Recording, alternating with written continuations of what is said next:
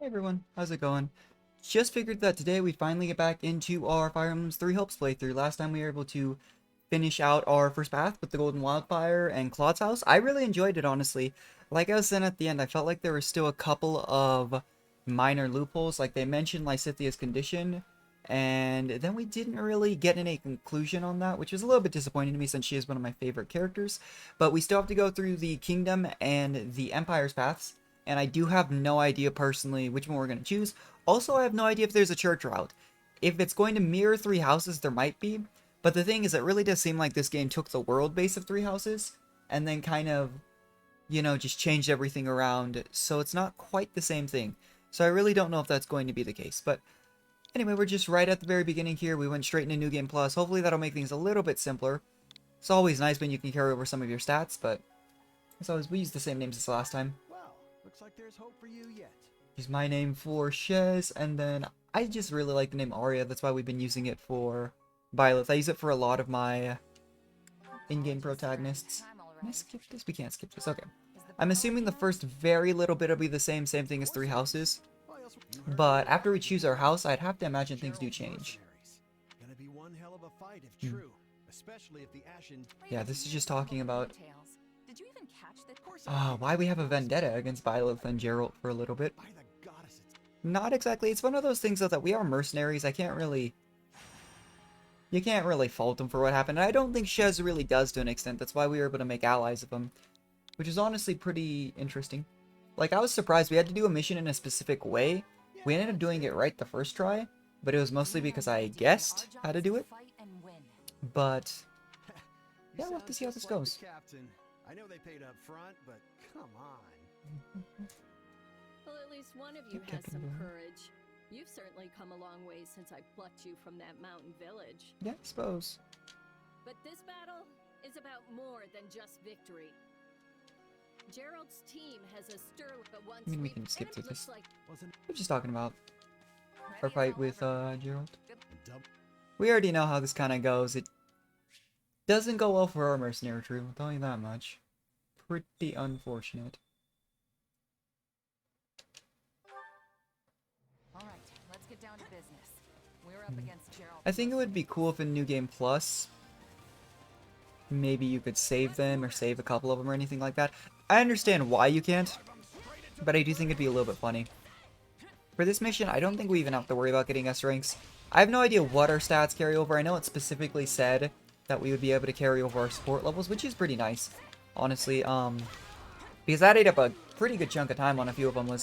I think the only one we ended up skipping was the C rank with Ignatz, because I was going to skip a few of the ones that I, with the characters I don't particularly feel too invested with, but then I felt bad. But aside from that, I mean, we watched through every single support conversation, and it takes a hot second. I think I mentioned this last stream, but what I'll do a lot of times when I do my own playthroughs is I'll skip through all the ones with the characters that I'm not invested in, particularly interested in, and then I'll actually just go ahead and go through them all later.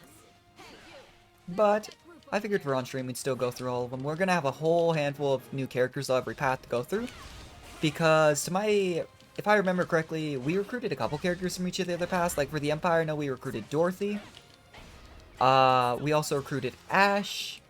I want to say Petra from the Empire. Well, Ash is from the Kingdom. Trying to think. It's been a hot second. I know we recruited, let's see. What's the... Oh, Linhardt. We recruited Bernadetta. We actually recruited, I feel, quite a few more members of the Empire's house than we did the Kingdom for being in the Alliance, which did catch me a bit off guard. But I figured, honestly, I still haven't decided what the second path I wanted to do was. But thinking about it now, I know that we mentioned several times that we were thinking about doing the Empire second, so maybe that's what we'll do. I was initially thinking, and the reason for that was during the playthrough, my initial thought had been that it was likely that the Empire would be the more unique house of the two, of the three, because for the first little bit, they were the one waging war on both of the other kingdoms. There was a point where they were splitting their armies between both us and the kingdom, as the Alliance, and so I was thinking, okay, it'll be probably similar to Three Houses, where the Empire was genuinely probably the most unique of the three. But I don't know if that's going to be the case anymore. because at the end of the day, if it follows a relatively similar path in terms of the timeline and events of things happening, there is a decent chance that, you know, I don't know, because we ended up fighting the kingdom because the kingdom was allied with the Church of Saros, there's a chance that the kingdom ends up being a really unique path. But I think one thing that Three Hopes did really well is they do appear to have actually, you know, I would argue that even though I really liked a lot of the students from Golden Deer and stuff like that, I would argue though that the path for Golden Deer was significantly weaker than some of the other ones.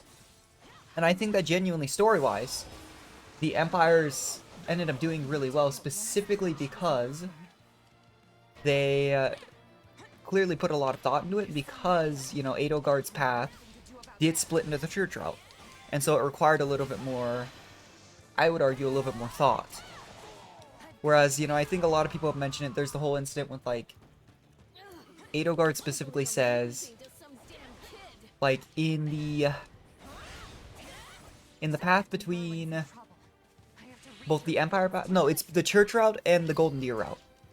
Edelgard says in both of those, you know, I wish I could have walked with you when you end up, you know, having to kill her because of the war she's waging. And a lot of people used to, I remember, make fun of that because it didn't make a whole lot of sense for her to say that in the Golden Deer path. Because for all you knew in that path, you really didn't have any experiences or memories with Edelgard. Whereas in the church route, you'd been sided with her that entire time. So, it's just interesting. Yeah, there goes Captain Brilliant. It was a really unique start too, because What are we gonna do now? there's some interesting, like, they never ended up giving Byleth their fancy sword.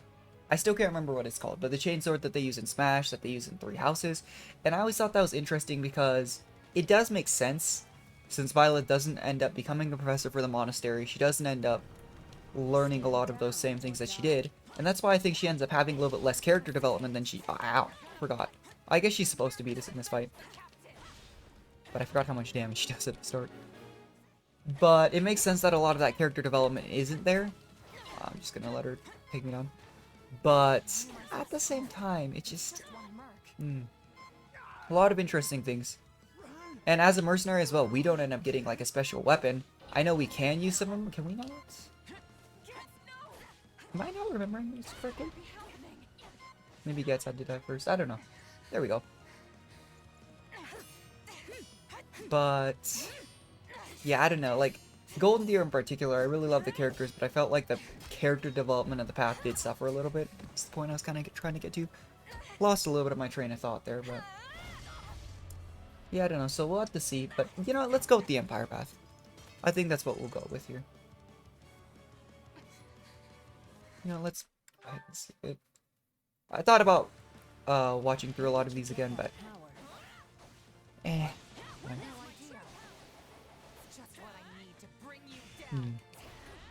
I don't remember if we actually... oh, well, she guarded it. That's awkward. It was interesting, too, to see that Arvel wasn't necessarily a benevolent being, much as he helped us the entire... well, it helped us. Again, I don't want to make it anyone. I have no idea what Arvel's meant to be. But... I always thought it was interesting that Arvel didn't end up necessarily being a benevolent being. They still very clearly held some, like, positive feeling towards us at the very end. But at the same time, you know, whatever it was that took over Arvel at the very end, too, of our Golden Wildfire path, I don't know if that'll happen again in the other paths. I would assume it was, just based on how things went. You know, it's just difficult to say. Because... at the end of the day, like, Violet, I do believe, loses Sothis in Three Houses, where it didn't seem to be the case here. But I think at the same time, it was mirrored in that Shez seems to have lost Arvel by the end of the path we did. So, here we go. Sorry, but this fight... yeah. That's the thing, too, is I remember, like, Shez was super outraged because, you know, Violet and Gerald had just murdered their entire mercenary group, but Violet and Gerald very clearly never saw it as a personal deal, you know? They recognized that it was just part of being a mercenary. A chance encounter. continent of Fodlan.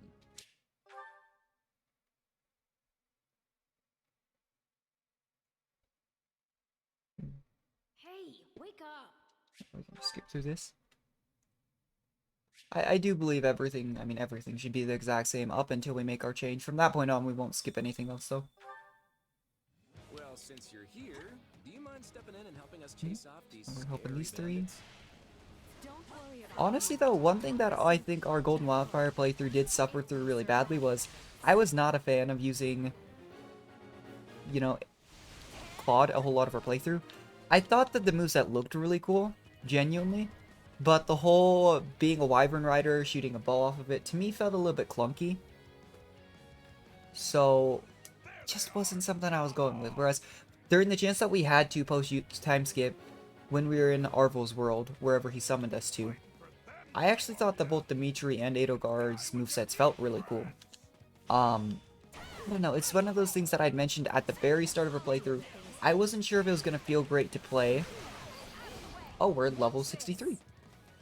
Interesting. So we kept our levels. That makes things significantly less fair. Maybe we'll use a mixture of our leveled units then and our beginner units. We can also just use some of our gold to level them up.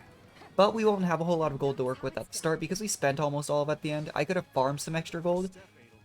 I just didn't because it didn't occur to me. Because I didn't think it was going to carry over. But that's interesting.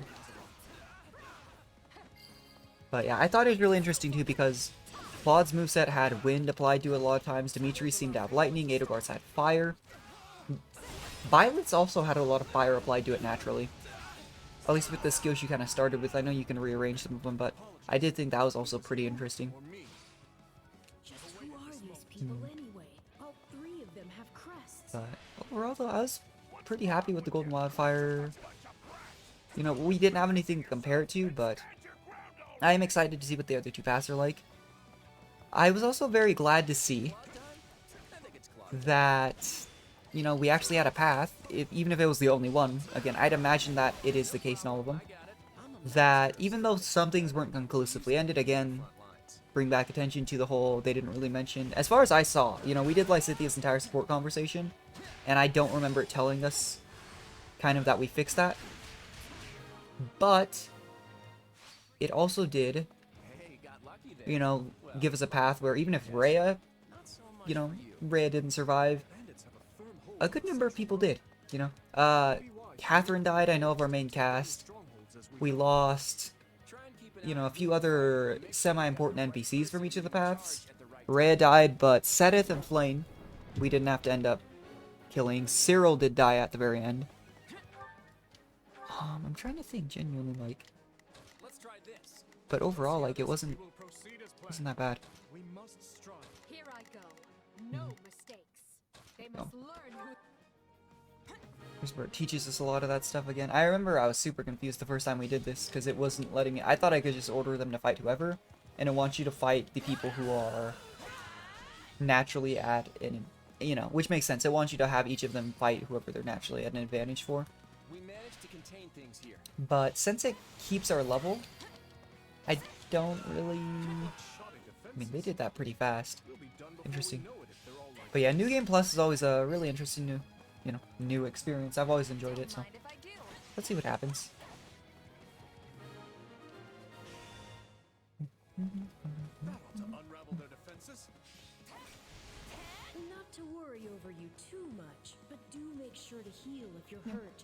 We don't have access to our healing potions. I hope that our...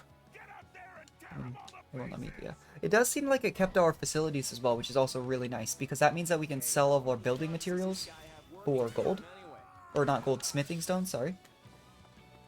And yeah, just based on those vulneraries right there, it does seem like we still have them. We also have the extra A-charge bars, all that extra stuff, so honestly, I'll take it. That's really nice. I remember in Three Houses, a lot of those types of things, you did still have to, you just had to spend your renown points for. So it's not necessarily that you didn't get them back. It was mostly just that you didn't have them at start. But we even have like our weapon skills and such, which is pretty crazy. Watch out. They're gonna make a last-ditch effort to rush our position. Yeah, I don't know. As much as I like tearing through and finding the story of the extra paths, it does feel a little bit unfair to have a level 63 character here. If I'm being completely honest, but I've got this. like I was saying earlier, we'll maybe just like take one of our leveled units with us, and then everyone else will still theoretically be at base level, as far as I know. I mean, it depends too, because I'm thinking about it. Like, we did have Bernadetta, we did have Dorothy, we did have Linhardt. I'm genuinely trying to remember. I mean, like, Ferdinand should be base level with Empire Path, as should Hubert. I don't like Hubert, but Hubert should be at base level. Just trying to think. Oh. But I mean, if we even keep our weapons and such, we had like Mercurius on Byleth. I wonder if there's going to be a very unique way to recruit Byleth in every playthrough, or if they are going to go with kind of the same battle style. Because with the Empire, at least, we'll still be theoretically... Well, no, actually, now that I think about it, because the fight that we recruited Byleth and Gerald in the Alliance path was because Claude had intentionally chosen to bait the Empire soldiers that they fought with on one of their first battles after they made the peace treaty. And that caused, you know, that one of those knights' siblings from one of the noble houses to launch out a revenge attack by hiring mercenaries. So, in theory, I don't think that can happen unless our poor leadership or something results in them dying. But, I don't know, this is another interesting thing, because this is one of the very few moments that Three Hopes does use to explain the other houses. Speaking of, how's that? Which I do think genuinely the paths tend to suffer a little bit from. Because they skipped so fast in the time skip. I mean, I remember it caught me super off guard because I just wasn't expecting it. But they completely, like, just threw us into there. And as a result, we didn't get the opportunity to really meet anyone from the other houses. So again, for the people who haven't played, I don't know how many people would be playing Three Hopes if they haven't played Three Houses. But it does suffer a bit. But looking at the characters here, Hubert will be level 1, Edelgard should be level 1, Dorothy was like level 40, I think, Ferdinand's 1, Bernadetta's leveled, Caspar is not, Petra is, Linhardt is. So actually, the majority of the house we did recruit this last fight, which is interesting. I don't know how many members of the Golden Deer House will be able to recruit. I also want to take a look at the Knights, just because I'm one of those people that can remember by sight, but like Dedu we didn't have, Felix we didn't have, Mercedes we didn't have. We had Ash. Don't think we had a Ned. I think we fought her though. Sylvain I know we didn't have, Ingrid we didn't have. So actually, looking at it, I think potentially, I mean Ingrid and Yuritsa did end up kind of working with us a little bit in the last fight for whatever reason. I didn't really... Caught me a bit off surprise. But I think the only member of the Knight's House that we directly recruited in our Alliance path was Ash. Which makes me wonder if the Empire will also have a good number. How about this? Or if it's going to be kind of the opposite and we recruit a bunch of members of the Kingdom, not many from the Alliance, or what, honestly. I'm trying to remember which path you end up recruiting the most in Three Houses, because I know, like, there's a pretty large difference between the number of people you can recruit in some of the paths in Three Houses. I want to say the lowest I was like, ooh, I'd have to look it up, but I want to say the difference between the lowest number and the highest number in given paths was like 8 or 9 in terms of the maximum number of people you could recruit, which is pretty wild, actually. But, like I said, let's just go ahead and get through this. We could watch it all again, but we have it in our first playthrough. I know I have the VODs up on YouTube in a playlist. We can't skip this one. This is probably where we choose it, though. I see. However, we have some we would. I'd still, Sorry, yeah. but the world's got... Oh, this would not be forever. Oh, you'd only be You for would 1 only year. be enrolled for As 1 they year. coerce us into coming with them. Baron, whether All right. we will Jeez. If I may, some are It's one of those 4 plot reasons, but genuinely as a mercenary, I would intentionally turn them down. we could select a house. You are something of So I... One thing that I think will be interesting too is if we do choose, we're going to go with the Empire this time, but it did appear that because in this game we're not the professor like Byleth was, we are a student, at least temporarily. It does make me wonder if it'll be a little bit more suitable for Yuritsa, because Yuritsa's already very clearly, you know, allied with the Empire, even though he had some kind of relationship with Mercedes.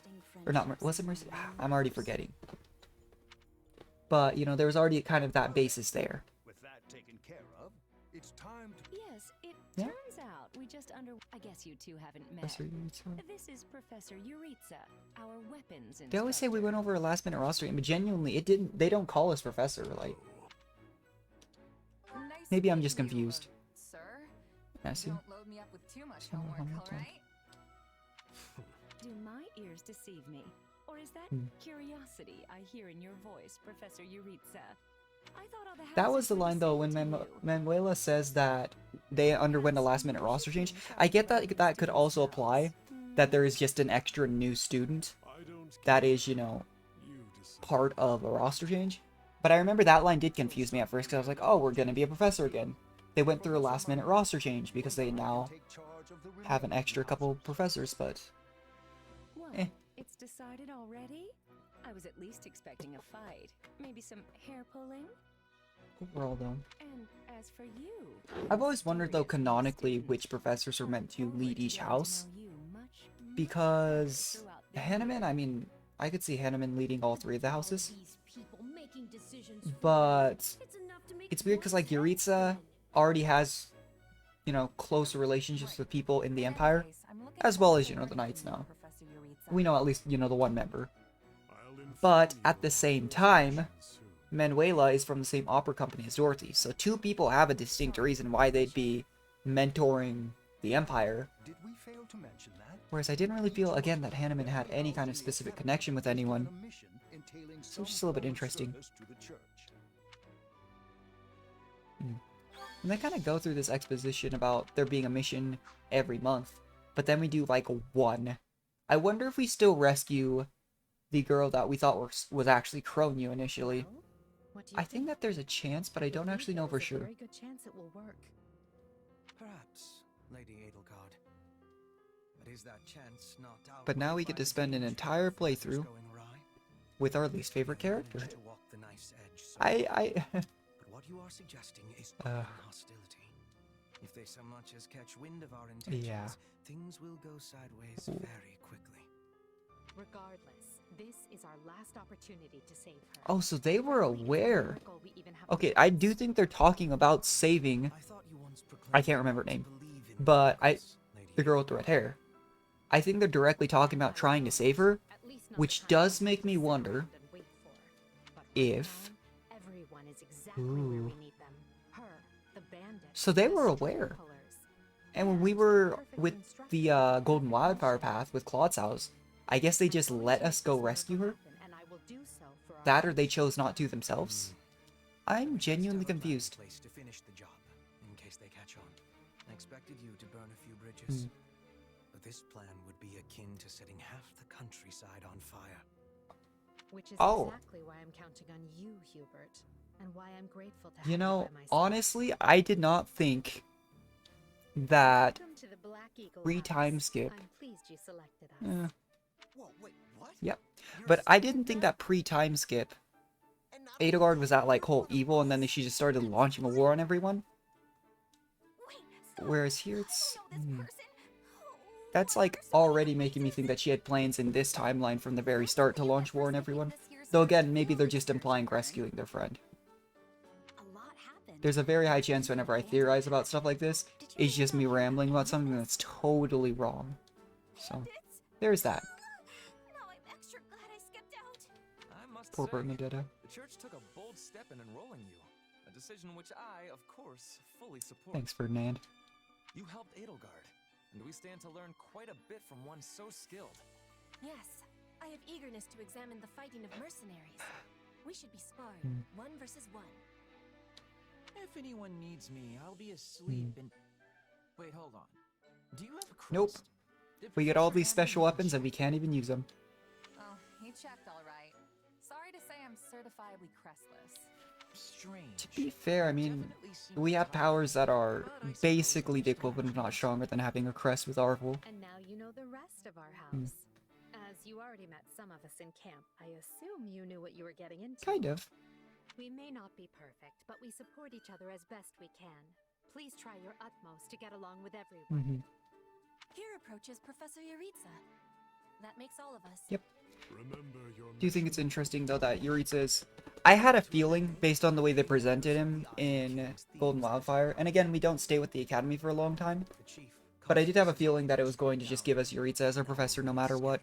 I genuinely think it would have been cool, though, if they'd assigned each of the three to a specific house, and then that gave a little bit of extra difference between, you know, each of them, but it also makes sense, again, keeping in mind that to assign a specific professor to us no matter what, because it's kind of how Three Houses did, it's just we were the professor, so no matter what, you know, house we chose, we were the professor of that house, so there was a consistent professor for the house we were in, even though it was us. I need to tell the professor I can't participate. Bernadetta, at this point, you're literally like 10 times stronger than half the students in your house.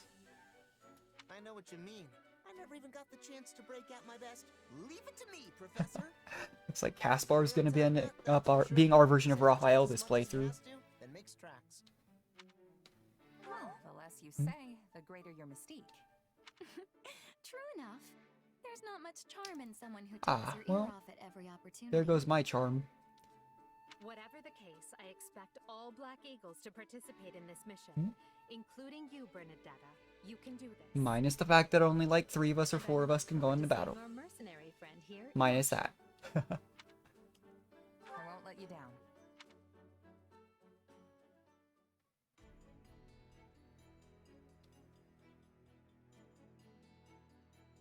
Here we go.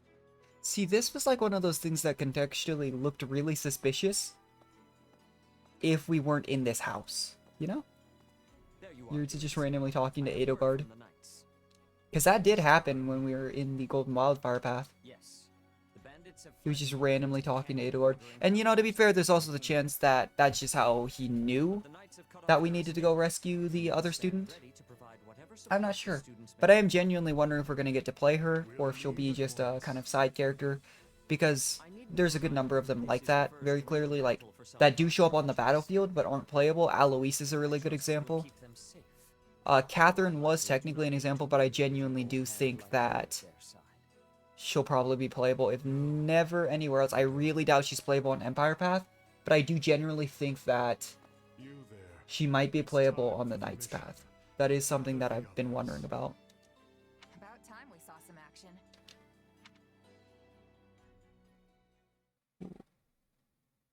But overall, the very beginning, outside of the introduction with, you know, your own house, still pretty similar. This first mission appears to be the same. So maybe the big difference is only going to be post-time skip, I'm not sure. Why go to that kind of trouble for a handful of highwaymen scum? Yeah. They're curious why they teleport them. Follow the blood scent. Right, of course. We'll follow... Still think that was funny. He just says that out of nowhere. We're leaving. And it's just kind of like, well, Everyone, follow me. what did he just say?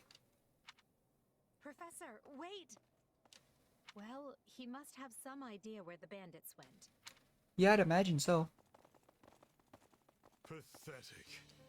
Professor Yuritsa, you shouldn't charge ahead. Oh yeah, and Yuritsa just rushes ahead and murders Wait, everyone. what is all this? Dead by my hand. Yes, they look It is a Nintendo game though, so they're not going to show it. I don't know if that's a positive or a con, but like, based on the way they reacted in both of the routes we've seen this so far, he was, yeah. Jeez. No, but it's them. They were trying to escape Interesting. that fortress. It almost even makes me wonder, you know, was he intentionally baiting the entire group towards this fortress, even on the Golden Wildfire path? That's kind of what I was talking about earlier, is maybe that's when he was talking with Edelgard, regardless of the house. He was learning about this fortress, and that's how we just ended up here. For all we know, I know it's probably the same group of bandits, but it'd be hilarious if it was just a completely different group of bandits, and the people who were teleported away were like Empire soldiers or something in disguise, and that's how they kind of got the plan in motion to go rescue. Because we do know that, again, it's bothering me that I can't remember her name, because we did see her quite a bit, even in our path, the last one we did. It might be a little But dangerous for us to handle on our own. She did say that she was a previous member of the Black Eagles. I agree. We should all, go home. Right now. Sorry, Bernadetta. The bandits might be inside, and they must answer for their crimes. Yeah. It is our noble duty to finish them off before So they Ferdinand's... I'm really starting to see some of the parallels now, though, between some of these houses. Like, Ferdinand is basically the equivalent of Lorenz, except I think Lorenz might have been a little bit higher ranking in his house than Ferdinand was, because obviously, you know, Ferdinand was like a very specifically like, he's still a noble in the Empire, he's still a knight, one of the leaders, I'd assume, of the army based on the way things were portrayed. But Lorenz was one of the 5 main nobles, and I honestly kind of felt like Lorenz might have been the closest thing to a second-hand man that Claude had. Might be remembering wrong, but, you know, Claude also kind of did things in secrecy, whereas Hubert is kind of Edelgard's always right there. For Dimitri, it's probably either Dedu. It's probably Dedu, I feel, but... Dimitri, I also feel like, has almost like a small Knights Council of a few people that were really close to him. It is just an expression, Petra. But, I don't know, another one of those things that I'm probably just rambling on without any... I am understanding making any now. real sense, you know? You have my thanks. This language has much peculiarity some of the times. Well, if that's settled, let us make ready. Make sure you're prepared before we head out. Okay. Alright, so then, wants us to take these 3? Honestly, what I think we'll do here is we'll use the other units, but we'll bring along Shez. Well, so the issue is actually, if we bring Shez, we have to defeat 600 enemies. I still don't know. Let's test it. I still don't know if the reason that the enemies defeated is always higher than your current KOs is because it might count your allies. So if Shez is running around, and we'll take control of, like, Edelgard, probably, or Ferdinand. I do wonder if that's the other KOs that it's counting. Because I'm still not sure. Because, seriously, you end up with, like, a much higher number of KOs on a lot of these stages than you seem to have actually, you know, done. Which makes me wonder, again, does it count it? I can't believe, too, almost the entire playthrough, I didn't realize that if I just hit minus, it would tell me where we're at. But, like, right now, it says we're at 98 KOs, and we've killed 10. So maybe that really is what it is. That has to be what it is. Yeah. That's what I'd always suspected it was, but I just never really had an opportunity like this to confirm it. But that is basic confirmation, because we just watched Shez just annihilate everyone. So in that case, yeah, that'll make our S ranks much easier to get. But we may just go ahead and use some of our underleveled characters. We'll maybe give them some levels at the training grounds. I wouldn't mind doing that, but at the same time, you know, that's kind of the benefit of being in New Game Plus. Yeah, I actually don't mind Edelgard's moveset a whole lot. We didn't have, like, now that I think about it, did we even have a single axe user that wasn't on mount? Well, we had Hilda, but Hilda ended up on a mount, is what I mean. Because Edelgard ends up being an... I guess we had Ignatz? I think we made Ignatz into a great knight. But, like... Yeah, I guess Hilda did start not on mount, but she ended up being so. I don't know if that counts so much. But yeah, Ignatz... And I don't know canonically what Ignatz, like... Because I'm sure every person has, like... Even though you can reclass, kind of do what you want, I do feel like it's always been the case with Fire Emblem games that most units have, like, a class that they're supposed to be, quote-unquote. Because when you fight them on other paths, they're usually consistently between the other paths, a specific class. Pre- and post-time skip. Because I really don't think Ignatz was supposed to be the class we turned him into. But he was one of those classes that ended up being kind of a weird split. I know we also made Petra a dancer specifically because even though we didn't use her, we had to have a dancer for a specific part of the story. Not, well, it was for a supply thing on the map. But, kind of wonder if that's it. But let's see. Hubert's got to be a caster, yeah. Hubert uses light magic? I didn't see that coming. Admittedly. Interesting. It seems we will need a key to open it. I was all ready to grab a nice haul from that chest. Are we required to stop the... I know Ferdinand becomes like a cavalier. I wonder if he... We had quite a few like holy knights last playthrough, including Gerald. I think Leonie ended up being one. Maybe it was just those two, actually. But we didn't end up making any of the black magic knights instead of the white magic knight with the holy knights. So I genuinely do wonder how those would be. And the reasoning for that was those two especially were the primary examples. I didn't feel like either of them had strong enough magic to warrant making them a, you know, magic heavy class. Does Shez go straight for that key? Yeah, Shez is just, jeez. For quite some time, poor Bernadetta. For quite some time though, I get the distinct feeling that we're gonna be able to just kind of let, you know, Shez do their own thing. And that'll let us get our easy S ranks while also not being insanely overpowered because we're playing the other characters. But it literally looked to me like on the map, Shez went over there and just one-shot whatever it was that had the key. Oh. There's that. If we really wanted to speed through the story, we could just play Shez, but that feels a little bit cheap. On the downside, it is going to be harder to keep track of our KOs. Because when we were the main source of our KOs, you know, it was pretty easy to tell, like, okay, we need this many KOs. We're probably only going to be a little bit beyond that. Whereas here, we're at 164, and Shez has brought us up to almost 500. So we'll probably have to check it a little bit more. Like, I would check it a few times every stage, once we realized it was a thing. Because we do ideally want to get S ranks every stage. It just makes our lives easier. Let's just...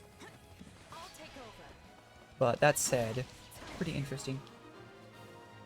I think there was another couple steps to this stage. Oh, right, because we had to rescue her and then escort her out.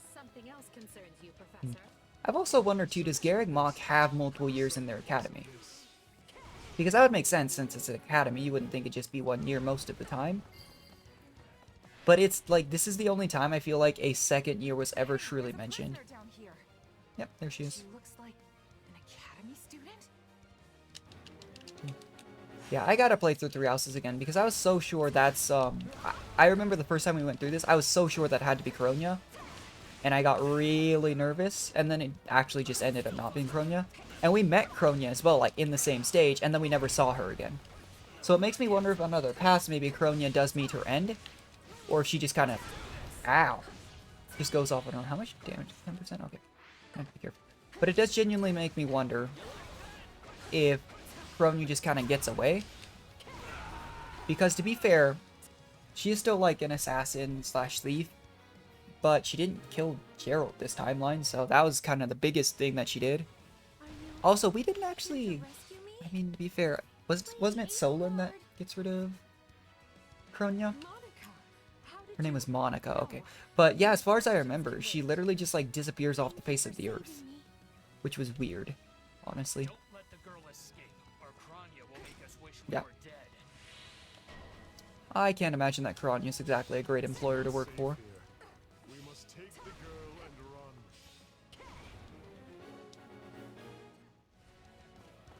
We'll just kind of stick with her here. I don't know, I'll let my other units kind of do what they want. I have no idea what they're doing. He's in a stronghold. He's also in a stronghold. She's also in a... Well, if they want to take strongholds, I suppose it's up to them. But I'm pretty sure the way we could, you know, finish this mission is by escorting Monica out, so... Or to a certain point, I think we do actually fight Kronia. It is funny, though, to me that, generally speaking, like, Warriors games, I feel like we're really cool because you have such a massive cast of characters to play. But in this case, it actually has way less playable characters, I feel, in each path than the original Three Houses. Just because of the nature of what Three Houses is. Because seriously, you had like 30 plus units in every single path. At max, like, you know, even at base recruit. Well, maybe not at base recruit, but like if you recruited a couple units pre-post time skip, even on your first playthrough, you had quite a few more students slash units. I guess you had some of the knights and such on your side than you actually do in this game. Because we can't actually recruit that many. I mean, like I was mentioning, on our Alliance route, we did recruit a surprisingly large number in retrospect of the members of the Empire, which is why they're all, well, several of them are semi-leveled up. But at the same time, you know, we only recruited one of the knights. So if we don't recruit a few more here, we could potentially end up having a knight playthrough that is significantly more base levels despite being our second and last path we do, unless it's a church route, than this one right here. Simply because the only one that we recruited last time was Ash. So if we don't recruit anyone else in this path, like, we'd basically be starting with Shez and a leveled Ash. Which would be interesting. Hi, Hi Kermit. there. I'm Kronya, but you can just call me the lady that's about to murder you. Or, Jeez. don't. It's her. So be it. Kill her. That's fair enough, honestly. Good old Yuritsa, straight to the point. And one sec, I'm gonna just run over here. Oh wow, my other units kind of got trashed by those random mobs. You who will die this day. Then we can proceed as planned. So, was Kronya the one that kidnapped him before? Oh, I didn't mean to switch to... Oops. That's fine. That's interesting, though, that Edelgard knew who Kronya was. Because before, we had no idea. I mean, outside of, you know, previous knowledge from Three Houses, it was very clear that, like, Claude and everyone from Golden Deer, I mean, obviously Shez didn't, like... They were super surprised, just kind of thinking, who are you, you know? Yeah.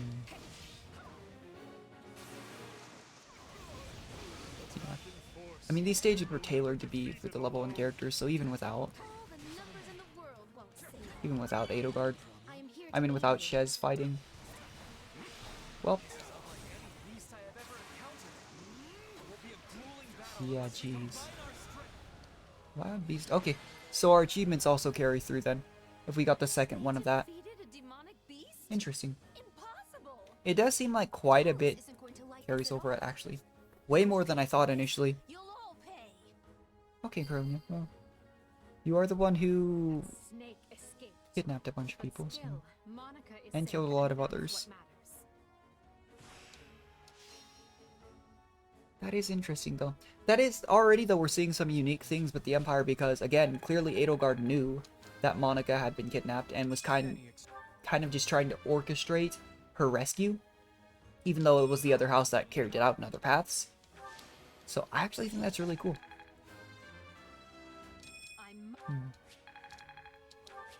But regardless of being underleveled, because it's not a first path, Edelgard and Dimitri are actually Lord units that I think I will use. Whereas, again, it was not likely that I was going to use good old Claude, just because, much as I like the character, Claude's moveset to me just did not feel good.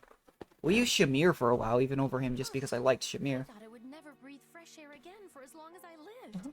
I'm not sure what to say except thank you, everyone. Yeah, you're welcome. You're probably going to end up being our ally this time, so... I heard you went missing in House Ox territory. Interesting. I did indeed. In fact, I was on the verge of graduation when I was kidnapped by this strange Graduation. So if she was a student the previous year, is it really just a one-year academy? Interesting. Von Ox. I'm the eldest child of Baron Ox, and one of your highness's most loyal subjects. Yeah. It's just slightly different dialogue here, but like, it makes sense that she's... Okay. Interesting. She didn't say that to us. Monica was a Black Eagle in last year's class. One might say she's part of the old guard. I'm not sure how I feel about you calling people old. Is Hubert canonically older than everyone? I thought everyone was the same age, actually, except for Lysithea. He was like a year younger.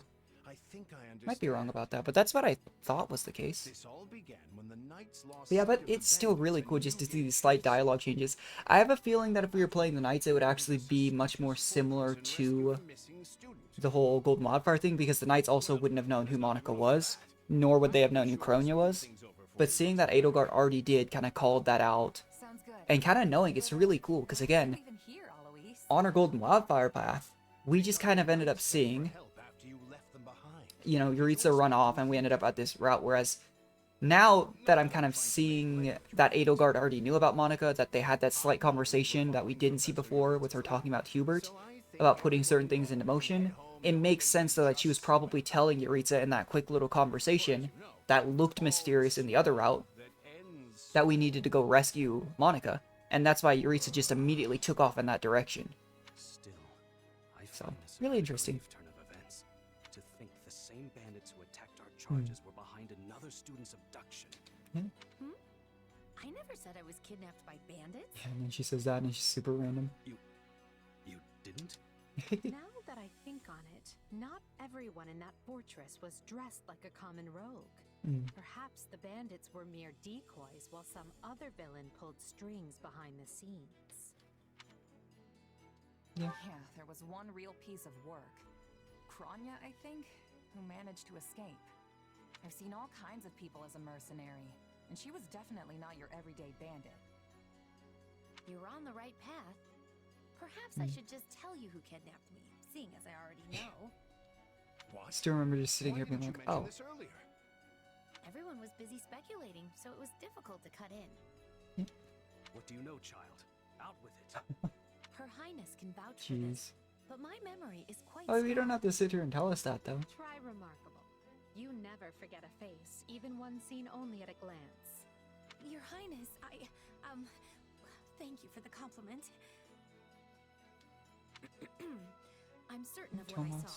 The one who kidnapped me was surely Tomas the librarian. Tomas? Impossible. Whew, sorry, I had to sneeze. I'm still somewhat unclear as to whether or not... And it's another one of the things that if I played Three Houses even remotely recently, because it has been at least a couple years, though I do still remember a good amount about it.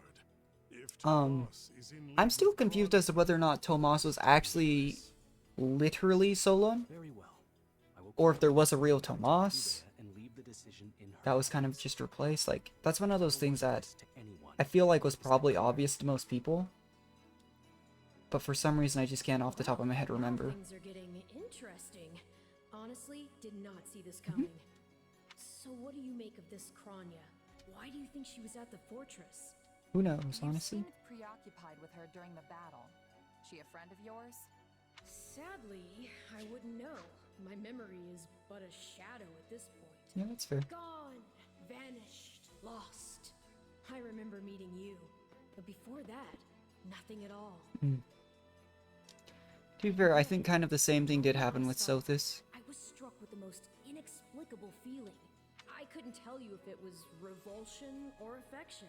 It was simply pure I feel like that's kind of how the fan base felt about Kronya. And here I thought I had it tough. Are you worried about Because she did Adorable. straight up Oh, but I do love that murder Gerald in Three Houses. And that's one thing that I was really glad that they made a change in Three Hopes versus Three Houses, because I think it just made for a much more wholesome, you know, events surrounding Violet. And I think it also makes sense contextually because he was never really back at the monastery to put his life in that potential point of risk. And I don't know, it also kind of proves that when Kronya killed him, it wasn't like a direct targeted attack, I feel. She maybe was just... I remember she stabbed him in the back, but... I've wondered... I remember always wondering, like, was it specifically meant to target Gerald because he was a former knight, a famous mercenary, the Blade Breaker? Or was it just because he was happened to be the one there and she needed to escape? And the fact that they didn't specifically go for Gerald afterwards, in this timeline, makes me wonder. That or is just a completely different timeline. No surprise, Lynn. You practically live at the library. Seems like there's always a student that kind of mentions Tomas and how he always helps him. I believe it was Lysithia last time. Burly? Not even close. He's a frail old man with a walking stick. Jeez. From what I understand, he's been at Garrett For Mott 40 years. That's why I was thinking, I was like, was there just a... It is hard to imagine that he had been plotting evil that whole time. I mean, that's commitment right there. You're sitting somewhere for 40 years to plot evil. If that is the case, that's pretty wild.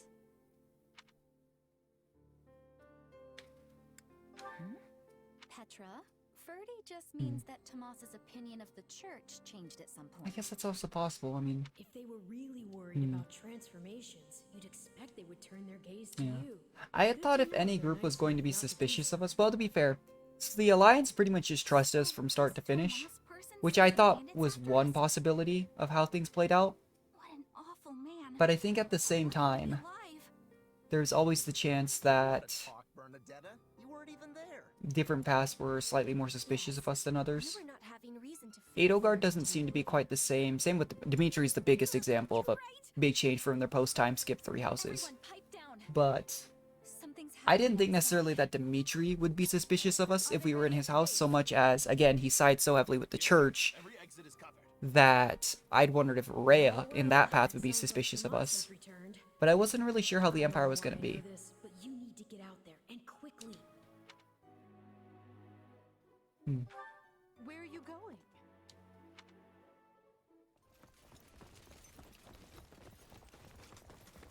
Yeah, this is just the same cutscene of Tomas, or Solon teleporting away. So I feel okay skipping that one. The Shadows or Adrestria? The Shadows of Adrestia. Ugh. That's one of those names that... I don't know if anyone else ever has this issue, but I understand in my head how to pronounce that. I think it's like the ad or r sound. Just, it's weird to me. Meanwhile, Edelgard seizes upon Monica's rescue as a chance to start down a radically different path than she had Originally planned, huh? I mean...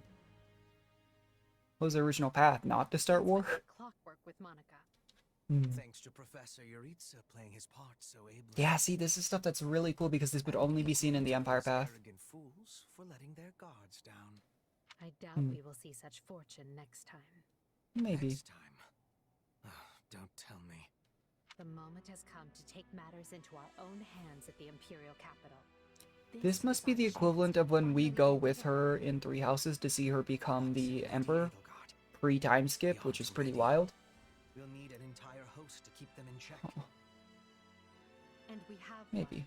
the church. Forgive my impertinence, but that is not the plan. You are the man who once told me to leave no sword in its scabbard. Interesting. Yes, but one must also take care not to wound themselves when unsheathing it. I am sorry, milady, but this plan is ill-advised. I cannot support it. And even if I were to ignore common sense and go along, it still throws our future plans into disarray. Yeah, it's fair. I thought you devised countermeasures to deal with the church. Use them. But those were meant for... Very well. Are you absolutely certain this is the path? I am anything but certain. Yet the bandit attack in the mountains created an opportunity. Yeah, that I cannot don't ignore. know, like... And I doubt I mean, that you gotta this wonder. I get mercenary that is Edelgard and eventually Claude as well wanted to dissolve the Church of Saros. But plans can be rewritten. I don't know if they necessarily need to just start a war with the Alliance as well. Like, what do the Alliance have to do with it? Will you sit around and wait for a miracle? Or will you help me seize control of my fate? Oh, now she's just... I am with Yeah. you, Lady Edelgard. Edelgard is very good at manipulation. Claude may be the Let us schemer, walk forward on this but path Edelgard is good at manipulation. and see where it takes us. Whereas Dimitri, I felt, was always just kind of straightforward. I Even when he apologize went for kind of bringing insane you in on 3 such houses, short notice, he was still very much, I felt, a very straightforward character. Not at all, Edelgard. But might I ask, what prompted this sudden desire to return to Inbar? We believe one of Tomas's collaborators may have infiltrated the capital. My word! Are they gonna Tomas ask took for the any kind of library evidence Garrock on for that, though? decades, with nary a blemish on his record. And then, without warning, he drops his disguise and Okay, so reveals maybe, himself yeah, to be that vile was sorcerer just actually of Tomas that terrible entire time. ability. That's dedication then. Some 40 of the years? capital also Even face if he the just wrath changed his of mind at some point, I can't imagine it was just like, or right then, you know, or really recently. Because if at the very least he had something to do with Monica's kidnapping, that means it was at least a year. Volkard von Arundel. His lordship briefly defected from the Empire Oh, before okay. reappearing several years later. But he returned a changed man and began seizing power Interesting. almost immediately. What, did he go through his own training arc or something? Witnesses claim he wields dark magic in secret Oh, and is able to change his appearance at will. so That they does think... sound suspicious. If these witnesses can be believed. Oh, I would ask that you do believe them, as the information comes Interesting. from my own House Vestra. that is actually really interesting. See.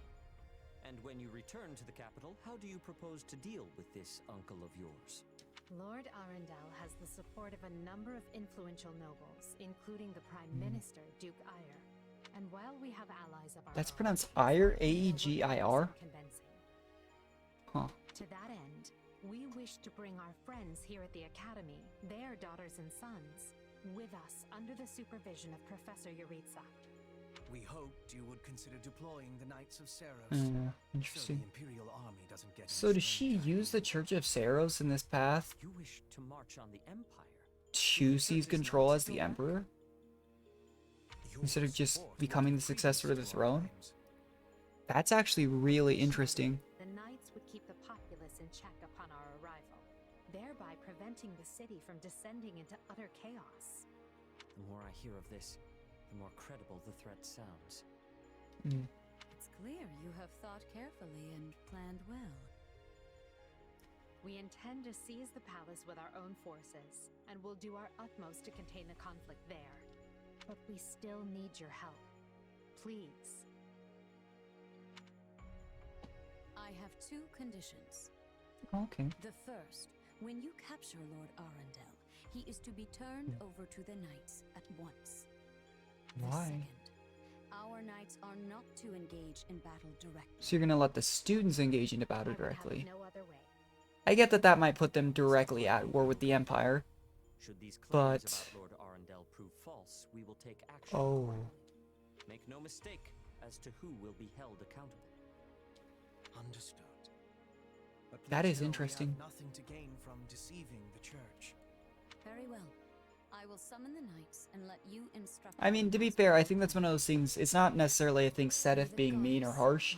I think that it's just very clearly the fact that they are going to be at risk. If things backfire and it turns out that... Well, that was certainly an that does make a lot of unexpected sense. conclusion to the whole Tomas saga. Thanks to his shape-shifting ability, he slipped free of the Knights and escaped.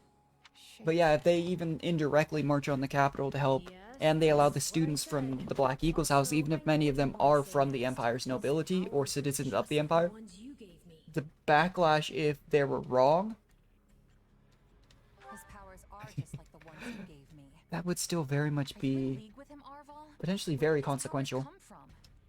If I am in league with him, no one has informed me. Still, I saw what you saw. Clearly, we don't have a monopoly on shape-shifting. Did we expect to ever have one? And now that everyone knows about Tomas, some of them must have connected the dots back to me. I don't think you need to be worried, Jazz, honestly. Themselves. It's because they trust you. It does seem like maybe they're gonna... Again, there's a chance that it changes with one specific path, but I'm really starting to think that this might be the case where in every single path, they do just kind of immediately trust Jazz, which they do with Byleth. Just, it's interesting. For the schemers and people like that, like, it just seems odd. Most of the other Black Eagles are coming. Most of them.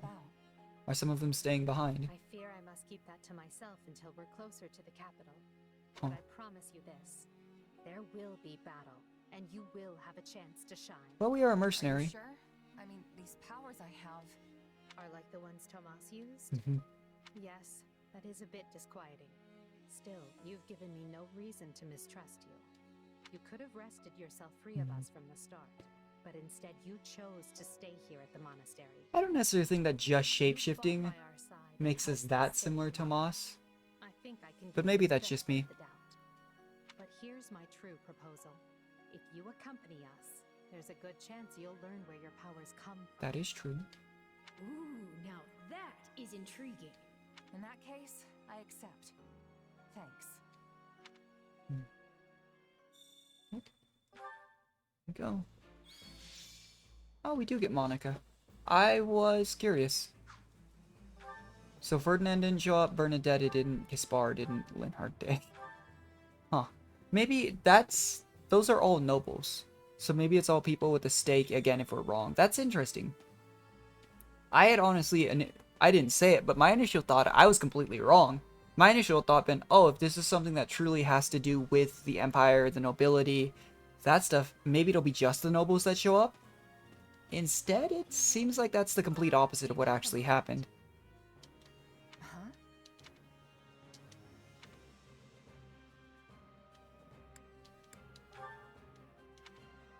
No one of particular importance are concerned, she says.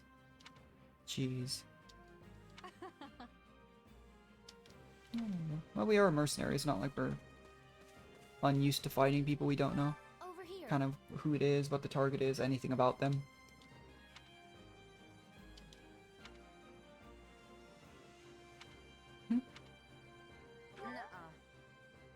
Yeah. Oh yeah, it really was Edelgard. Even when the other houses saved him, it was Edelgard and Yuritsa pulling the strings. Okay. Yeah, we wouldn't have even been there, you know, had that not happened. I don't want to be speaking out of turn, but Edelgard sure seems to have a lot of enemies. Yeah. Yeah. But for Bridget as well, yeah. I think that in this case, even though she is the future queen of Bridget, she doesn't exactly have the same freedom, it almost seems like, as the other nobles to deny such a mission like this. Because I'm just trying to think of reasons why each of these people might be here. Monica makes a lot of sense, you know. She said she would dedicate her life to helping her cause. But again, it just feels weird to me that it seems like most of the nobles aren't here. When you think that they would have some of the biggest stake in it. But again, from their perspective, this might not even be a surefire thing. This might just be a random suspicion. Yeah. Most of the children of the 6. So there are 6 great noble families in the... Oh, okay. Interesting. Huh. Hubert's probably... Yeah, so that Hubie also... That makes me wonder, so is it those 4, Hubert and Edelgard's family, that are 6 great noble families? Or does Edelgard's family not count? So basically... Yeah. Good talk, Yuritsa.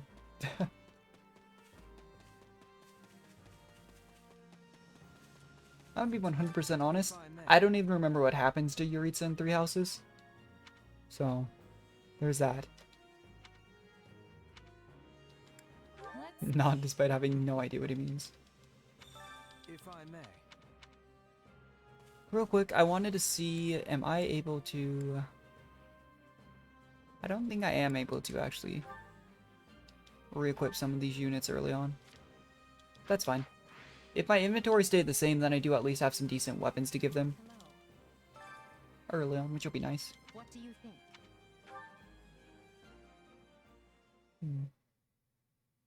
What? Solon's been unmasked? Yes, my lord. Oh, Right well, out of the monastery. they were right. First Kronya's debacle and now this. Interesting. What in the world is going on? I know not, my lord. That's Edelgard's uncle. What are we to do? He does not look anything like her. Keep our composure for a start. Interesting. Send word to the kingdom and see that Cleobulus is informed. Tell him to remain prudent. If he must go into hiding, so be it. At once, my lord. Okay. Yes. Interesting. Lord Regent, I have urgent tidings to report. You may enter. Forgive the intrusion, my lord, but we just learned the Knights of Seros march on Enbar. Their purpose is unclear, but they will arrive by morning. We've been turning ourselves upside down to make ready. The Knights of Seros. Do you think? There's only one person who could be behind it. Jeez. How dare she bear her I mean, this guy may be the regent, which means in theory he's probably the acting within the palace walls. leader of the empire. Mobilize the guard. But she's the heir to the throne, is she not? If anyone Like, so much as looks at you askance, kill them on the spot. oh, okay. Yes, my lord. Jeez. That's intimidating. Her Highness has given the signal, Valdemar. There's Count Berkeley's. That's Caspar's father, isn't it? I had thought they were still negotiating. Interesting. Things Hevering, is that Linhardt's father? The situation must have changed. Our children are still at Garrick. Yeah, they have to be two of the greatest nobles then. We know Berkeley's is Caspar's father because we saw him in the other path, but I don't think we saw Count Hevering. Hevering. Well, if she's caught us with our breeches down, imagine how they feel. Yeah. I can't wait to see the confused look on those dastards' faces. Oh, I'm going to enjoy every second of this. As if you'd be content to watch. Once the battle starts, you'll be knee-deep in gore with all the rest. That was very much like how he... Because he was the one, I believe, that held the bridge. We can't afford to tear the Ministry apart by having the pen and sword at odds. Yeah, we really didn't get too far into Empire territory. Because we fought like one battle over the bridge, got pulled back into our territory against the... the army that... Why can't I remember the name all of a sudden? The Almirans, that's who it was. The first Almiran attack, I believe it was. No, maybe it was the... I think that's who it was. Because we got pulled out of the kingdom to fight the bandits. I think it was the Almirans that pulled us out of the Empire fight. But we never really got far into the Empire, whereas we pierced straight through to the capital. You realize it's just us, right, 80? Yeah. That sounds kind of... Oh, she... At this point, they didn't know that she had backup. Still, the Empire is having many soldiers. Perhaps you could be changing their minds? Those who can Maybe. be won over will be. And the realization they are fighting the Imperial Princess ought to dull the others' blades. Yeah, you'd We think. have also secured the cooperation of several nobles. It's difficult because at this point, you know, Very impressive, Your how much of the common people's support and the knight's support does she have? Just because she's the heir to the throne. If it doesn't seem like that, but if the regent has been a very good leader up until this point, which again, it doesn't seem like it, maybe that wouldn't be the case. So here we are, ready to deal a masterstroke to the heart of the mighty empire. Life with you certainly isn't boring. Yeah, I mean, We'll infiltrate the palace through the rear. that is fair. Then apprehend Lord Arundel and Duke Ire. From there, we'll secure the palace's strategic positions. If that is our plan, then time cannot be wasted. Yeah. You can hear them scrambling in the palace from here. Let's not wait Jeez. for them to find their bearings. Lead the way, Your Highness. Oh, and make sure to keep her safe, Hubert. You know every square inch of that place, after all. Interesting. Just mind you don't fall prey to your own distractions. These Jeez. have had free run of my house for too long. Today, I take it all back. So that we can then immediately wage war on everybody else for no reason. I also wonder, to be fair, Claude kind of left us high and dry on our own for a little bit. Yeah, we're gonna have a couple over-leveled units. Oh, that's fine. But Claude kind of left us high and dry. We mentioned that we basically did odd jobs in the Alliance for 2 years when we first joined back up. 1,000? Okay. Whereas in this case, I wonder if Edelgard would actually give us work. Because that's kind of messed up when he invited Shez to go with him to the Alliance. And then, you know, he made us the commander of one of his armies. Which was nice and all. But it doesn't change the fact, like, that was a 2-year time skip that Shez basically just says they were on their own. Pretty rude, honest, Claude. Wonder how early on Edelgard gets her special weapon. Be interesting if she got it really soon. Defense on the throne. I don't know. I'm assuming it's forward and to the left here. Yeah, down this path if we continue.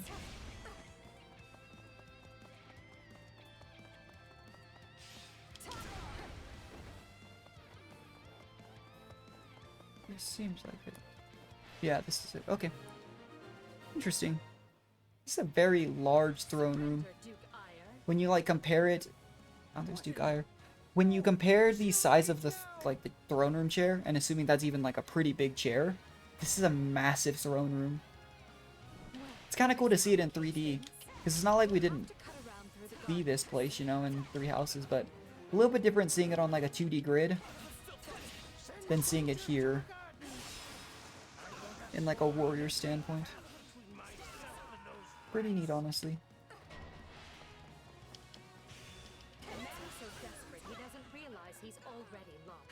So let us break through and prove it to him. And it's just some physical magical attacks. Did we bring a mage directly with us? Yeah, it gave us Monica. Well, might as well give her a try then. We could also, again, just take control of Shez, but I'm kind of content to just let Shez do their own thing. Oh, we have to follow this path. Because if I'm just tearing through everything with a level 63 character, things would go faster.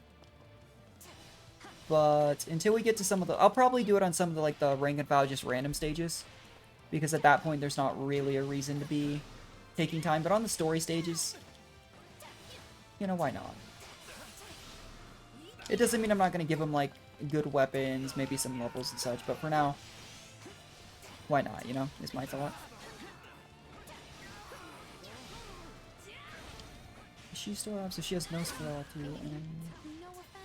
Is Nosferatu the spell that was, like, really good on Lysithea, that we kept even until the endgame, or is that a different spell? Lots of knights in this capital. Yeah, it was. This is one of the spells that we had on Lysithea until the very end, I think. And then the other one she took was a dark magic at the very end. I still feel so dumb for not realizing. That was one of those things that I remember vaguely seeing, that you could change the skills. And then we rocked the same skills until, like, a very, very close to the end, like 3/4 of the way through the game. And I was like, oh, makes a massive difference having, like, the one that Shez has right now, this one, insanely powerful compared to what she had before. Even in the endgame, that was almost one-shotting a lot of enemies, which is pretty wild. This guy's our ally, right?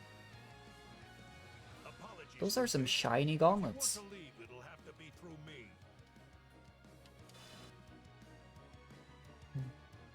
Interesting. And if you want back in, you must go through me. Oh. Although I must seem like nothing in comparison to that bear at the front gate. Well, if they go back in, they can't escape, so there's that. You would turn on me now. Preposterous. So those are the nobles you won over? When did you find the time to orchestrate that? Who knows? It is Edelgard. Now that we have Dugaya pinned down, let us clip his wings for good. Jeez.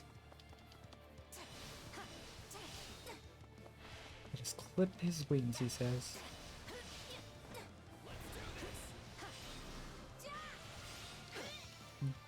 Yeah, both Hubert and Monica seem to have very light-based magic kits at the start here. I should probably keep a couple of my weapon skills here just so that we can, you know, actually use the skills on the Duke Ire. I can't wrap my head around the fact. To me, I don't know if that's just me, but to me, I would assume, I'd look at that and assume it was pronounced Agir. So hearing them all say Duke Ire, that's one of those things why it's always nice to actually have sound on, I suppose. Like over this, maybe? But it's just one of those things that... Oh, I forgot Petra's also really high level. Oh, and she's a dancer. If we end up using Petra, it may be worth it to give her some magic items if we get some more. Because initially, on a previous path, we gave almost all of our magic boosting items to Lysithea. Because it really didn't seem to me like, you know, Shez needed them, in all honesty. So... Interesting. You're still outnumbered, and this isn't done Are until we? I say it is. Well, he's stubborn if nothing else, I suppose. It's finished, Prime Minister. Lay down your arms and surrender peacefully. Yeah, I maybe should have saved more skills, because those two skills just half-health them. And this is a level 2 character, you know? Never mind. What's that? Oh, it's a fire orb. Okay. They're shooting at us? We should probably do something about that. The fire is shooting at us. Ah, the office. How can you speak? I have riches. I'm genuinely curious how fast, if I order Shez to take this forward, how fast it'll go. Great as a man can be. Are you?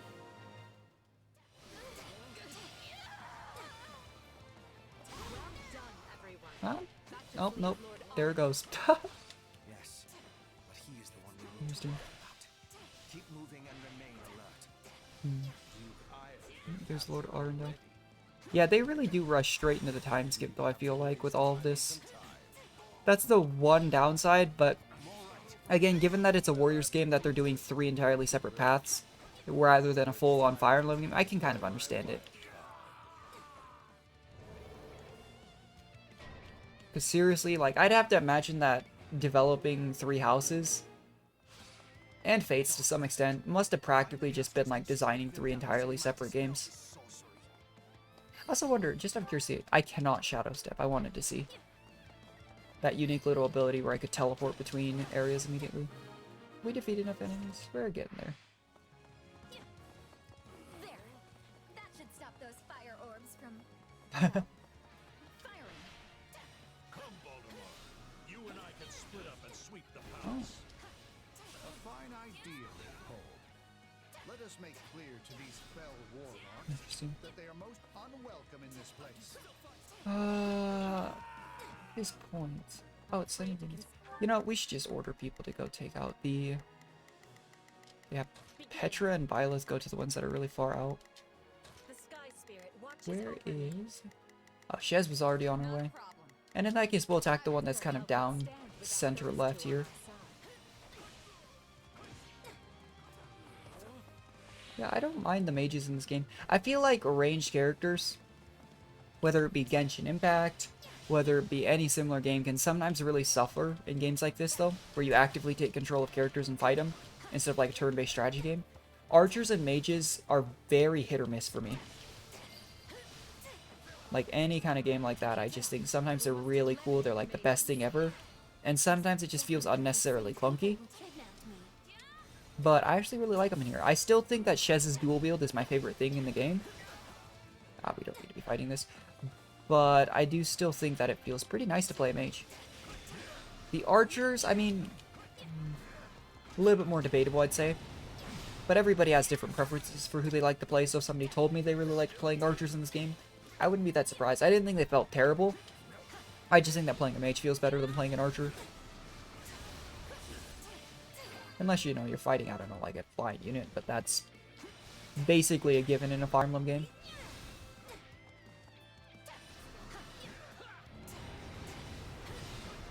I wonder if we just hadn't done anything, if Count Burgley's would have, Count Burgley's and Count... Oh, what's his name? Hevering. If they would have been able to just do everything on their own, because that'd be pretty funny. There we go.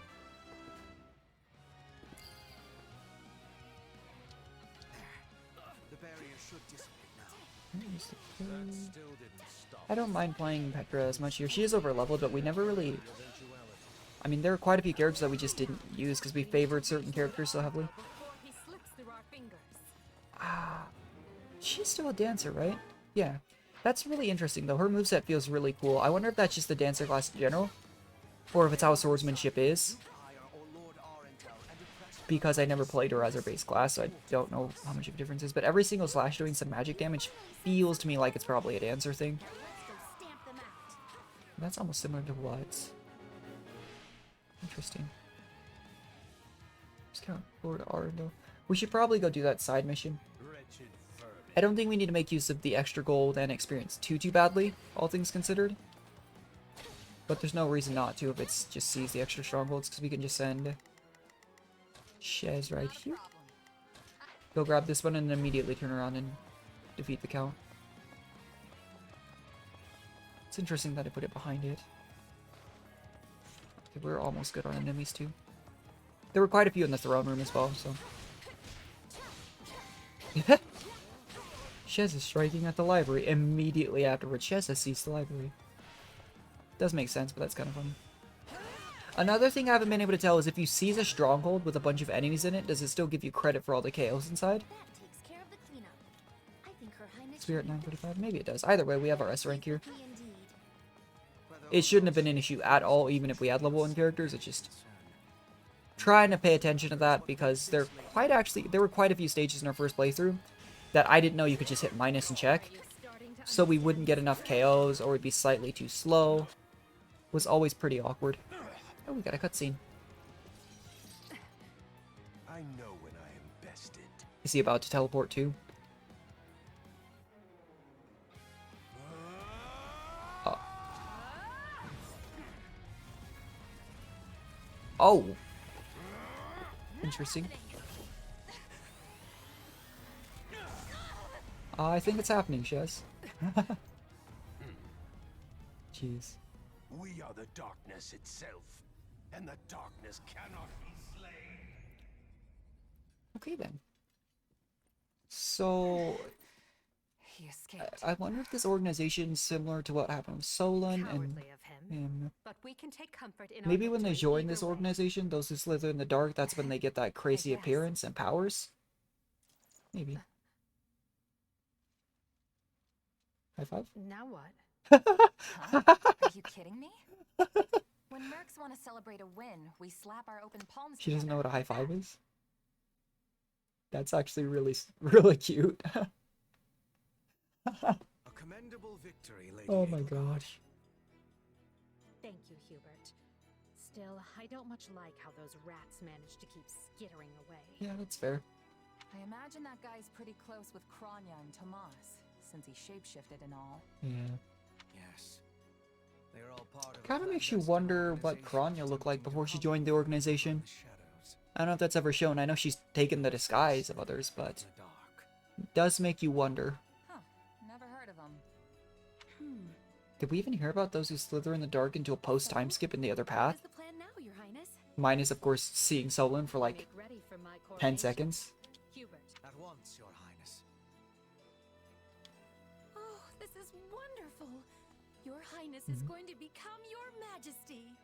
Yep. yes. But first, I must speak with the Minister of Domestic Affairs, as well as the other counts. Oh, okay. Also, I need wonder, you to this go was to the something that Ceros. Claude kind of became king of the Federation instead of the I leader of wasn't the expecting all Alliance, of you this so that he soon. had kind of What are you doing here? the ability to act immediately on his own as a leader. And I hadn't thought that that would be an issue for Dimitri or Edelgard in some capacity, but if she has to... I'm probably not getting the finer Interesting. points here. But you deal with those basically things. defeated both my father and Ferdinand's. Is that right? Wasn't Kaspar's father... Yeah, I was like, what? Your father, Caspar. He was aiding me, as was Count Hevron. And Ferdinand's father was... What about my father? Bernadetta's father even Did you here? arrest him? Unfortunately not. Oh, he was a traitor though. Okay. Does Bernadetta not get I'm along sure with her you have dad? reasons for all of this. But maybe you should sit down and talk us through That it. okay honestly sounded like she was disappointed. I intend to. We'll reconvene later and clear everything up then.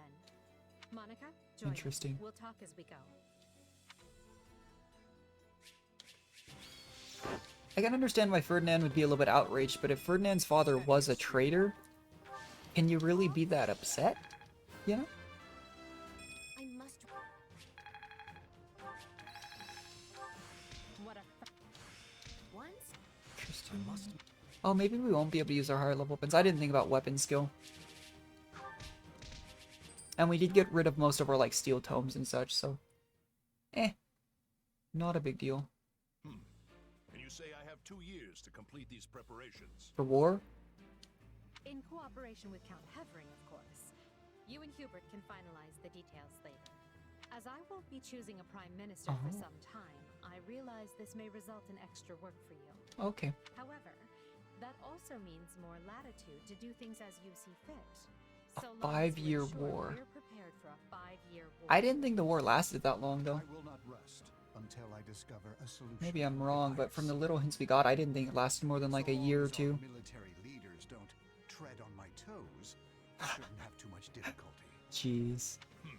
For something this big, you better believe we'll have plenty of need for resources. Yeah. Leave it to a narrow-minded quill carrier like you to call that treading on your toes.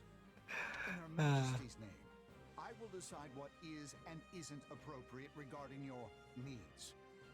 Also, anyone would seem narrow-minded when compared to a swollen-headed juggernaut such as yourself. Dude, some of the characters in Fire Emblem, no matter what the path, I feel just have the best burns. So I see funny. Someone allowed his sarcasm lessons to lapse. Moving on. Lord Arundel's followers will doubtless attempt to interfere, so we'll need to keep a close eye on them. That makes Count sense. Varley joins us. We can discuss the matter I mentioned further. It seems he's just arrived, Your Majesty. Count Farley. Is that Apologies for my tardiness. Is that Bernadetta's father? At the court service. Based on hair color? My, but attendance seems light. Where is the Lord Regent and the rest of our noble six? Oh, you don't want to know. Stands accused of treason and has been dismissed as Prime Minister. Yeah. He currently awaits judgment in one of our finer dungeons. Lord Arundel is a fugitive from the same crime and will be taken in soon. Oh, jeez. Dead or alive, it makes no difference. That's the Empire for you. This is a rather shocking turn of events. So was Count Varley actually Ludwig was capable of such a traitor? Still, rest assured that Because they said not yet. So if it is, I don't know what Bernadetta's last name is. And as for the others, Duke Gareth. was dispatched to Western Fodland to conduct negotiations. Okay. And my father, the late Marquis Vestra, Wait, really? perished in the struggle to capture Dugaya. Oh. Which makes me the new Marquis Vestra. And minister. Was that orchestrated or just happened? You've nothing to fear, Count Varley. Her Majesty intends to bestow a great honor upon you. Majesty? Wait, you mean... Yep. The title hasn't been formalized just yet, but as it stands, you should view it as a foregone conclusion. Yeah. More importantly, Count Varley, Not really another person to succeed the throne, so... And she is already, you know, the crown princess. I intend to rebuild the Southern Church. And who better to be the I think my bishop allergies than are starting to you, get to our me. Minister of Religious I always try to mute Affairs? my mic so I don't just sneeze in everybody's ears, but... I will make my case to the Jeez. Archbishop personally. Thankfully, Lord Arundel and his men are no longer around to obstruct such a move. Hmm? You would bestow such a position on me? What position was that? Sorry, I was sneezing. Oh, the wait. Minister of a... Oh, okay. Interesting. Make no mistake, it is a great honor, but are you certain? Very. Now then, your first duty in the role will be to oversee my... That was prime fast. mission. Do not fail me, Bishop. I'm sorry to keep you waiting. Are you enjoying your stay at the palace? In all honesty, like I said, I've tried to do these as what I would say. I would probably be pretty uncomfortable here. I don't really fit in yet. As I can imagine Chez is as well. Understandable. Everyone here either is a noble themselves or serves one. However, What part of that is going to change? Are you bringing in more people, or... Oh, okay. At first I thought she was going to be like, you're either going to become a noble or start to serve one. everyone will have a chance to rise to the top, whether they are born into the aristocracy or not. No more nobles or commoners, huh? That does sound pretty. That actually does align with what Claude was saying, to be fair. Oh, I will. But at the moment, I have a proposition for you. Go on. We've successfully expunged the Prime Minister and the rest of that puppet government. This is true. But a certain amount of unrest is unavoidable. Which means I must remain here in the capital. In other words, I can't go back to Garrick Mach and continue. She about to offer for us to stay here with her, I'd imagine. What about the other? Our noble families will be in disarray as we transition to my system and new heads of household take power. Of course, some, like Dorothea, are not as affected as the other students.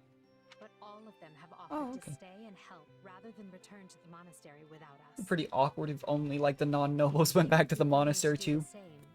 The Black Eagles was a house of like 2 people. Oh, she's doing so immediately. It's not like you have any Ooh. obligation to the church. Is she not going to leave us high and dry for a 2-year time skip like Claude does? Or is she going to say this, and then we're not going to do anything until the war starts? Which is why you're perfect. Hubert wants to recruit mercenaries Oh, okay, it was such as Hubert's yourself idea. and form a new unit. Maybe Hubert will be slightly more likable. I can't tell yet. In 3 Hopes and he wasn't 3 Houses. But they would listen to a capable fighter such as you. You're Hubert's first. Okay, well, he thinks highly of us then. I don't know if And he doesn't really trust a whole lot of people, so maybe that's a good sign. Have that much faith in me, I won't let you down. We don't even get a chance to say no. Having deposed Lord Arundel and Duke Ire, Edelgard quickly arranges for her coronation, her eyes now fixed firmly on the monumental task laid out before. Why is the Leicester Alliance's territory not highlighted? The kingdom of Fargus We're talking about... is thrown into unrest over the right of succession. Wow, the amount of land that makes sense why they had such a big army in comparison to the other two. Jeez. Like, I guess that's not that crazy amount of a difference, but that's still... The Empire is noticeably a bigger landmass than either of the other two, I'd say. They're fighting Elmira. I've also wondered if we're going to have to deal with... This academy is closed. I'm also wondering if we're going to have to deal with another foreign force like the Alliance had to do with the Elmirans. Because I think it was briefly mentioned that potentially something similar was happening in Kingdom territory, I thought. I might be wrong on that, but I thought it was one of those, like, just barely mentioned. But Scarlet Blaze, here we go. That's apparently Golden Wildfire, Scarlet Blaze. It makes sense that it wouldn't be the same name. Was those the same names? I mean, it makes sense if they did slightly different names than they did for Three Houses, because they're not the Three Houses paths. Edelgard has begun to enact sweeping change. Mm-hmm.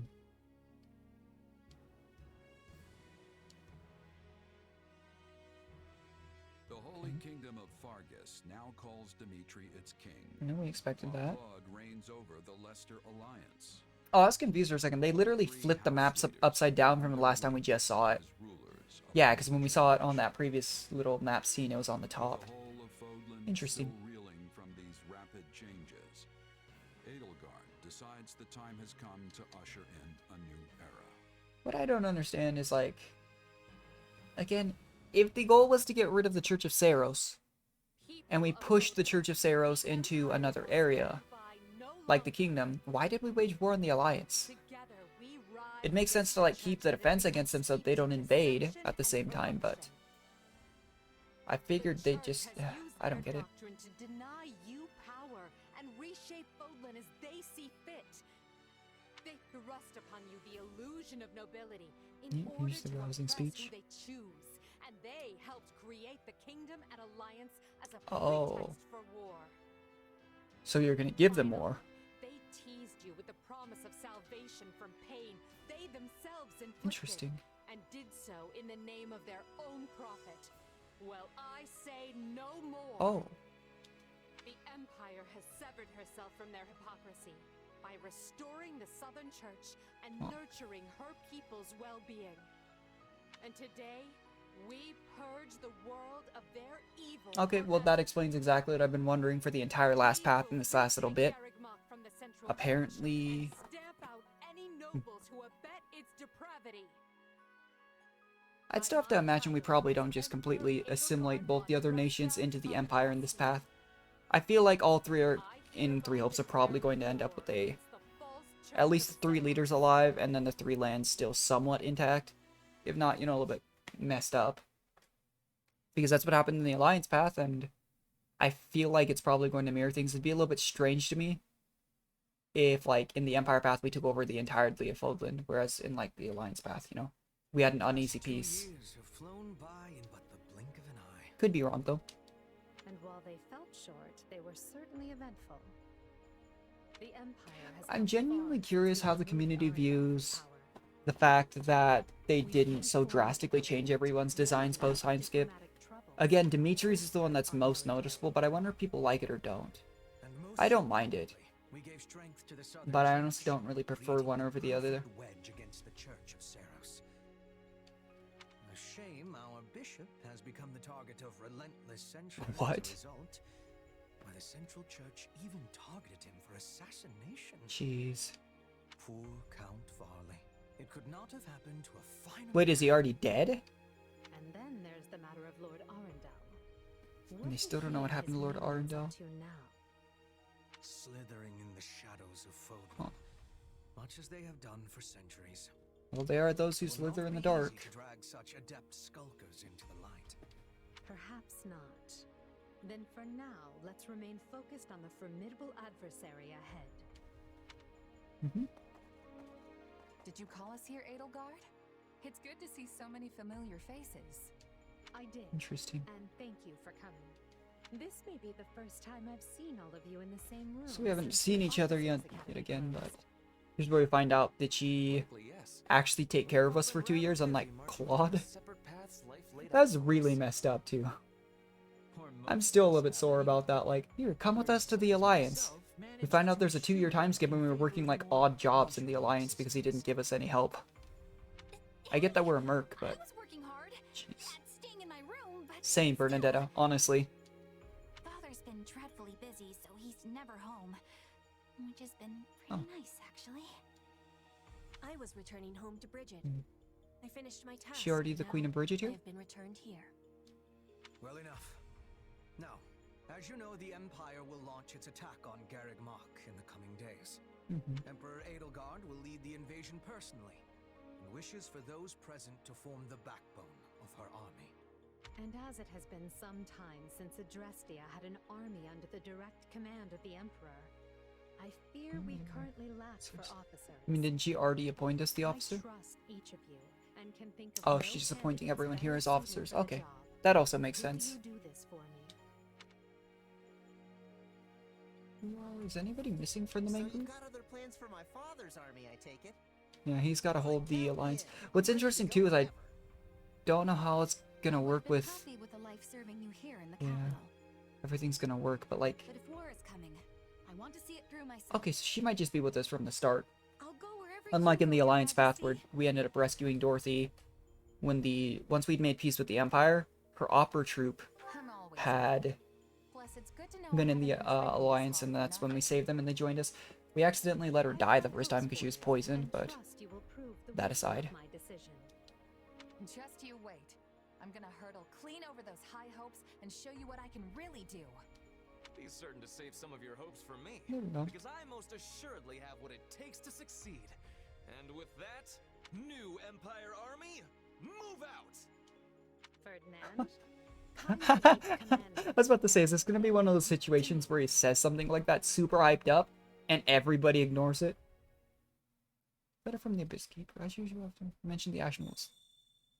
Start on graduating. Yes. Seem like they'd be trouble. Make them 4. Now, both. Oh, okay, that's just mentioning the, when it said Abyss Keeper, I was a little bit confused for a second, but I think that was just mentioning that they exist. I thought it was going to be something, you know, actually heavily mentioning that. It's nice to have Arvel back. I wonder how similar the camp is going to be to kind of where... Yeah. Because he kind of mentioned the same thing That reminds me. when we were the commander of the Alliance Army. How tiresome. Oh! Manuela is playable. I did not think that was the case, honestly, when... I wonder if Hanneman is then. We have Yuritsa. Ferdinand's rejoined as Bernadetta, Expar, and... Interesting. That is actually... Honestly, I didn't see that coming. Can I not... It doesn't look like it can teleport right now. That's fine. I really, really hope we don't have to level all of our facilities again. Because it's technically...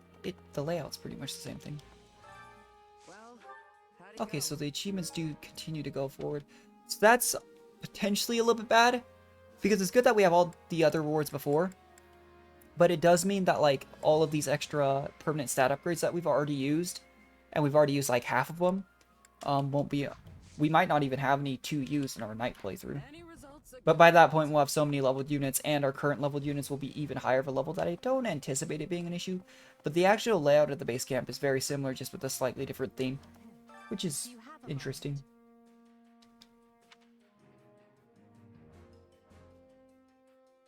What do you think? Oh, got this again.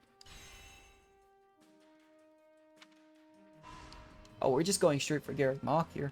I knew they took it over pretty early. I just didn't think it would be that fast. Interesting. If you would. Oops. Do you have a moment? Oh.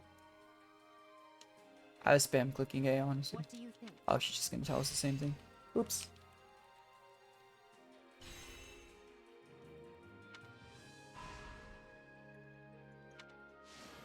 You see?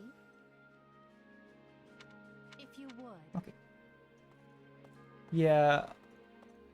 Honestly, the fact that we don't have to worry about Re-leveling all of our stuff is so nice. Oh, we can teleport now. Time to work you into shape. Can we even acquire any classes this early on? We could still make us advanced. I mean, it'd be cool to try out other classes, don't get me wrong, but I just really, really like the Asura class. I think it's one of the coolest classes in the game. I'm glad we didn't get rid of all of our seals, though, because we still have, yeah, 16 intermediate seals. She is currently an armored lord. I am probably just going to keep her as a, you know, armored unit. So, there we go. Rhodes Linhardt was already a bishop. Yeah, it seems like the only units that have quote-unquote classes available, and these are all downgrades. Most of these people have their master classes. Manuela does as well. Okay. Heal and attack versus Black Mage. I mean, we'll try a priest, I suppose. Interesting. I do remember the Empire having a lot of magic users, which is interesting. But we're gonna have to go through a lot of stuff. What do we put in? We do this. I wonder what the Dorothy Manuela support would be, since she wasn't playable for us in our last path, and they are from the same opera company. I like to just pair up random units in here because it still gives them free, you know, support conversation XP. I don't know what it's called. Is it companionship XP? That's probably what it is. Do we have more slots than we can even use here? That would not surprise me. Yeah, I think that's everybody. Okay. That makes sense, though. I mean, these are endgame facilities. I'm so glad we don't have to level these up again, though. So nice. I feel like we're going to be doing one step of training at a time. The nice thing about the, oh, never mind. Nice thing about these trainings, though, is that you don't have to split the points like you do between, like, chores and expeditions and such for the other half. It's always basically the same thing. Some support conversations. Time to work you into shape. I think maybe we'll just get into the habit of kind of doing a bunch of the sports at the very end. Oh, instantly. Wow. That's kind of crazy. So I think initially we didn't even have the availability to change units to intermediate classes this early in the game. Oh, I didn't want to do that manually. It's fine. What's this? Prevents the unit from being knocked back from performing a strong attack. Interesting. Okay. Increases luck and charm. Damage dealt to enemies proportional number of allied strongholds. That's not bad. Axe paralyze. Restores upon it. Eh. Guarantees burning enemies will combust when using the Armor Lord in Emperor class. I don't know what that means. We'll try it. I don't mind not having a little bit less warrior gauge. But here's our general housekeeping. We're gonna go through everything. Probably make Hubert a mage. Let's not forget to change everybody's class too. I did this once, and then when I was doing my grinding, I realized that I had to go finish somebody's mastery of their class because I hadn't actually I don't remember who it was, but I hadn't actually given them their new class, and so they didn't get XP from just existing with that class. Was pretty awkward. Kaspar. Probably make Kaspar into like a War Master eventually was the plan. But for him to become a War Master, he'd need to be Brawler. That's fine. We didn't use like any fist weapons last time. Our options were Raphael, who we didn't use, and Balthus, who we also really didn't use. So I'd kind of like to make him do a fist user. No, you know what? Let's just let it do it automatically. Bernadette is already a Bow Knight. Gramarye, Dancer. I didn't mind either Monica or Hubert's movesets, to be honest. I don't know whose stat-wise is better, but I just have a really hard time with Hubert. Because it's Hubert. Change the bishop. There we go. He's already a cavalier. Paladin, yeah. Okay, so we'll probably be a Death Knight. That makes sense. Oh, but that's not... So there's Death Knight and there's... Oh, is that just the equivalent of the Dark Knight? Because it is right now. Oh, interesting. I didn't think it was called a Death Knight when, like, Gerald had the option to be a... That's interesting. You'll be unstoppable. maybe, like I said, we'll probably just try and make the habit of doing some support conversation at the end, and then whatever leftover ones that accumulate, we can just do all at once towards the end of the playthrough. Let's see. I don't think we need to worry about... We can buy killer weapons. The issue is I don't know if we can use them this early on in the game.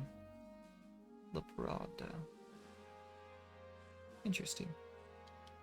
That I didn't think was her signature weapon, actually. What do we give her? I do think we'll eventually get, like, Gerald and such, but I don't think we'll ever get Claude in this playthrough. It's interesting that they're still, like, same thing with, like, I can't imagine that we're gonna get... I'm gonna give her this ring right here. But I do think we'll get Byleth. I don't know about Shamir. I really doubt we get Hilda.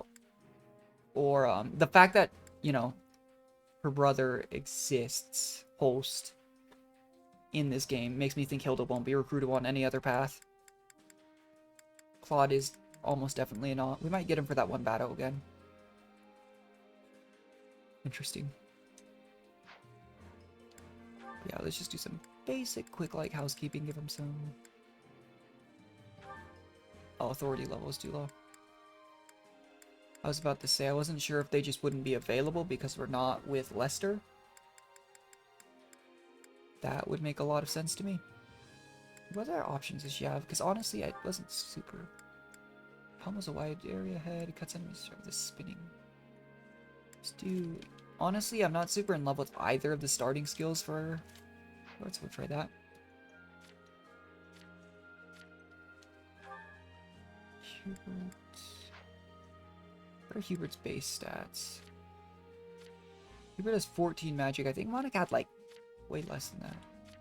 Oh, Monica has 11. She has 14. I don't think it actually matters too much who we use then. Oh, why are we on this? Okay. Either way. Yeah, so they didn't have, like, the best weapons we had, but... Oh, she has a special weapon, though. That's interesting. Maybe we will use her then. Guess we'll give her the magic staff since it's not like Lysithea is going to be able to use it. It'd be neat if we could recruit Lysithea, though, but I don't know. I think she was recruitable in every path in the basic one. Not basic one, sorry. 3 houses. I don't know if that will be the case here, though.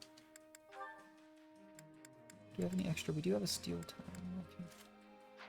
So we have some decent weapons for a lot of these people to use. Wait, can we? We can just assign a... Okay, I guess we still have the Alliance battalions then. That's interesting. Bit odd, I suppose, but... better than not having them. I don't know why it's letting me go over to other rosters, though, here. Not so worried about the people that are already, like, invested into... Hit Steel Gauntlets plus 7. Interesting. I just don't know who I'm going to use as of this moment. So might as well give them all some basic equipment. I don't know if it actually matters if you give them the basic one, but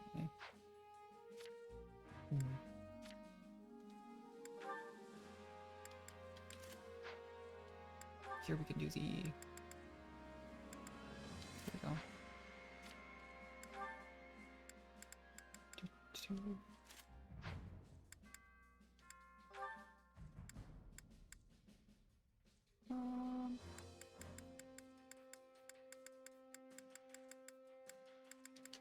Like that.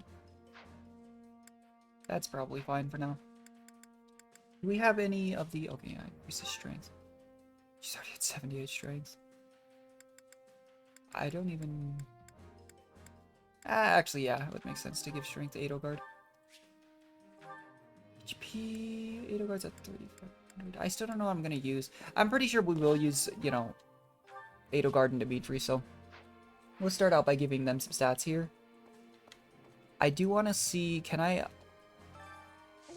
Okay, I don't. I should have noticed that earlier. I was going to see if we could awaken Edelgard's stuff this early, but... Oh, we don't even have the blacksmith, that's why. That was the armor, not the blacksmith. I carry a little of everything. Interesting, here. okay. Does have all of this stuff already, which is nice.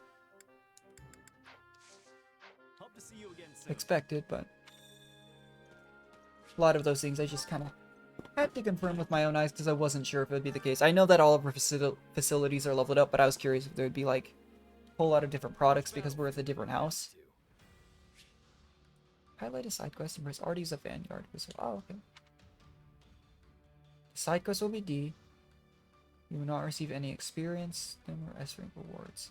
You will still get rewards for seizing the region. You'll be able to serve any serving spots.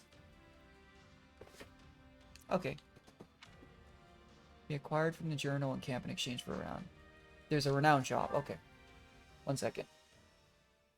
Make sure you're ready. So we could use that whistle to just kind of hurry through a lot of... That's not what I meant to click. But we can use the journal. I don't know where the journal is. I would assume it's over by where Arvel is, though. In our tent. We have a very open tent for it being our personal quarters. Change appearance, just let you... They appear in camp. Oh, okay. That's neat. It's like I could give her... Camp appearance. Oh, that's actually pretty cool. You got standard 8. Oh. That's neat. I don't really have any preference for that, but... Well, this is where... Oh, okay, this is where we view all the documents that we've seen. We haven't really been picking those up, to be honest. Oh, what?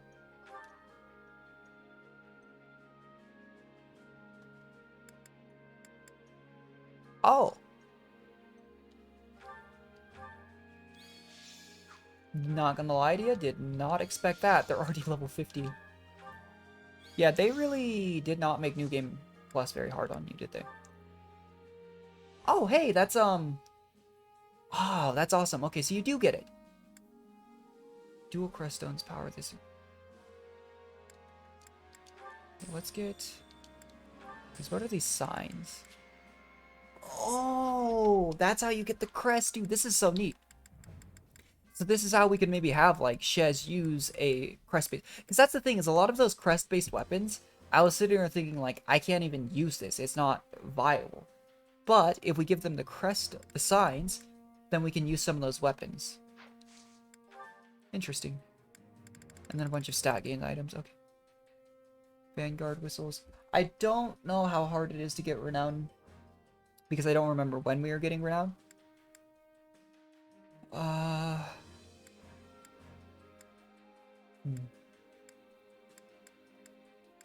Nothing else. I'm gonna grab this for Edelgard. Just immediately give her 7 strength. Yeah, New Game Plus should not be as hard. Sword is Kronya's weapons of choice.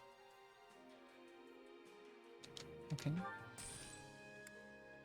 Talus's and Cornelia's. Cornelia, isn't that the one from the Knights playthrough that everybody just despises? Or am I thinking of the wrong person? Wait, where are they? Can I not? What? Oh, apparently they appear under... Why did it say the sword was only usable by Sothis and... Huh? It said the special sword I thought was only usable by Sothis and... Byleth, but she doesn't use a sword. Okay, that's interesting. Anyway, I'm genuinely kind of blown away. I didn't know there were New Game Plus units. Anyway, time to hop into it.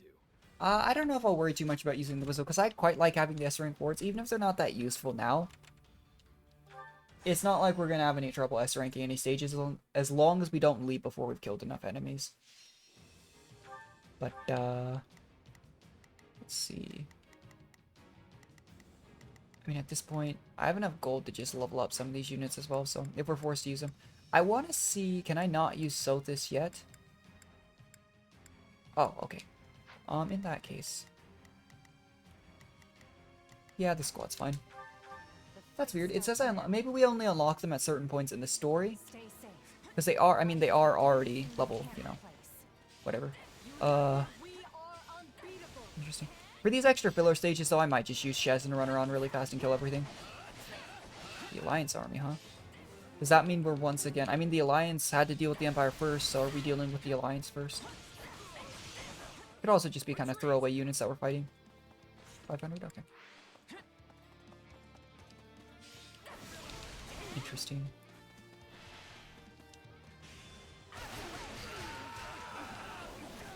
Yeah, at least for a little bit. We do get to a point where there's, you know, like 8-9 stages per chapter, and it does get tedious. Maybe we'll use the whistle then. But for now, like, it's not like we're going to get great rewards from it. Just a little bit of gold, a little bit of XP for lower level units. But it literally does not hurt to do them either, and it's not going to take that long. But if you really wanted to speed through New Game Plus, you could probably just get a bunch of those Merc Whistles and just, you know, clear every stage that isn't the actual main story plots. Why is this Myrmidon not dying? So this is defeat. I'm sorry. Did we glitch him? Truly a force for reckoning. Oh, they're recruiting the Myrmidon. Okay, fair enough. I was so confused. I was like, how could this possibly be still alive? We can overcome any hardship, including this one.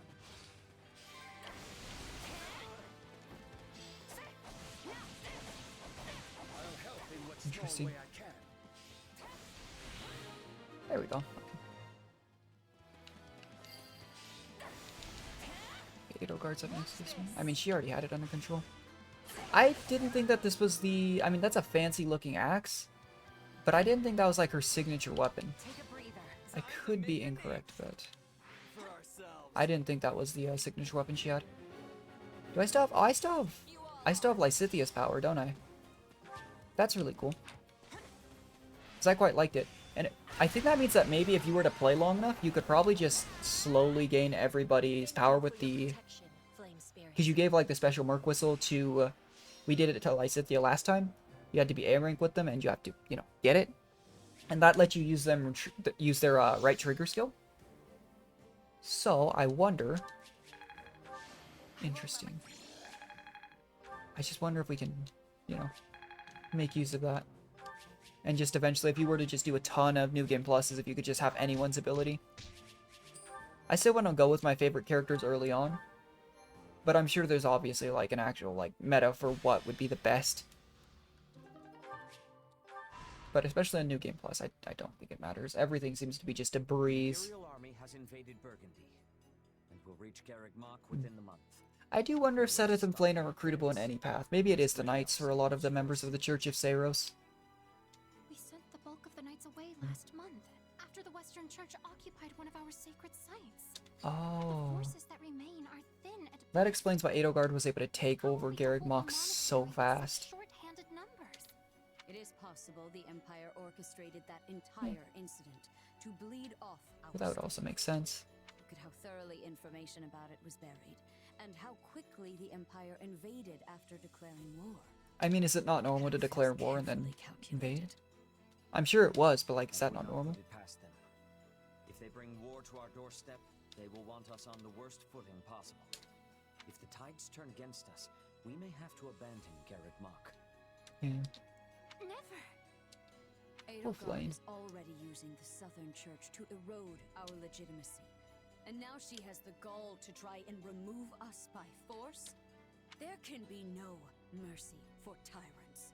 Well, Rhea, that's a little bit of the pot calling the kettle black, you know? Is it truly too Good late old to saying, prevent but it bloodshed, Lady very Rhea? much holds true, you know? Edelgard must have her reasons for doing this. Pot, kettle, like, Rhea's very much been a tyrant. The woman seems to This consider entire our time. church's very existence an abomination.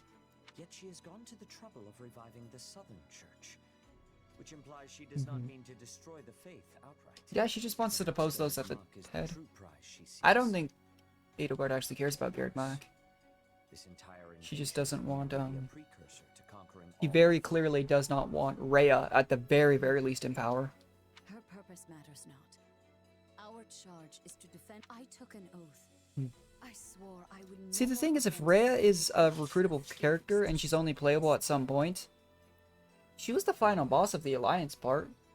It is a low So, ourselves engaged in this day. Is there going to be a point where we could just use Rhea to fight Rhea, or Descendants of their empire that would be pretty funny. invade Garrick Mach. All the more reason to prevent it. Mhm. I care not if we shared blood countless generations ago. Yeah. I will not permit anyone to defile Mother's resting place. I'm still unclear as to whether or not Rhea is aware that Sothis is within Byleth, because that was very, like, it was made very clear in the Three Houses that that was intentional. But Rhea and Byleth really don't interact that much in Three Hopes. But it's still heavily implied that that's kind of the reason why, you know, Gerald took her and left the Empire. Wait, where did she go? Oh, I walked right past her, oops. Okay, this has got to be the chores, isn't it? Yeah. Would you do something for me? Means that we've unlocked that. Care to make yourself useful? Oh, okay. We already had a max affinity with Dorothy and Manuela. With Dorothy, at least. But again, I'm kind of curious to see what happens if you raise their affinity with each other, since I'm sure they have some support conversations based on them being in the same opera company. Yay! Mm-hmm. Okay, so we can go to the mess hall here. What? Well, by this point, we've raised our facility, so we are actually good at cooking. But at the start, we definitely failed a lot of dishes. Hunger is the true enemy. Let's see, I really like doing the warrior gauge ones. Just makes things go a little bit faster. Hubert and Petra. No. I'm sorry. I just don't like Hubert. I feel like a broken record with some of those types of things I say, but like I just Yeah, the oh, we didn't do it well. Please tell me if you ever miss Bridget's food, okay. and I'll speak with the mess hall. Surely I'm allowed a small abuse of power from time to time. You are the Emperor. I am thanking you, but also not. It would be wrong. Eh. I'm sure it'd be fine. I love how Ferdinand's the one that invited us to go to the mess hall, and we just didn't cook with him. Yeah. By the way, Want us to give someone a gift? Give Edelgard a gift, okay. We probably still have a ton of owl feathers, so there's that. Hey, Edelgard. I don't know what else she actually likes. At least I don't remember. We only have 4 left. That's very kind. I'd assume that Edelgard supports are gated between several quest markers, similar to how Claude's were. Let's go do a few more of these. I don't think the morale's actually going to be an issue, but it's free companionship XP, so yeah. Why not? Does not hurt. I wonder if we're going to have any support conversations with Sothis, Arvel, and Rhea. Once they're even playable. They don't appear to be playable now.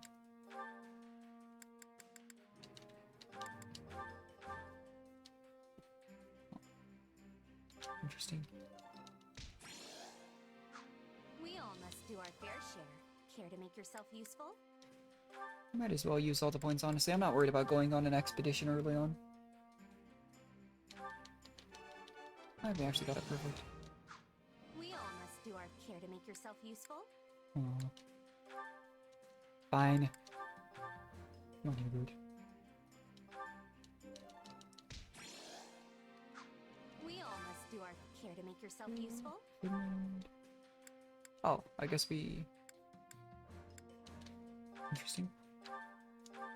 So if you exhaust everyone through those, because we have so much energy, you can just take one person. That's kind of funny, actually. In that case, unless I wanted to cook another meal or go on an expedition, I can't really use the last little bit of energy. Alright, what do we got? Yeah. Like I said, we can just use Shez to speed through all of these missions, so... If the whistle gave us the S rank, I'd mind doing it a lot less, but since it doesn't, it feels like a bit of a waste to me not to do it. Although, again, the S ranks this early on, unless it's a stat gain item, aren't that useful. Like, we could have missed out on the mace, and it wouldn't have made a difference. But, eh. Maybe we will later, once we get to the point where there are so many stages in between. I don't know how long I can hold out. Help me, please. 400, okay, that's not bad at all.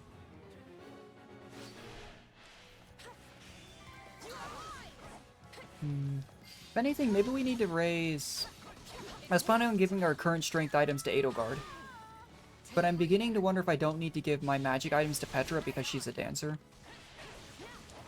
I don't know if that's just me, though. I feel like when the opportunity was presented to me to make a dancer in the original Three Houses as well, I'm pretty sure I also did so with Petra. But it's kind of hard to remember. I don't know why I went back here. Oops. Where's next with me? I forgot that I gave her extra skills. That's pretty neat. Right now she has pretty good AoE.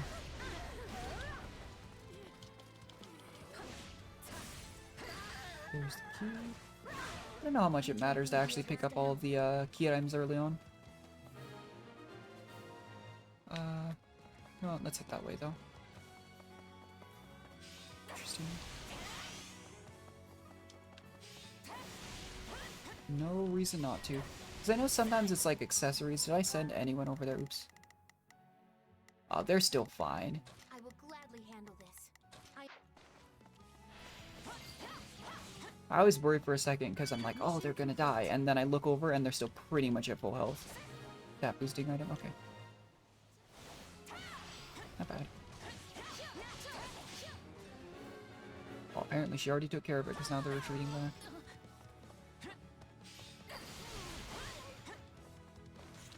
Alright, like another 80 enemies. Belongs to us now. Brawler on. Okay. It's kind of funny seeing the contrast though between we have our endgame, one of the units we use the most in Shez. We have a semi-endgame class that we didn't really use in Petra, and then we have two people that are basically at the beginning of the game. I don't know if I'll continue using Monica, it was kind of just on a whim, in all honesty, but we need to have people protecting each of these three. I'll provide some protection. Not a problem. Just in case. I have an idea we just have to escort these three out, actually. And then it's probably... It's probably just an enemy commander after that. Yeah, they're not really taking that much damage, though. Interesting. Maybe I should give Edelgard at the very least some levels. Since the opportunity should be available to us. Maybe after this chapter.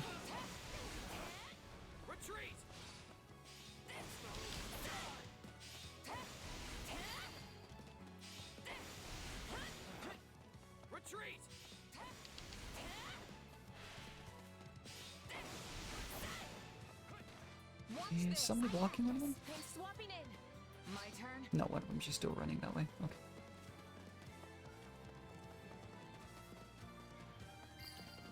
Oh. Did we not defeat enough enemies? I thought there was going to be an enemy commander. That's potentially really awkward. And not a moment too soon.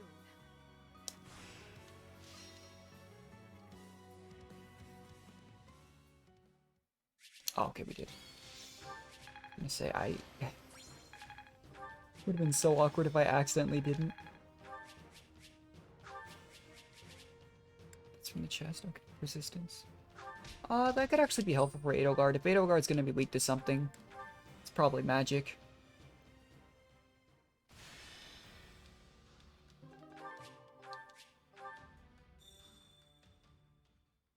Oh, it's forcing us back to camp. Makes sense. It's gonna have us go through all of these tutorials again. Well, don't let me down.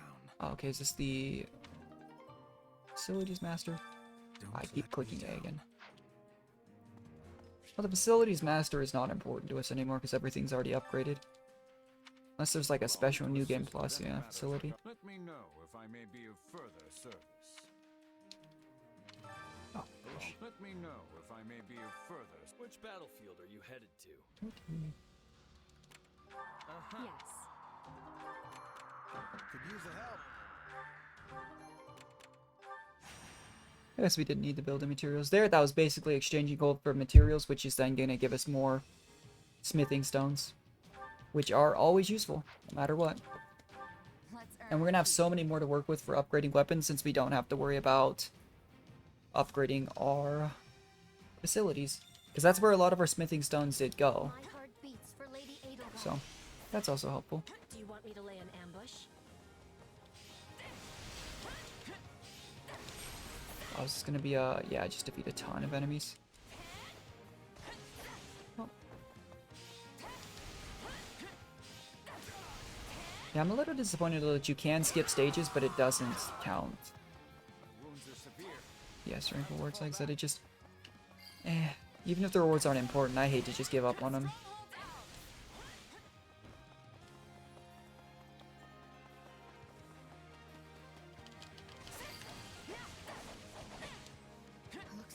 Is there not a... Oh, there it is. Super confused for a second. I turned around and I was like, where is this fighter? I thought there was one here. We cannot allow the battle to continue trending this way. We've got an emergency! Send backup! Oh, well, it's a good thing we're already up here. But it's so nice, like, we have the facility upgrades, like, now we start with all the extra gold as well. That was one thing that I didn't upgrade early on, was there's a facility upgrade for one of them that gives you more gold for completing fights. And I didn't do that as early as I honestly wish I had. Honestly though, it goes to show how powerful guarding is too, that these enemies that are level like 7, when they guard, can survive hits. No need to fret. Pretty interesting. Alrighty then. I'm dragging the Just others gotta keep down. taking down. I guess Edelgard does gain attack based on how many forts we've captured, though it doesn't seem necessary. Oh, Sedith is already here. I guess we are marching on the monastery already. I just didn't expect that in this path we'd see him this early. I guess the Alliance really did have their hands kind of full with... Interesting. So we could just go straight for Sedith here. We'll still probably take out all of the extra enemies. Although it doesn't even appear to be an objective anymore. We'll run that way. The advisor is already down. Yeah. Crazy how fast this flies when you're, like 9 times the level of anything here. Sorry, Sedith. So sorry. Now what do we do? It's so mean. But I don't see the point in, like, sitting here and using lower level characters for these filler stages, you know? But definitely not fair to run in here with Shez, I'll tell you that much.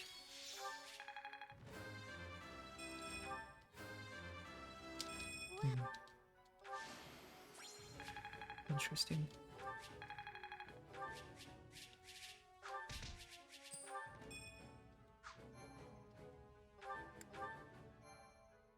Alright.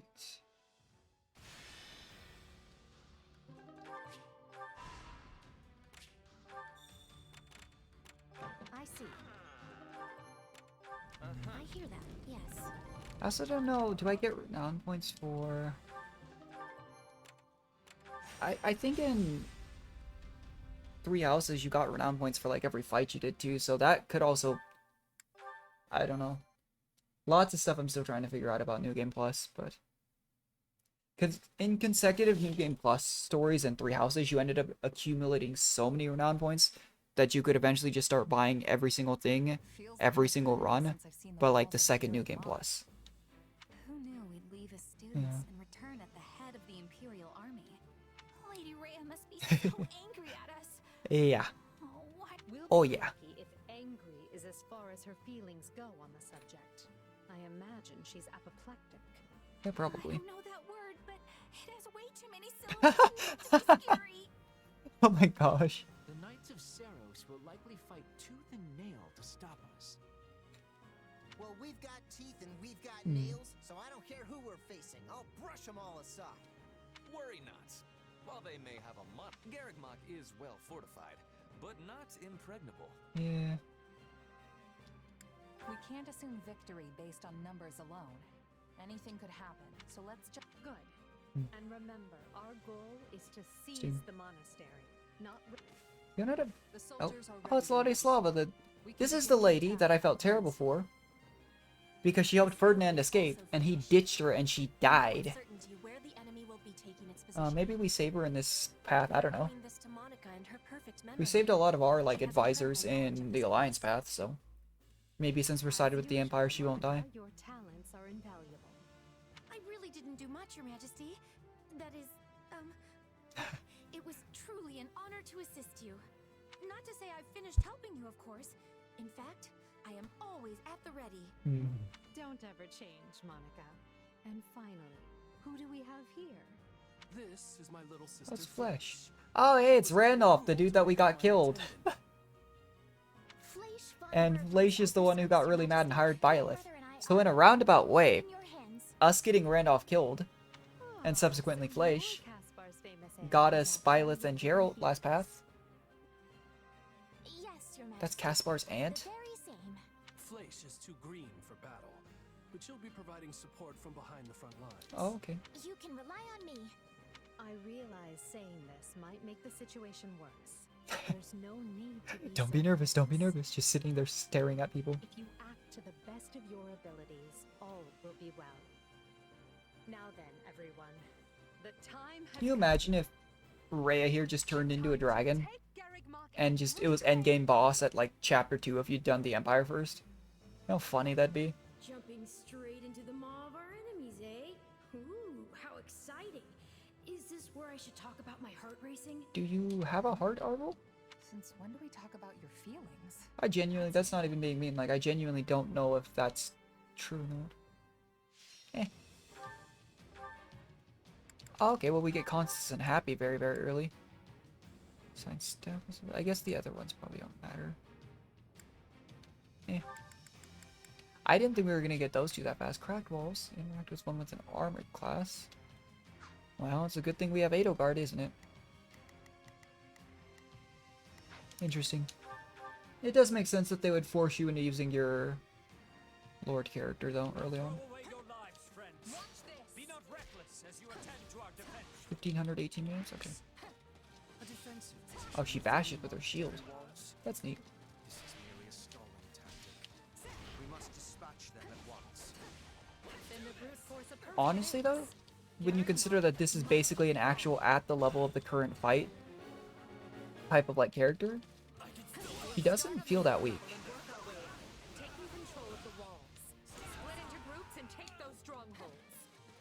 Listen, we'll just kind of let everyone else. I could order them to take specific strongholds, but Shez especially, and Petra to some extent, will probably take them so fast that we don't even have to worry about ordering them, because we just spend the entire, like, I don't know, 50% of our time intentionally just having her go from fort to fort. We are potentially, maybe I shouldn't have used my A-bar there, because... To think I would be serving the church and fighting my own home. Is Constance from the Empire? Is this the goddess testing me? Don't worry, Constance, we're gonna persuade you anyway, so... We might have to be a little bit careful here, because we're fighting double mage with Constance and Happy.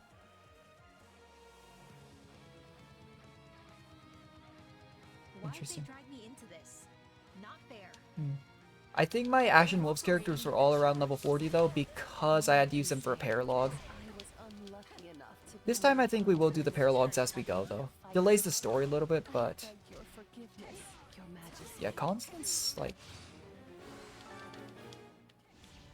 I still don't know if you accidentally defeat them before you persuade them, if it's a bad thing. But, Oh yeah, she's not going down. In that case, do that. And then, oh, the gate to this one's closed.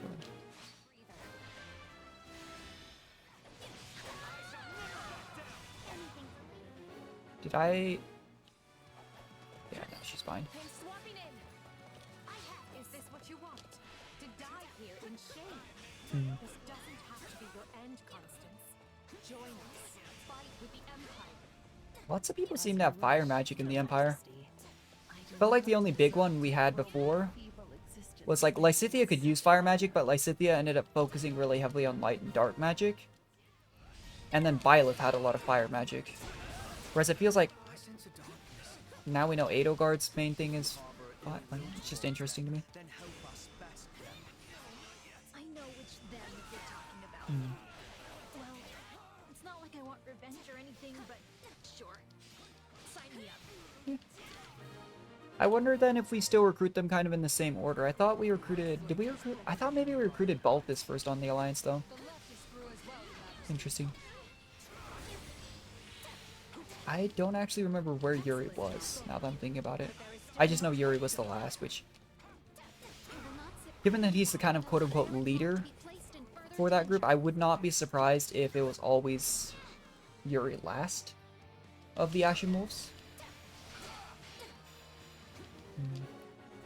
Maybe we'll use... Oh, she's right next to Edelgard. Like we're why are they all the way over here? Never mind. I give up. I might just use Shez. Like I said, I was thinking about just using units up kind of at the level.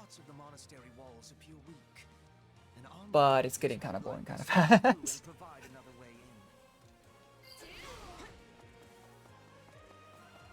Just ran over. We are running the wrong way. Honestly, I know they mentioned that directly. I don't remember where that broken wall was. Unless it's like every single X and we just have to use Edelgard to burst through all the walls. That would be pretty funny.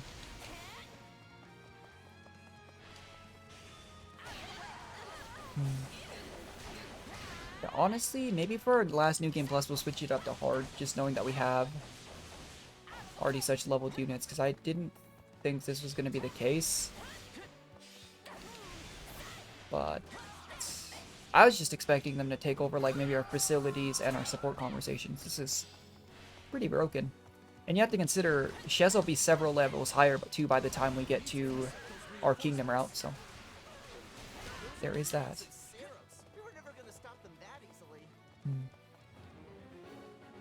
This would have been a pretty chaotic mission though to do early on if we'd done Empire first, in all honesty. Pretty cool.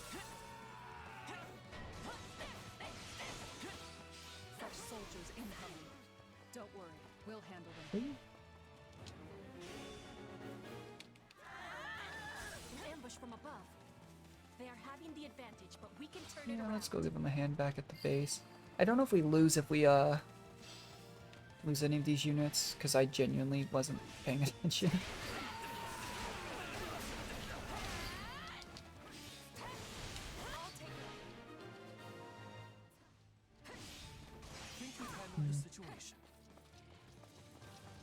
Here's the wall that we can break down. I thought she was gonna bash it or something. She just... Okay. There's Cyril. I have to defend the monastery, whatever it takes. Yeah, that's fair. Cyril's one of those characters that, like, to me, never made a whole lot of sense in game, Three Houses, but here he does add, like, an extra bit of defense to the monastery. That, like, would be someone unconditionally helping the monastery, like Sedith and Flayn. I care not for your reasoning. There can be no excuse for war. And if we don't keep an eye on our strongholds, we'll be sure to lose them. Oh. I did that quite some time ago, game. Now we can reach the strongholds with great It's kind of funny.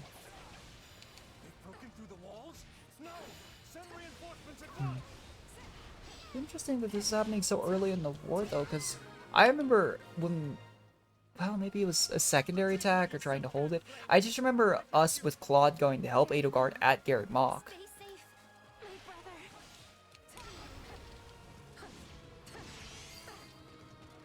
Who's that in this? Petra. Okay.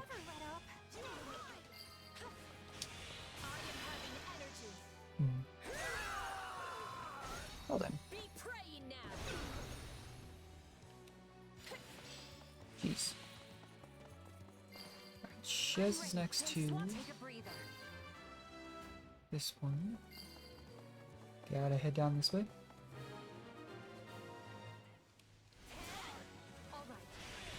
Let's take out Cyril immediately. Huh. Honestly, I'm really wondering how fast we'll hit power. We didn't even hit Cyril. Okay. I'm wondering how fast we'll hit power creep. Just given how insanely overleveled we are. Because seriously, this is just kind of messed up. Yeah, we've already pretty much defeated enough enemies. But I was expecting really like... Obviously there's going to be some differences in the filler stages. Just by nature of who we're using, who we're fighting at any given time. But... these main story stages are really where I think the difference is going to make. Which is why it makes sense that you can use the Merc Whistle. But... eh. But I will see your evil punished. Okay. That's the thing though, is you really have to think about perspective. From their perspective, the Empire did just kind of launch an attack on the Church for no reason when they'd helped. In this timeline especially, put her on the throne. And they really don't have the reason, you know? For all they know, it's pretty much an unprovoked attack. Like, it's kind of one of those things that you just gotta stop and think. I can fight no longer. The rest is up to you. Are we actually fighting Rhea this early though? I was joking when I said it'd be funny if we fought her and she turned into a dragon immediately, but if that actually happens, it would be interesting.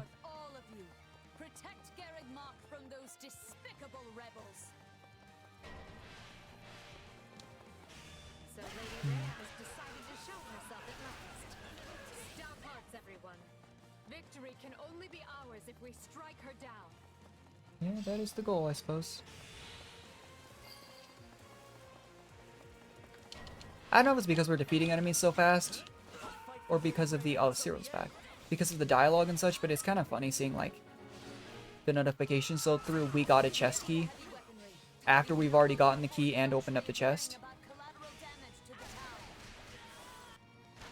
Oh, they're not worrying about collateral damage. That's never a great sign for either side.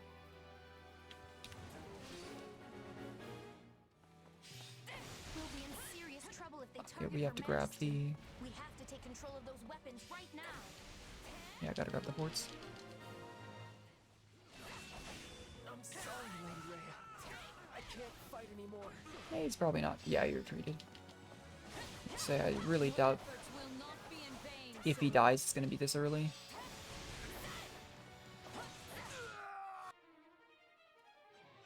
She has her fancy sword. I will send these sinners to meet the goddess. Okay. Fire is loaded and ready. Perhaps it is time to attack the enemy where it... Let's grab the other fort. Keep going. Oh, I forgot about that strategy, honestly. I always change characters when I do that too. Oops. Now, unleash the fire. Oh. How did they send that fire in there when is there not a roof over the... Am I an idiot? It's not a roof. Oh, this is like a courtyard, it looks like. I thought they just somehow like rained down fire even though it's inside a building, but it's just like a courtyard. You would think though, with the level and power Shez has, that we would just one-shot everything. We do with our skills, but you'd kind of think we do it with our basic attacks. It's not a mystery. I'm a merc. Yeah. I don't think it's that crazy. Rhea's not paying us. Sure, she helped us, but we are also semi-forced into going to the monastery as well. It's not like we really wanted to go there in the first place. There will be no forgiveness for your blasphemous actions this day. Fair enough. That is fair enough. I don't expect there will be. Take heart, everyone. Garrick Mach has fallen, and victory is ours. Nice.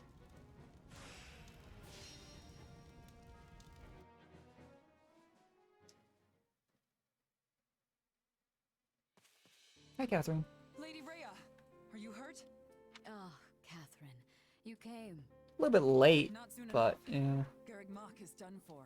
It is all right. For I'm a little now, bit sad though, we because I'm must retreat. 99% certain that she's going to die. If she died on the Alliance path, there's no way Catherine survives the Empire path. Valley of Torment. From there, we make for Fargus to seek aid. The Empire attacked from the east, which means at least some of the Alliance's lords must have aligned with them. But those of the kingdom are devout. We can trust them. I have already sent What's a interesting messenger is like requesting Kaspar's with us. reinforcements, and Same with like Bernadetta and such. So asylum. is Claude still going to do his little pincer attack thing? Talk to my parents and ask for their assistance as Or well. does he fail in that defense? Regardless, we should hurry. Really have no Can't let idea. The Empire get ahead of us and send troops onto Kingdom soil. Now, follow me, if you would. Thank you, Catherine. Let Edelgard have Garrick Mach for now. Let her enjoy this fleeting moment of glee. Because when we return here, Edelgard von Hraesvelg will suffer a death beyond her greatest My imagination. gosh. Even Edelgard specifically says like, oh, I didn't want to kill Rhea when she was talking to Claude. And yet, there's Rhea being Rhea. I will take.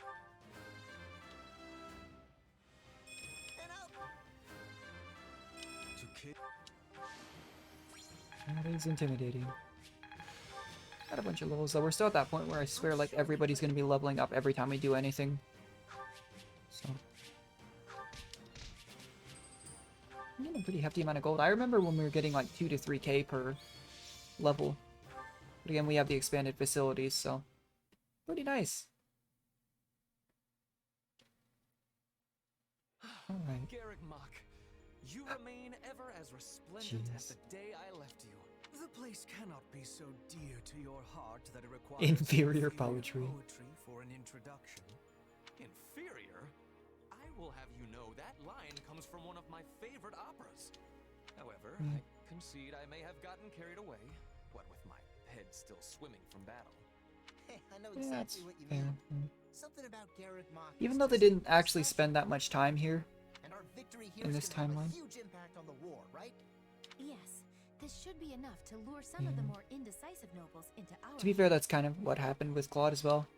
They were still a little bit wishy-washy on whether or not all the great lords of the Alliance wanted to support him. And then eventually all of his victories got to the point that he was able to create a federation and become a king of the federation, instead of having to continue to call like the council and get everybody banded together to do anything. Deploy the pursuit units immediately. At once, Your Majesty. So, Rhea and the others escaped with the help of a great white beast, did they? Almost as if the Immaculate One that saved St. Seros has returned from the mists of legend. Although, it's a bit unnerving. Oh, or it's just Rhea, but sure. I knew we shouldn't have messed with Lady Rhea. She can be so scary. I'm just going to go back to my room and stay there until forever, okay? Okay. Do as Same, you so like, Bernadetta, honestly. But realize your father will be arriving in Garrick Mach soon. This is the seat of the Church of Seros, and as bishop, his place is here. So on like the edge of the territory though, that kind of puts him in danger. I think I'll just forget about the monastery and go with you. Oh, okay. Just be aware we may be marching for the kingdom next. Are we not fighting the Alliance? I possess no love for the cold, but I will try to grin as I am bearing it. Point at the path to your foes, and I will be hunting them to their final breath. Don't get ahead of yourself, Petra. Whether we capture or kill will depend on the foe. Now then, enough On the wasted Alliance, we time. really didn't actually like kill very many, if any, members of the original like 3 houses. I think they all survived, now I think about it. Which was nice. A lot of other characters died, but 2 years ago, I never would have imagined we'd be fighting a war like this. Yeah. You say fighting, but I think you mean instigating. Oh, yeah. Let's be 100%. clear about our role. Still, this is a positive turn of events for you, yes? yeah, war should be good business for a mercenary. When a war breaks breaks out, every Yeah. mercenary in the land. Oh, and we're starts still looking for falling Geralt out and of Byleth in favor. this timeline. And those associates you happen to be working with should be tough enough to take on you know who. Hmm. Gerald's mercenaries. Yeah, good point. And then you can give them their just desserts or die trying. Could have done without that last part. I think he said the same thing with the Alliance as well. Or die trying. Relax. You know I'm on your side. Our destinies are forever intertwined. Mm-hmm. Thanks, Arvel. Listen up, boy. You're not going to Okay, believe now we're this. back to the Alliance.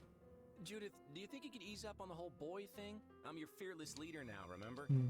But sure, tell me what happened. You might want to take a seat for this. Garrigmach Monastery has fallen.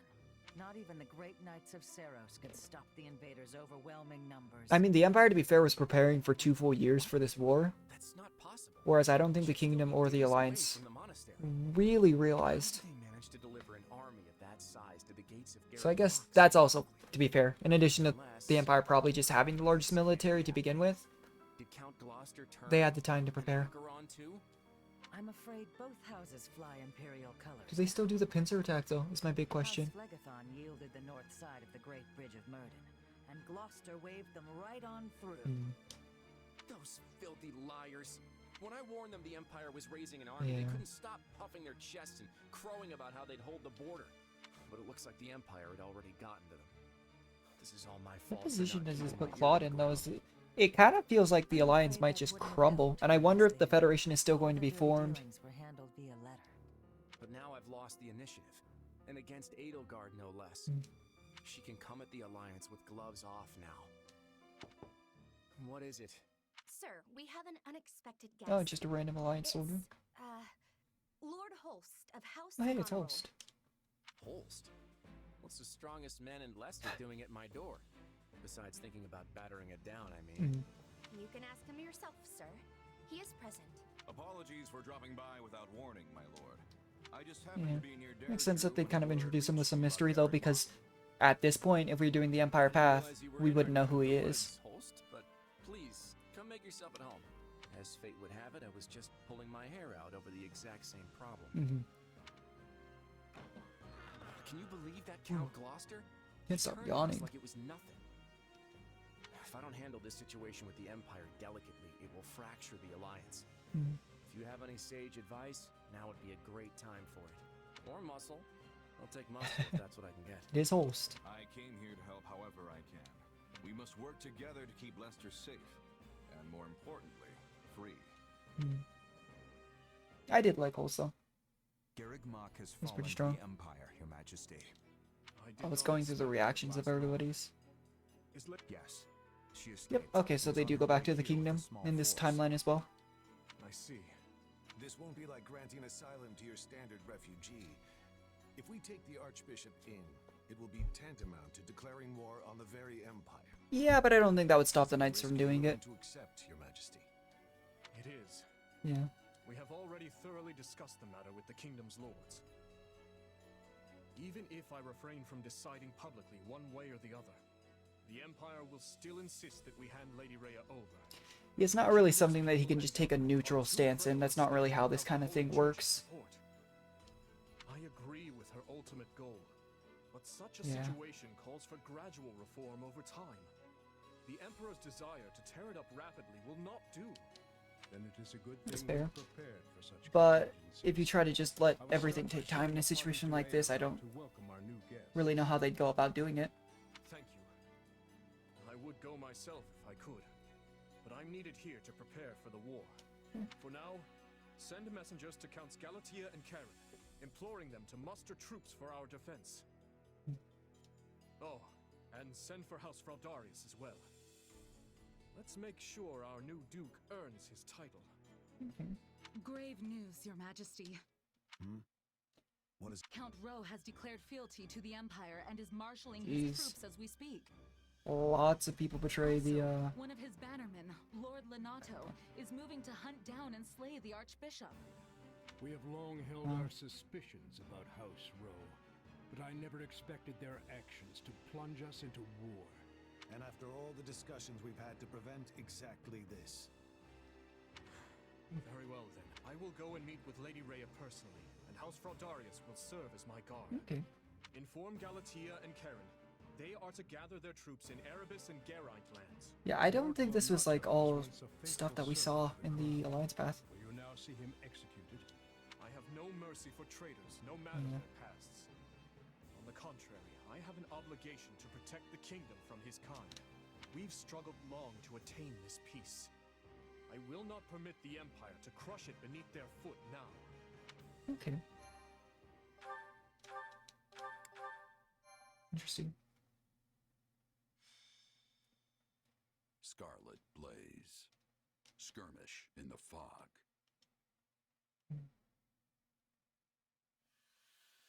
The Empire captures Garreg Mach, and when the lords of Fargus and Leicester declare their allegiances to the Central Church, they incur Edelgard's ire. Yeah, I think maybe I was just underestimating the amount of value, the preparation too, that the Empire had in comparison to the other lands. Because clearly she was planning it for a couple years, whereas as far as Dimitri and Claude are going, like, Claude was still at war with Elmira, well, at least defending from them, stuff like that. But I don't think they necessarily just expected it to happen. Lady Edelgard, we have received an urgent message from Count Rowe. Interesting. Apparently he has taken up arms against the kingdom. What is he thinking? Oh. He was supposed to join his troops with ours so we could use our combined strength to strong-arm more of their neighbors into declaring fealty for us. What use is a plan if the man won't follow it? Yeah. It also seems that Lord Lenato, one of Rowe's castled bannermen, has gone Lord so far Lenato. as to Oh, that... one-man crusade He's gonna die if we don't go rescue him. He has long held deep enmity for Lady Rhea, and likely leapt into action at news of Garreg Mach's fall. Should have suspected he would lack self-control when it came to his vengeance. Naturally, the kingdom mobilized troops in response, and now move to strike Lenato down as we speak. So, where does this put us? Can you want to save the man, Your Majesty? If I may, we would march all that way. But she needs to make a showing that she'll protect those who swear fealty to her. Imagine the consequences of leaving him to die. We need our vassals to believe the Empire. Kind of hard to inspire, you know, trust in the willingness to have people swear fealty to you if you just let those who do die, but at the same time it's hard because the guy clearly went against what he was told to do. Is shrouded in deep fog this time of year. That likely accounts for why Maybe they are another currently fog only engaging fight. in minor skirmishes, which means we still have time to intervene. Okay. Good. Now make our plans known A couple of those stages were actually a little bit sketchy in getting my, getting a good rank and time and such. Just because a lot of them require you to go find the mage casting the fog. This makes me even more concerned about the situation in Leicester. Hmm. Nothing has impeded Minister Burgleys' march east, has it? It has not. Hmm. In fact, Count Gloucester has given him leave to garrison our troops there. I hear he has begun turning the screws on House Ordelia, and any other lords who have yet to make their allegiances. Yeah, House Ordelia especially has like no military might. The Alliance's more powerful houses have united in their condemnation of Count Gloucester's actions. The minister may soon face a battle with Houses Regan and Goneril, if not others. Well, Goneril was never going to betray the Alliance. After a battle, the minister wouldn't win most handily. Still, the Alliance's new leader, Claude, is an unknown quantity. We can't risk underestimating his skill. Yeah. That's the thing, is like in terms of wits, not to be mean, but I don't think that Dimitri can really match Edelgard, but Claude, if anything, can outmaneuver Edelgard, just knowing them. Dimitri's just, and I actually think it's kind of a good trait. Dimitri's just never been much of a big schemer, whereas the other two, absolutely, you know.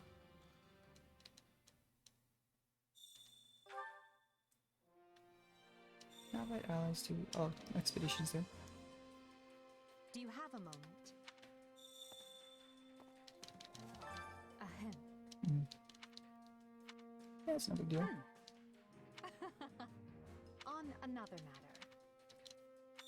Do we have the record keeper still just going back? That's fine. I don't anticipate that we need to do any grinding, honestly, this playthrough, just because we can just use, literally we could just use Shez to probably clear the entirety of the game right now, so. Not exactly necessary. I do want to see if we can... Rhonda. We need 5 more mithril. I don't know if I can exchange mithril at the moment. I thought we could. Supplies are the lifeblood of any Supplies, army. nothing. 573 Gs. Yeah, here we go. It probably also takes mithril to upgrade our axe, but... At this point, I'm honestly considering just using Edelgard of our new units. Leveling her up a bit and then kind of letting everyone else do as they will. Oh, we do need more mithril, actually. See, it's saying... I don't know if we can use her right now. It didn't seem like that was... Because I'm genuinely curious how using Sothis, you know, and the others would go, but... Thunderbrand, we still won't have. I guess if we do it now, if we do get Catherine in the Kingdom playthrough, we'll still have him, but... I just don't anticipate that we'll have that opportunity. But we have quite a bit of Umbral Steel, so not exactly a huge issue, but let me just see. So mithril. Wait, is that not the one? Where did this come from? So we could use like 30 mithril here. Amplify all effects. Oh, that's interesting. Is this it? The ones for specific characters on the Leicester Alliance that we probably won't use at all, so for now that's probably fine. Let's grab 30 mithril here, go ahead and upgrade their weapons. And then we might have to... 36, okay. I would assume if it takes mithril to unleash their effects, upgrading their weapons will also take mithril, but not a big deal. Need something? Is this it? At least not for the moment. Is this it? Oh, we don't have enough gold.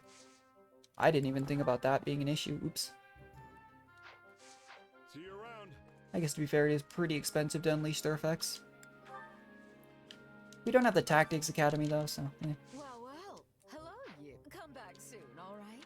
What I think I'll do here is sell our bullion, anything else that we can make some money off of.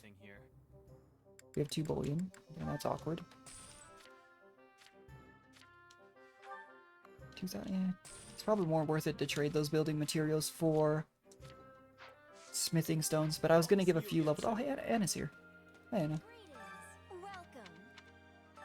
Oh, she doesn't have it. Didn't quite realize that first time.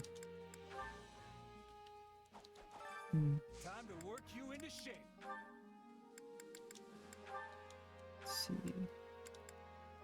I guess there's no reason to really... I think they also have A rank support with each other, but it's fine. No reason not to stick them in there.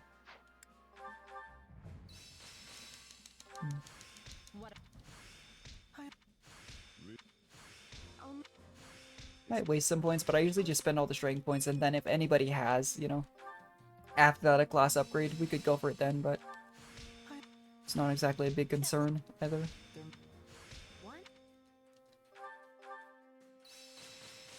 Okay.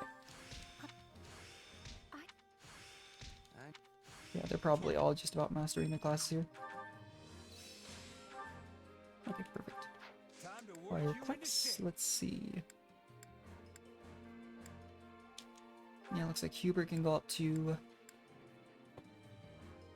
Warlock or Dark Mage. I actually have no idea which one I want to prioritize here for him. Try Warlock. Interesting. We don't actually have that many advanced seals here, now that I'm looking at it.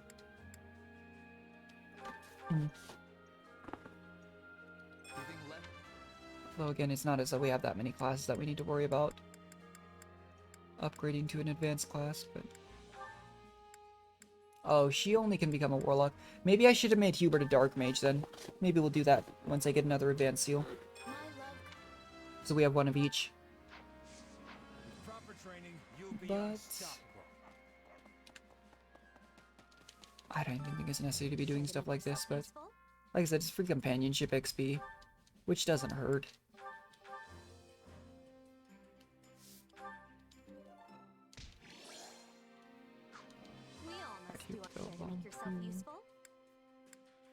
Before, I genuinely think that like the morale and stuff like that was important to be grabbing early on. It's just that at this point I can't imagine that it's actually a huge issue. Interesting that we're not even getting like, we're only getting nice success on this too, even though we have maxed it out. And we're using people that are, maybe it depends on the affinity with everybody between them too. Yeah, like we got a perfect there. But we already had A rank affinity between us and Dorothy. Next time, Manuela. We all must do our fair share. Care to make yourself useful? Well, let's do...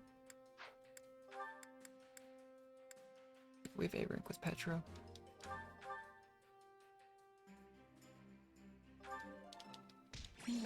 Right there, okay. We all must do our fair share. Maybe it's just less likely that you get a perfect when you've already got high affinity with them. Interesting. Alright, I'm gonna call it there. Maybe we'll go on an expedition or something. I just... if it's only for affinity points, we'll gain that over time. Because you have to consider we would have only had like 1 or 2 points by this point in the game anyways. And we already have affinity with a lot of these characters. So it's not exactly, you know, necessary to be doing it all right now. Maybe Petra and Haki. Well, we already have A rank with both of them actually, so let's do units that we don't, maybe. I don't know. That'll work. I'm also just curious to see what the conversation between Monica and Edelgard's will be, so why not? I'm glad it is not just you and me alone, Your Majesty. Or else I... Well, I'm certainly glad we avoided that. Although, does that mean you're a blubbering idiot all the Fair other? enough. I can imagine why she's a little bit shy again around Edelgard, though, because she does feel, and rightfully so, like she owes her life to Edelgard. Which battlefield are you headed to? Oh, my allergies are going to be the death of me this summer.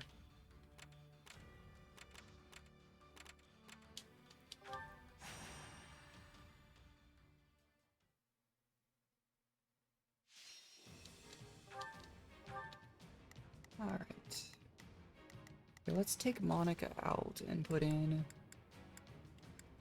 Now that we know that we also get experience from literally anyone else running around, or not experience, well, that too, but counting towards our unit count, might as well just put in someone who's actually pretty strong. Edelgard's the only one in here that's not like super leveled up, and at this point I'm just gonna spend some gold to do it. Especially for these filler stages, like I said. I want to do it because it's free gold, free XP, there's no reason not to. Instead of just skipping them. And I hate to spend my renown on a bunch of whistles too, just to do that. Oh, we gotta seize the strongholds. And honestly though, Edelgard's clear isn't even... It's clearly worse than everybody else's, but it's not that bad.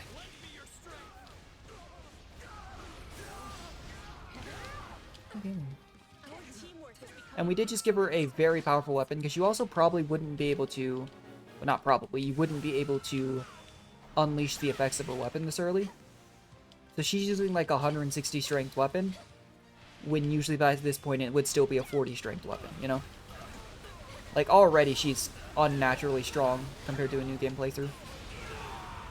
If we ever do like a challenge playthrough though, it might be interesting to try the other 2 paths on like hard difficulty and see how hard it is to do when you don't have when you don't have all of these extra abilities. It also completely gate us out of like Rhea, Celtis, and Arvel, but I didn't even think they were going to be playable. All 3 of them I didn't anticipate being playable characters, in all honesty. Why is it that meteor spells always look so underwhelming in games like this? I get that you wouldn't be able to just summon like a giant planet-crushing meteor or something like that, but it's a little bit disappointing when it's called meteor and it's just like a small, like some small fiery rocks dropping down.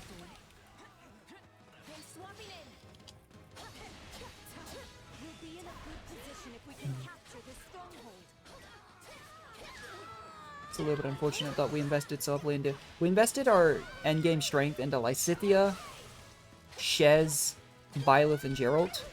And I still don't know if Lysithea will be recruitable on other paths, and so many units from other paths aren't. But Byleth and Geralt I know we'll get eventually, so there's that. just gonna take a while.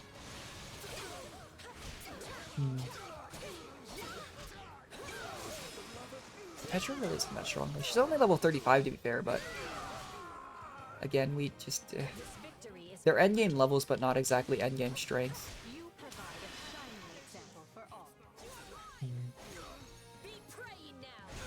Interesting.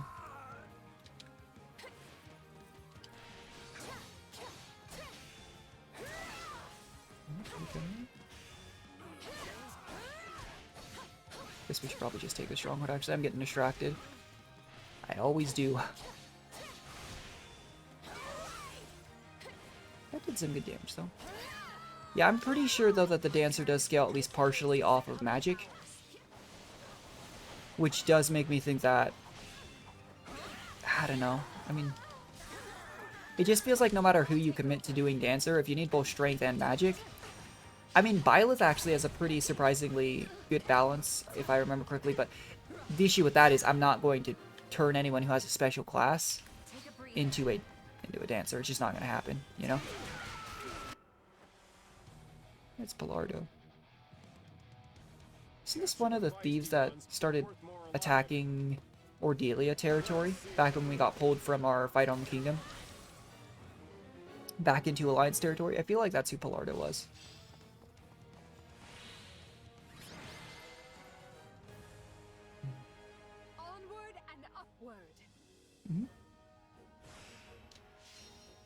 I'm still wondering when we get the Tactic Academy.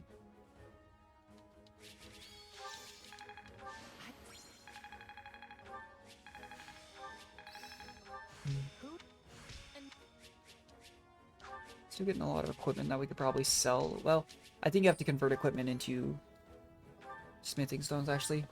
I don't know if there's an option to sell those to vendors. Now that I'm thinking about it, because eventually, I mean... It'll just take a bit for them to be able to use some of the equipment we saved over from Endgame. So, what did you want to talk about, Hubert? Oh, Hubert wants to talk to us. I thought we might discuss you, actually. You wish to know more Yeah, about we those do. eldritch Do you know a lot about them, Hubert? Ah, right.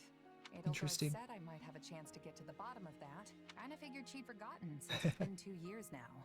Yeah, that's fair. Pray accept She's been my busy, though. apology on her behalf. It has been more trying to find answers than we originally expected. With Lord Arundel lost to the winds, it has been a trial combing through what little evidence he left behind. And of course, we are undertaking all of this in the midst of painstaking preparations for war. Honestly, though... Lord Arundel is the guy who could shapeshift like Tomas, right? The one who escaped? Correct. However, we have recently learned that he goes by another name. Tallis. Did you figure out if my powers are the same as his? I mean, we don't turn, like, gray and everything. Our hair turns red, but... Not some kind of curse, I hope. A fine question. I think it is safe to assume that you possess some form of magic. Yeah. However, There you go. it is not the same ilk as the white and black magic we are familiar with. Yeah. Yours is, shall we say, dark magic. Doesn't Hubert... We just had the opportunity to turn him into, like, a dark mage. Conventional spells. You don't have to call it heathen. You are familiar with those who slither in the dark, yes? People like Tomas, Kranya, and Tallis. We believe they possess the same power as you. That is kind of what we had thought, yeah. But the similarities are too great for it to be. It's not quite the same though. Like I said, all of them have like gray skin. They turn like really crazy looking. I mean, we get like very anime protagonist-esque like red hair, but Someplace far away because I'm too dangerous? Hubert might actually do that. It's fine if you do. I'm used to being cut loose. That's just how life is. Oh, that's kind of sad. Do not be absurd. If we were Thanks, Hubert. Jeez, that's okay. Fortunately, you are exceedingly talented, and Her Majesty trusts you implicitly. Oh, that's nice to hear. The way I see it, we stand to profit best by keeping you in our service. So you trust me too?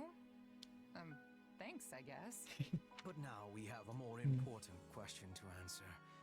Namely, I really doubt we're gonna tell him about Arvel. I thought I heard someone talking in here. we were just finishing up. We didn't tell Claude about Arvel until like way later on, when we were all in like the little extra realm that he pulled us into. And I suspect So. it's related to what you were just talking about. Then I will leave you to it. Okay. Pray excuse me. You should see the look on your face. Did Hubert threaten you? Sure did. Don't let it get to you. Yes, he's quite good at that kind of thing, but it comes from a place of caution. Yeah, no, that is true though. We're currently mounting a war on 2 other nations and the Church of Saros, so I want to transform the world. not into a exactly place that where crazy. No one has to feel trapped by where they came from. When I Hmm. am done, it won't matter where you were born, whose blood you have, or what powers course through you. Everyone will be treated as equal. The one issue with like this whole argument that both Claude and Edelgard have And that are if they're still an emperor, they're still a leader of the Alliance, or king of the Federation, king of So believe me when I Argus, say like, this, I don't care who it's not exactly being equal, but it's closer than what they have now. only care about what you have Which is done a step in the right and what direction. you have yet to do. And if to consider this is probably how Fodlan has been for I feel a little better. centuries at least. So, a step in the right direction is not a bad thing. What's this? Armored Knight? Do we not have an Armored Knight? It's just some mining supplies. I'm not going to worry about it.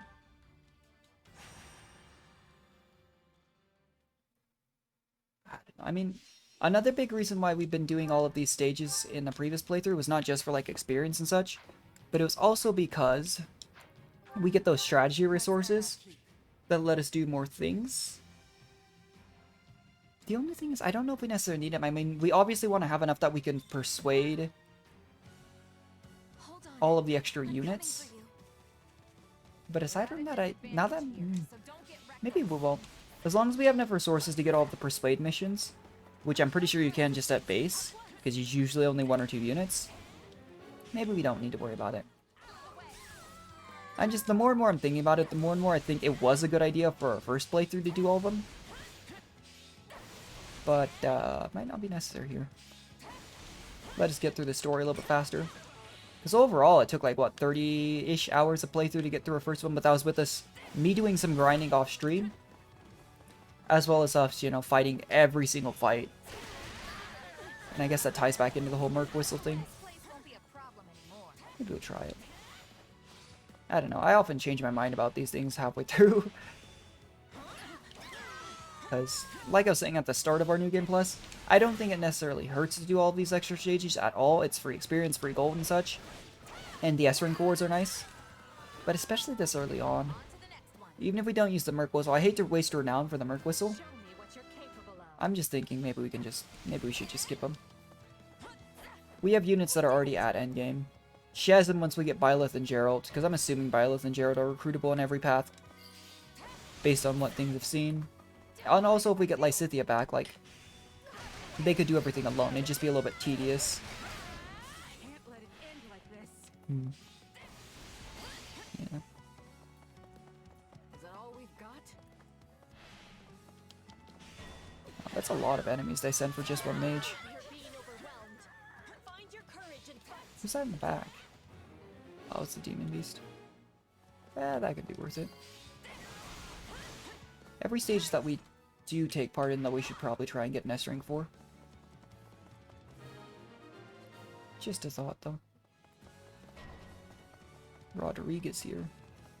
It's weird to see these, like, kingdom enemies so early on. I get that it makes sense. It's just in our Alliance playthrough, we are dealing with the Empire first.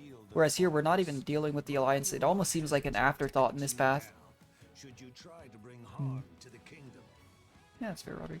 To be fair, though, I almost feel like that was kind of the case, was if you weren't with the Alliance, in Three Houses, it felt like a big conflict was Empire versus Kingdom, so. Interesting. One of those just little thoughts that I have that it's been such a long time, though, since I played Three Houses. It honestly, this is making me want to play Three Houses again, which might have been the point. Honestly, Three Houses was pretty popular. They make a Warriors game. The Warriors game does well. People are going to go back and play Three Houses again. It's not bad. Especially when you consider that a lot of the Fire Emblem games are standalones. So they don't exactly promote the, more play of them. Who's that up there? It's Dorothy, okay. We did it! that way though.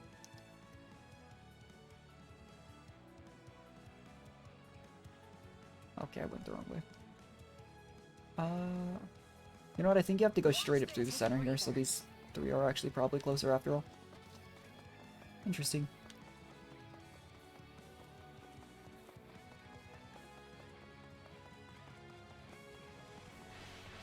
Might as well just take our road here. Ooh, we... No, we aren't... No, we did one-shot him. I was about to say, really? Because that is like... That move right there is being used on our strongest unit, and it's an endgame skill that's leveled up all the way. It does a lot of damage. Like, a lot of damage. It's good to see, though, that we do actually get Byleth's special sword, though. That was one thing that I was super confused about. I was like, where? I get that it makes sense canonically for it not to be here. It just seems odd for it not to even be here. But the Sword of the Creator, I think is what it was called. Like, the names of ones I remember, like, I remember all the Fire Emblem Shadow Dragon / Mars story. I get Shadow Dragon's the remake. But, like, Mercurius, Parthia, Gravitas, Fulgen. Those ones are all, like, Parallel Fulgen. Really memorable. Though, to be fair, I don't need that. I did have a bit of a hard time remembering some of the weapons from Fates. Like, I remembered the Fujin Yumi. Raishinto. Honestly, it doesn't matter. We can go back and do these extra stages, but I don't think we need the strategy resources. It's gold and such that we're missing out on, but now that we have all of our facilities leveled up as well, you have to consider that. There is the potential that we're missing out on a couple of those, like, wells that give you permanent stats. But that's literally the only thing on second thought, aside from Golden XP, that I'm thinking of that is like, oh, well, maybe we shouldn't miss out on that. So it's fine. And if I'm not mistaken... Yes, Yeah. I agree. So we're gonna have to take out a mage for the fog. I'm sure this type of stage is present in every single path. Slither in the dark have had comings and goings in House Row. I doubt one of them is here. But there could be a mage present to receive their training. Then we had best leverage our own assets. Why is everyone whispering? Is the enemy aware of That doesn't mean if everybody's whispering, you start shouting. Entirely possible, yes. They could be directly on top of us, and we would scarcely know it. So yes, let us all stay on our toes. Prudent of you to bring it up, Ferdinand. There you go. I mean, thank you. Jeez. Why so quiet, Caspar? Normally you'd be at the front of the line making all kinds of racket. Yeah, actually. What? You think I'm the kind of guy who'd get all scared and give our position away? Sorry, I'm not afraid of anything. You're unusually quiet, Petra. Yeah, everybody's pretty quiet. Did you not get It is a bit exposed? ominous, though, to be fighting in fog like this. I am listening to our surroundings. Nothing has more danger than fog. One incorrect step and you will be losing your life. Yeah, you don't need to scare her, but yeah, that's true. I'm pretty sure we're alone out here, so let's just calm down before we wear ourselves out. Sometimes you all make me think we're still back at the academy. Is that supposed Yeah. to be a compliment? Maybe not, but yeah. Hey, it's I was Ingrid. hoping to finish this before reinforcements arrived, but so I wonder if we actually recruit Ingrid in this path. I will Could be interesting. prioritize locating I guess if she does have some kind of relationship with Yuritsa, it's possible. I know what to do, so let me do it already. Oh, hey, it's Just mind Gerald. this fog, and make sure you don't attack the wrong side. That goes for you as well. Let us see if you can live up to your reputation. Wonder if this is going to be one of those early fights where we do technically still lose to Byleth. Because that did happen. Yeah, we gotta go find Lonato. Persuade Ash? Nope, we're getting Ash again. Yeah, see, we didn't get the extra strategy resources, and we can literally only persuade Ash. On the plus side, though, if we ever had this issue where we didn't get enough strategy points, we could just, you know, go back and do a couple other stages. Doesn't really matter who all we bring with. 1,500 enemies, 15 minutes. I don't think we had a single fight, though, where damage was actually an issue on our other playthroughs, so it's even less of a problem now. Like, that's... I think that's kind of the same thing as the old Warriors, though, is unless you did something stupid like we did when we got our Cordelia killed, I really highly doubt that there's going to be any danger to him. Oh gosh, we gotta search all these strongholds. The fog will provide cover, but not forever. We need to hurry. Yeah, we gotta find Lonato. Hold strong, men! His lordship needs us! I know it's kind of boring to continue to use Shez again, but We must help them if we can. Gaspard Militia, huh? Send whatever troops we can spare. And maybe we could use... So I want to level up Edelgard and then just kind of... It's nice to be able to just play New Game Plus, though, in all honesty, just breeze through all the extra stages.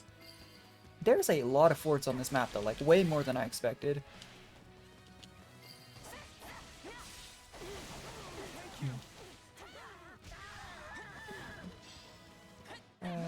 Edelgard. Oh, they're all right next to each other, what? Have them rescue this militia, though. But I'd say of our current units, Dorothy might actually be our second strongest, which... pretty much, I think the lowest level anyone who we had on the previous playthrough is 35. So, I guess she's technically a little bit stronger. I can't cross that. So we gotta go back to... It is kind of crazy how strong blocking is, though. Like, that Armored Knight just sat there and blocked. And we couldn't quite tear through him. At least not instantly.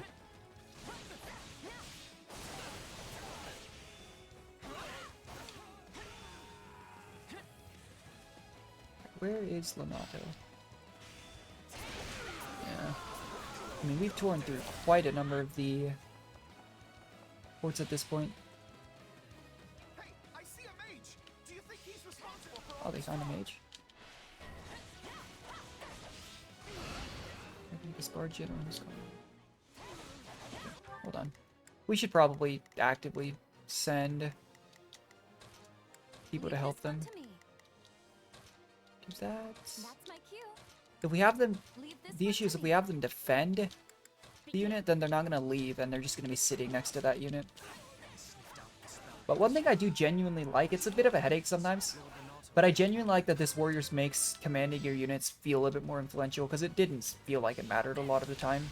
We did it decently often on certain stages, like when you had to, for example, in the Old Warriors, aid both the Hoshiden and Norian side, so that you didn't give either Ryoma or Xander side too much of an advantage. That was actually a pretty unique battle.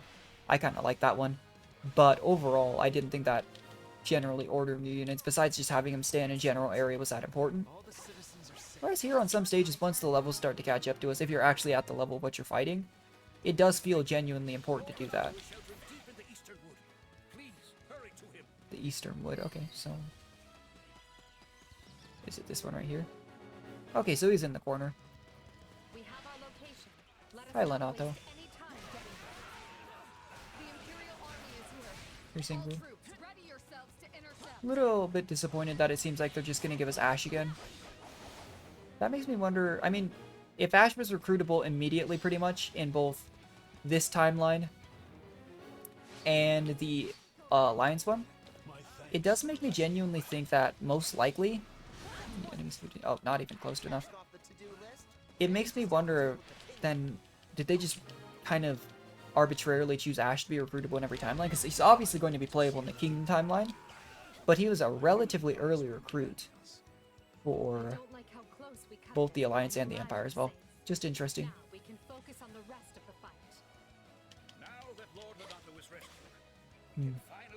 Wait, were we the ones casting the fog? Are you serious? Why? Oh, oops. That's awkward.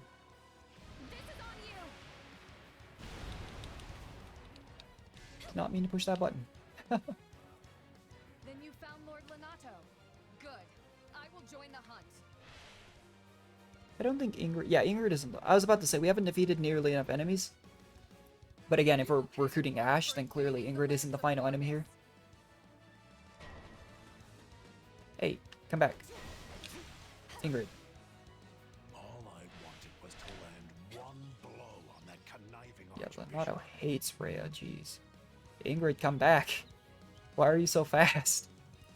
There we go. She got stuck on something somehow. Oh my gosh. Ingrid. Oh my gosh.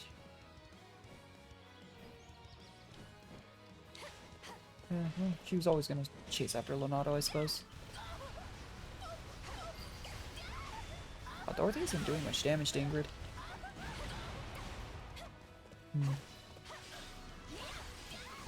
I don't know if we have to... Oh, wait, we have the beam attack, don't we? It's not doing that much damage. Why is Ingrid so tanky? Lonato just hit her out of our beam. That idiot.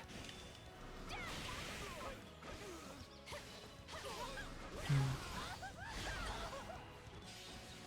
we go.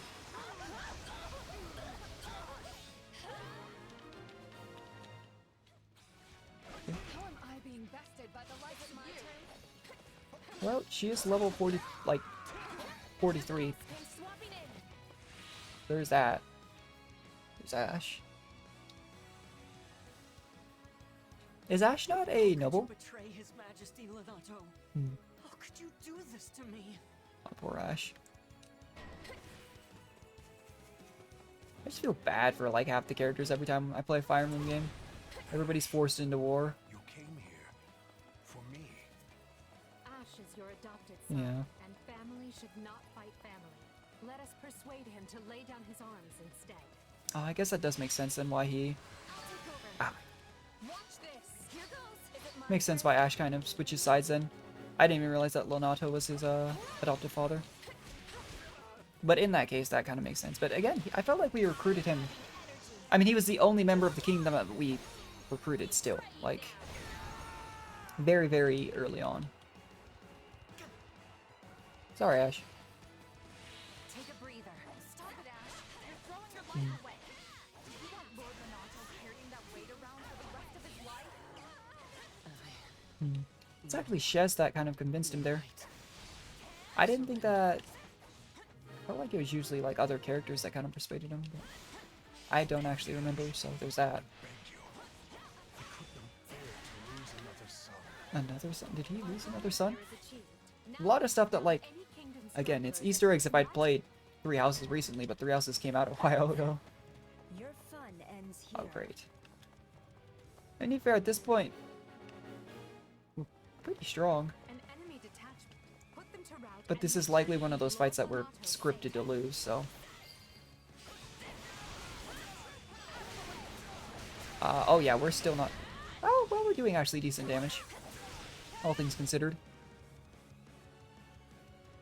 Hi, Gerald. Guess I better get in there instead of letting the kid do all the work. Yeah, that would probably be a good thing to do as a father. I still remember being at, like here, they're currently fighting for the Knights, but Aloy still just defected from the Church of Saros and the Knights to fight with Gerald. That is one thing that genuinely, like... I kind of get how it makes sense for Three Hopes. But it's still just a little bit random, I felt. I wonder. We're actually doing damage to Byleth here, though. I seem to recall this being one of those fights that, like, we didn't do that much damage to her early on.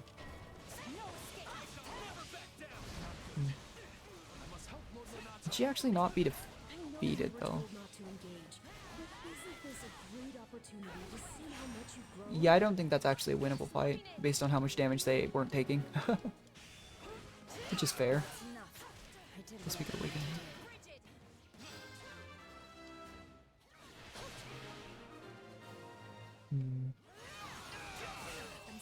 It's nice how in Awakening mode you can break guards so fast, though.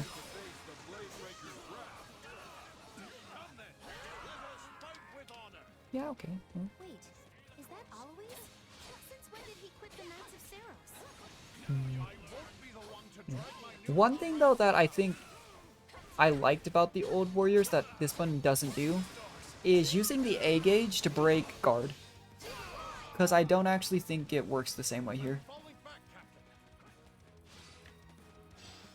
Alright, I can't switch characters because I'm in Awakening. Let's try and find like a small clump of enemies or something to use her Awakening bar on them. There's a couple here, but... I don't know, just go take out this Armored Knight with... Oh. Oops. Well. Never mind.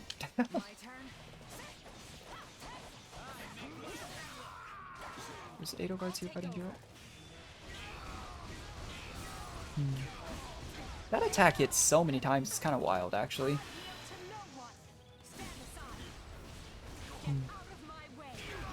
Interesting. Oh, that took him out. It almost seems like there is a bit of toning down in power, though.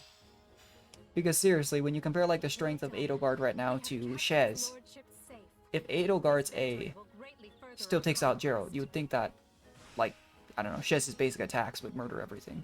Which they do to an extent, but still. Could just be wrong on that too, though.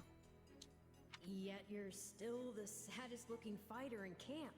Why the long face? Because we only barely got the job done. Everything else was a miserable failure. Sure, we saved Lonato and put Geralt and his mercenaries to rout. We did. But we let the kingdom's troops get away in the process. And if that wasn't bad enough... Technically we did, but yeah, I think canonically Byleth just couldn't be killed there. Well, defeated. Wrong. You were hired to do a job, and you did it. And in the process, you've received a valuable reminder about the A reminder. danger the Ashen Demon poses. Yeah, fine.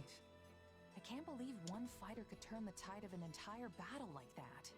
Yeah, I just still think it's odd too, because part of the reason I think Byleth got so strong was they gained control of Sothis' powers, they got the Sword of the Creator. Benefits that they don't have here, yet Byleth still managed to become, like, unnaturally strong. So, just interesting.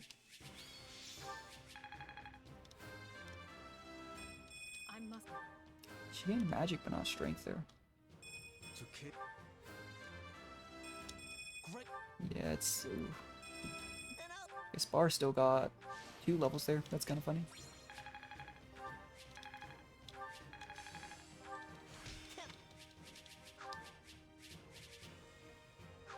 Some permanent stat upgrades. That's good. There's Ash. 14 renown. We are at least getting renown then for these basic stages. My issue is we could spend it now on some stuff, but outside of maybe some necessities, I'd rather save that for the next New Game Plus. You know? Understood. Randolph, take your troops to Orion Road and await further instruction from Hubert. Okay. Leave it to me, Your Majesty. Why is everyone so worked up? What happened? It seems the troops we stationed in the Alliance Oh, are okay. in danger, and So it's no longer like Ferdinand and Bernadetta with them. Gloucester and the other lords betrayed Okay, so they did do the same thing though. That's interesting. No. That makes sense. The word betrayal suggests they were on our side in That's the first interesting. place. That makes it feel like the other past do kind of mirror things rather than being very, very different, which is cool. This whole time they were simply waiting for us to move the rest of our army toward the kingdom. As soon as they saw an opportunity, they cut off routes to the Great Bridge of Myrden and Garreg Mach. Yeah. Now that our troops are trapped on Alliance lands, House Regan and House Gloucester... Like I said, I mean, the only difference is that I wonder if it's still just kind of the same groupings. It's doubtless one of Claude's clever little stratagems, and it stings. Because Ferdinand isn't there and neither is Bernadetta. I wonder if... Is Ladislava still there? This supposed feud is little 'Cause that's more than a where web she died. God has spun for this exact moment. Perhaps it is. But perhaps for all we know, he wants us to overthink the situation and make a greater mistake. Maybe. I don't know. Still should advise caution, though. We'd better stay on our toes. This all fell together too perfectly to be some kind of unhappy accident. I suppose. Yeah. All I know is that our reinforcements will never make it there in time.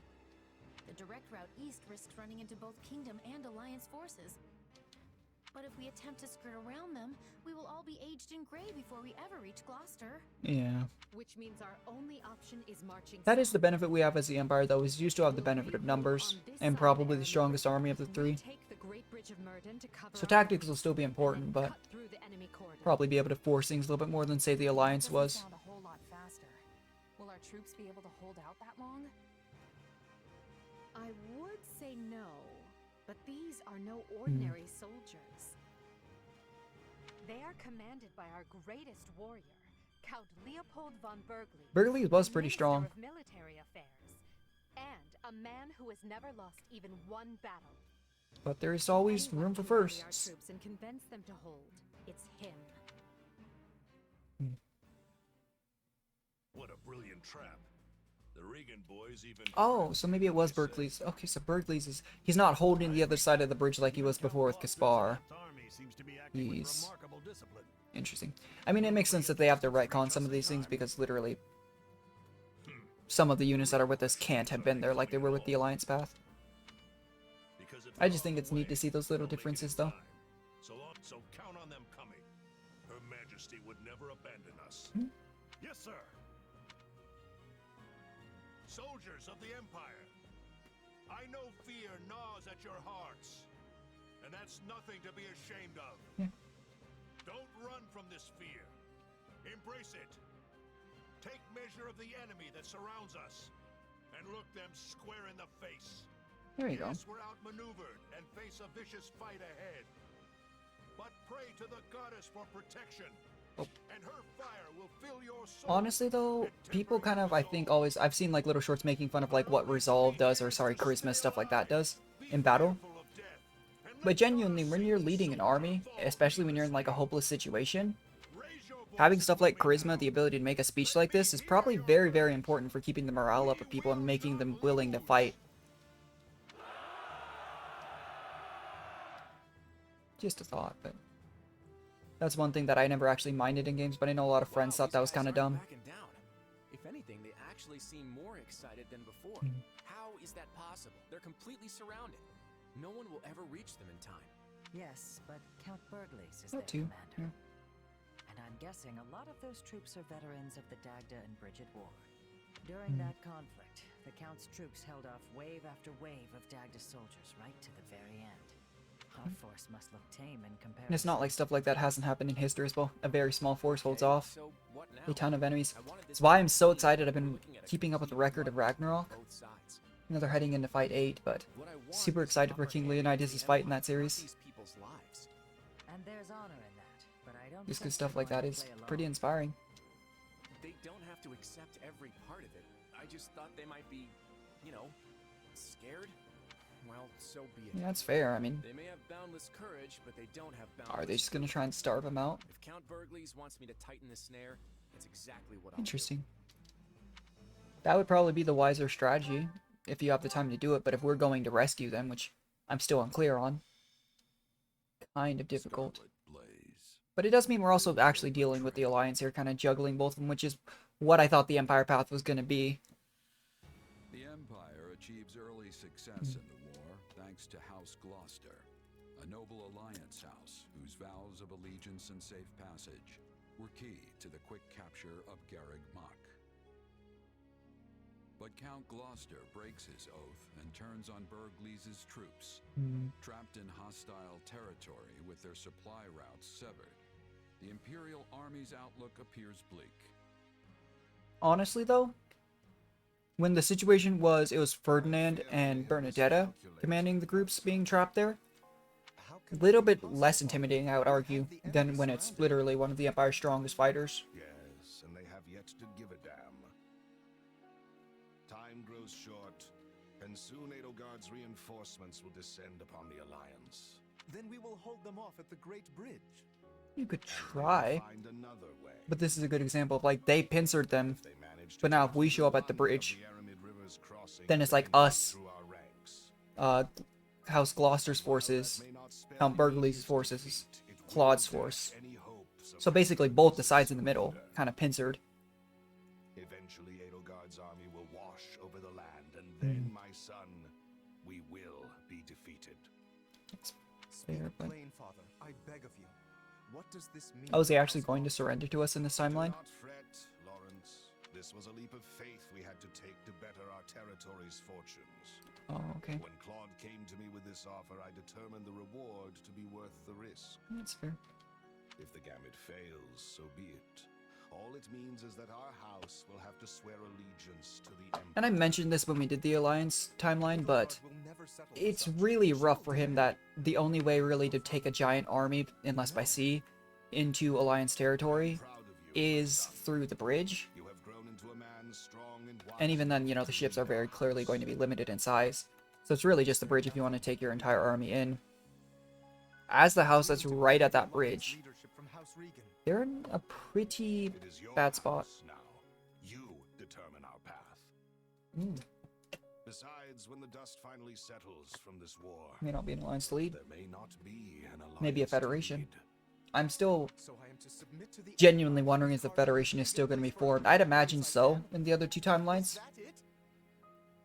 But it'd be interesting.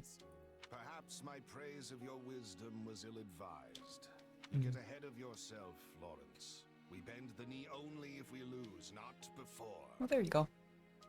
And as you said, we may yet be able to drive back the Emperor's reinforcements and win the day. Always think 2 steps ahead, my son. Be clever. Survive. That is the lesson I seek to impart. Okay. I had best go prepare for my final battle as Count Gloucester.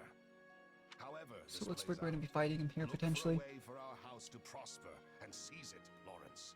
Seize it. And honestly, Count Gloucester was a pretty handy ally to have when he was there with us. And it is how you must fight as well.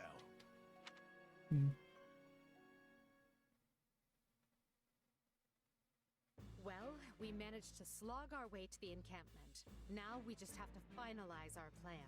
Yep. Why is it so important to hold part of the Aramid riverbank again? I mean, wouldn't it make more sense to cross over into Alliance territory before it's too late? Maybe.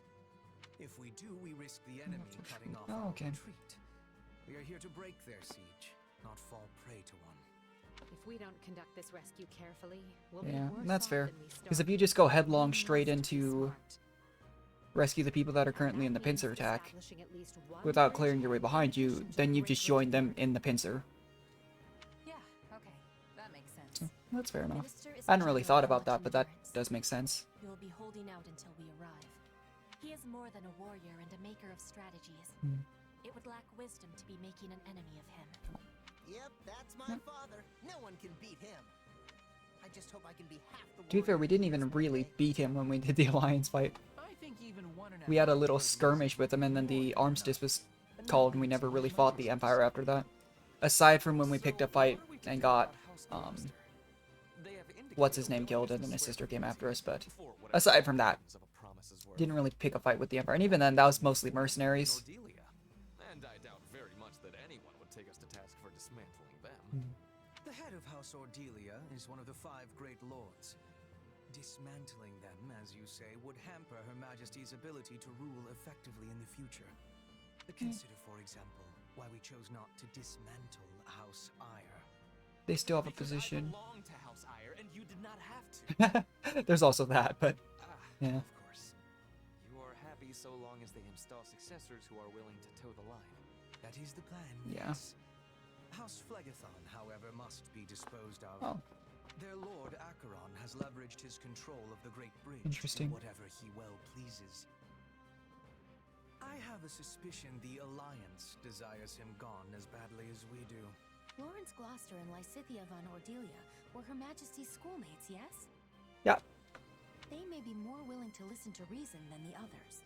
Sure, but I don't think Lawrence would, but yeah, that too. I don't know if I'm still iffy on whether or not we'll be able to recruit Lysithea. I think it'd be great because she's really highly leveled from our last playthrough, but I don't know if that'll be the case. We must retake the Great Bridge and extricate Count Burgles and his troops. Let us focus our energies on that for the time being. Agreed. And it would behoove us all not to overlook how devious Claude can be just because we went to the academy together. If he's not willing to come to the table, I won't hesitate to meet him on the battlefield instead. That's fair. I won't hold back. Sometimes you have to kill old friends in this line of work. Yeah. That's just how it is. Sometimes you make friends with old enemies. What happened with Byleth and Gerald? It's just kind of the nature of being a mercenary, I'd imagine. Still wondering if Shamir is with the Leicester Alliance here as well. She joined them so immediately on our path when we did the Alliance. Like, she was there from like chapter 3 or 4, I thought. So, just makes me wonder. Pardon me. Continues. Assuming we have a new facility. Very nice. Okay. Yeah. That's what I thought. Oh, I forgot that I need to check the owl perch every time too. Yeah, we could just get an owl feather that way. Still helpful. Yeah, here's the tactics instructor. For now, we're probably just focusing on Edelgard stuff. Because again, I mean, we don't exactly... We could have maybe done some extra fights and earned some gold in the endgame before. Which would have been helpful, but... You know, you'll learn. We probably have just enough to do most of these, though, for just one character. Who knew this power slept within?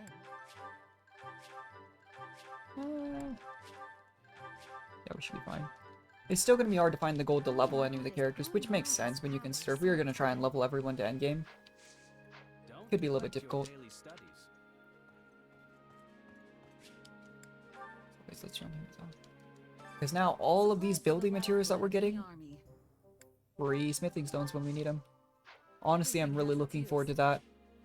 Just being able to use those as we please. Let's try and go through another chapter this session, though. I don't mind doing another one. And then we'll go through some support conversations as well. I know the longer streams we were doing for 3 houses were going up to like 6 hours. I don't know, though. Usually my roguelike streams are anywhere from like 2.5 to 3 or 4. And I feel like that's a pretty good length of time for a stream. But these, these Fire Emblem series, it takes a long time to get through. But you also have to consider we're also not going to be doing every fight anymore. I don't know if I really see the point in doing it. It's, again, free resources, but it's not necessary. I still don't know when we're going to get access to, because we unlocked those DLC characters, but we can't use them right now. Sothis is the only one I have an idea we'll probably get when we get Byleth and Gerald. It doesn't make sense to really have them before then. But for everyone else, I'm just sitting here wondering, like, when do they show up, you know?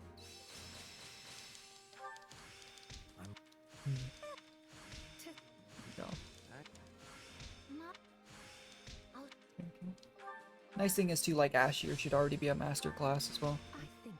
That's, again, extra resources that we don't have to spend. Oh, we can make her, that was fast, okay. And we do still have 15 master seals built up, so it's really advanced seals that we're kind of suffering on, in all honesty. Oh, I keep forgetting, I don't really care about doing this manually. Rest for critical, those could be good. I don't know how soon we'll be using them, but, like, all 3 of these are Gremory now.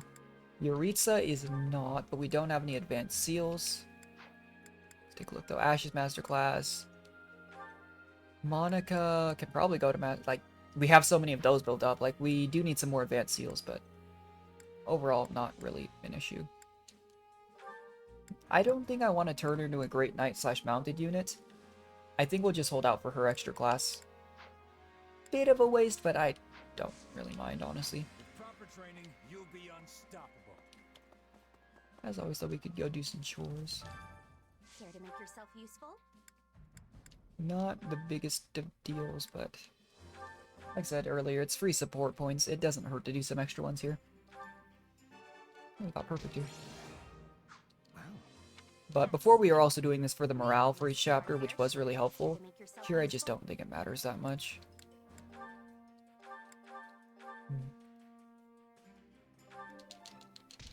But it's one of those resources, too, to be fair, that, like, it doesn't hurt to use. We all must do our fair share. Care to make yourself useful? Let's see. Bernadetta, we only deal with Bernadetta. It's especially nice for the characters we didn't have before. I wasn't actually sure if Monica was going to be playable in this game, though. I just kind of was curious. I'd imagine she is 100%, though, an Empire-only character. I have a really hard time imagining that she can be played in other situations. Apparently Ferdinand and Gaspar also have a pretty high support level already. I don't know why, but that is interesting. Yeah, sure. Still raises the relationship between those two. Even if we'd maxed out our relationship with some of those characters, I still think it's probably helpful. Hunger is the true enemy. We're engaged, but yeah, sure. Let's see. We're actively using Petra. Well, we're already at A rank. Like us, it gives the effect to everyone. We should be taking people to meals that we haven't got A rank with. Hey.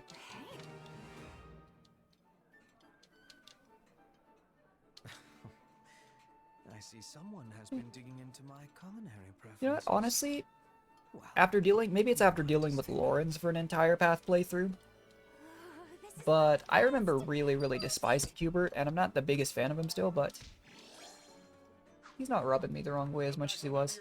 Because seriously, it's not a joke. I hate Hubert in Three Houses. Like, even when he's our ally, I didn't like him, but I don't know, like I said, maybe it's just having had to deal with good old Lawrence for a while. And a shop could be worth it. These are the springs that I was talking about potentially being helpful. But interesting. Just so many of these resources we don't need, and I think I was really overestimating how useful they'd be. In all honesty. Like, it's not that they're unhelpful, it's just I don't think they're necessary. Frozen stats. We really haven't messed around with the frozen stats a whole lot. I don't feel like I feel like a lot of the mages have ice-based attacks that they can use. But I also don't feel like there's been a particular mage that I've thought, okay, ice magic is their specialty. Usually it's actually been light and dark magic, or it's been fire magic. Don't know why that is, but I don't know, to be fair, there's other units we haven't used a lot. We haven't used Manuela a whole lot, if at all. Maybe she's the ice mage specialist? Just a thought. Because if we had somebody who, like, quote-unquote specialized in ice magic, having the ability to use them often would be really nice, actually. Just because then you could freeze units constantly. Yeah, that attack is just so insanely powerful. Because it not only does so much damage, but it lasts for such a long time as a weapon art that it's pulling in those extra enemies. It's one of the weapon arts that I really wish I'd learned about earlier. We're also still making a lot of benefit from the ZR that we got from Lysithea here, Cursed Explosion, just because our abilities are sending them flying. So especially our basic, like, other weapon art, not the fancy one, sends the enemies flying real quick. They take a bunch of extra damage. Like, it's always been very helpful. I think that depending on the kit, you know, if we didn't have much knockback, it wouldn't be the most helpful thing in the world, but since we do, lots of extra damage. I know Shez's original skill is just like a dash. That wasn't bad, but still.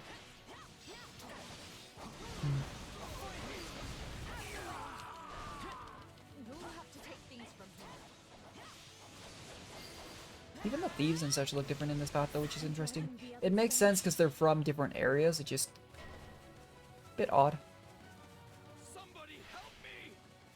Oh. Oh, they're just... That was like 4 thieves picking on 1 commoner. Jeez. That's messed up.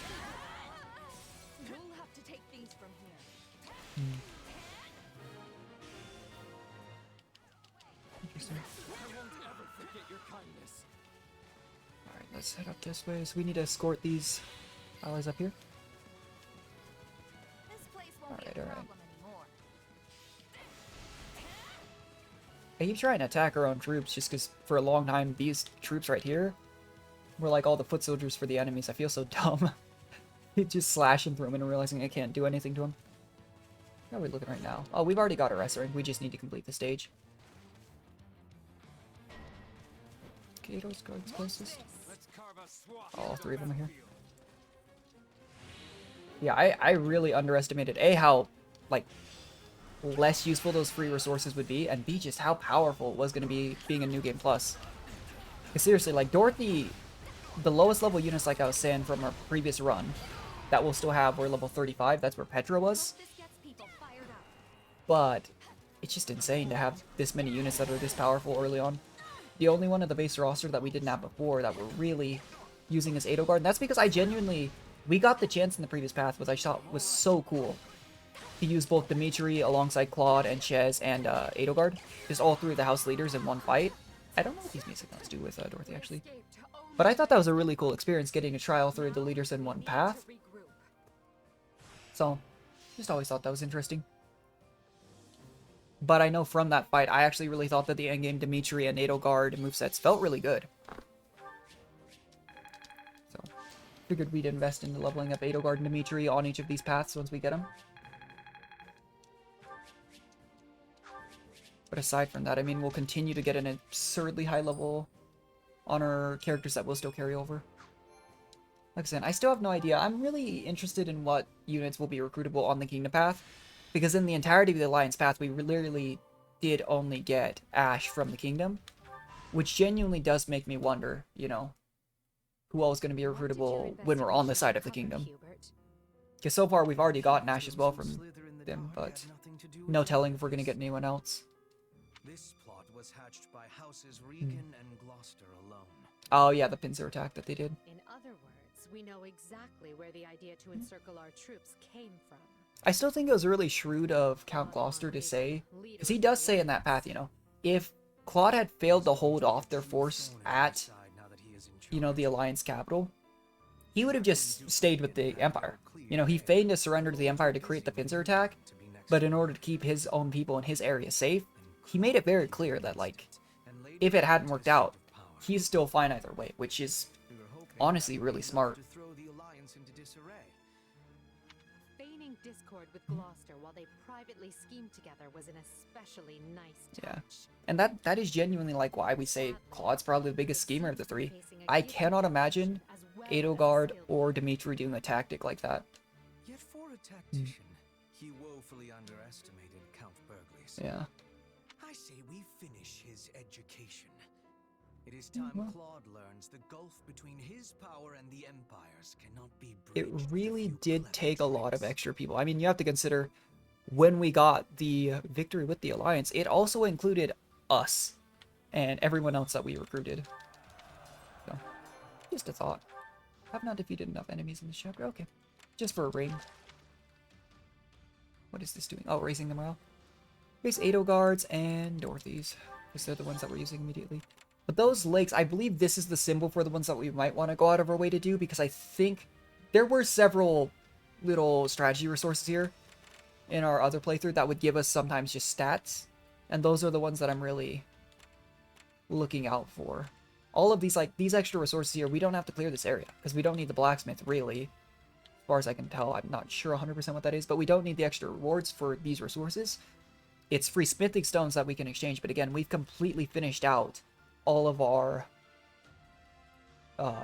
facilities, and it's so nice that those carried over, because so many of our smithing stones had to go towards committing in our first playthrough extra resources to get those completed, and we also, you know, enjoy the benefits of them right now. By this point in the previous playthrough, in addition to having significantly lower level units, like we wouldn't have had, for example, 3 A bars for a special attack. That's something that we only have because our facility is max level. Same things with, we get significantly more resources from our little stockpile that comes through every so often. I don't even think that was something you started. Like, I just can't stop noticing, like, how helpful that is. We get significantly more gold every fight because of it. Just super, super nice, honestly. But time to keep running through these enemies.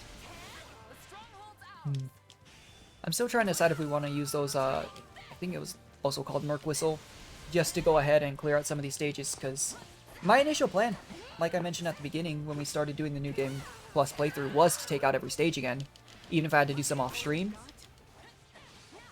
But as we're kind of progressing through, I'm realizing, like, again, we could literally just take Shez, Byleth, and Geralt once we recruit them, and probably just beat the game. So there's no reason to go out of our way to do everything. And the entire point of New Game Plus is kind of to see, especially in the Three Houses and Fates timelines, is to kind of go back through and see how things work out. Oh, we do need to stop them from running into our base, though. Did not even realize they were over there as we were kind of just rambling on. I actually think Dorothy seems to be pretty, like, lightning magic heavy, which is interesting as well. Pick up this Pegasus Knight here. Now that I think about it too, like, mounted units become significantly more common in Three Houses / Three Hopes once you've kind of gotten them to endgame and they're getting the master classes. But actual units that start out as mounted aren't that common. You know, we have like Yuritsa. I mean, Ash right now is mounted, but that's because he's a master class. I'm genuinely trying to think. Ingrid does start out as a Pegasus Knight from the Knights, but overall, not that many units actually, I feel, start out as a mounted unit, which is interesting.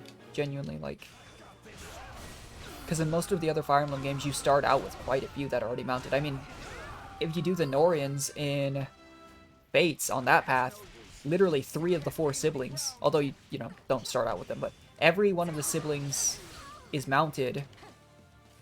And, I mean, Camilla's the only one on a flying unit, but I guess to be fair, by contrast, the only member of the Hoshiden royal family in Fates that is mounted is Hinoka, who's on a Pegasus Knight, but it just kind of proves the point, though. In most of the other Fire Emblem games, I feel like you have quite a few mounted units to start. I'm trying to think. In Shadows of Valentia, you have... I can't remember their name, but there's quite a few there, I know. In Marth's story, you start out with Sheeta, and you also start out with a few Cavaliers. Because I still remember, because I did all the hard modes in Shadow Dragon. If you do the prequel, I mean the Norma mode, you get like the prologue that you can do in that game. And you get to choose who you sacrifice, but it automatically sacrifices, I believe his name's Frey, the blue-haired guy, if you do any hard mode, because it skips the prologue. But you start out with like an armored unit in Drog, you start out with a flying unit in Sheeta, you have Jagan on mount, you have Cain and Abel as well in that series. Like, it just really never occurred to me. I feel like, genuinely, in the Three Houses world base, you end up with a lot of mounted units, but you start out with fewer than a lot of other games. Just something. But again, that's also one of those things that I could just be completely wrong and just not remembering. Because I have that tendency a lot. Like, done it this playthrough a lot. I don't know why, but I could not remember Holst's name, Hilda's brother, every single time I tried to think about it on stream. But then when I just was like thinking offhand, I was like, oh yeah. Just didn't even have to think about it. And I always feel so dumb when I do it, but I don't know. I'm also one of those types of people, though, that has a really easy time remembering people by face and a horrible time remembering names. It's gotten me into trouble, too, but it just... And I always feel bad, because like, forgetting someone's name is the worst feeling in the world, but... Like, I'll remember someone's face. I remember the faces. I've run into people that, you know, I haven't run into in years, and still remember them by face, but I have no idea what their name is. It's pretty funny.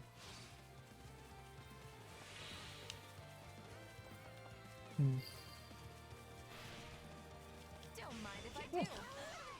Did we just continue on here?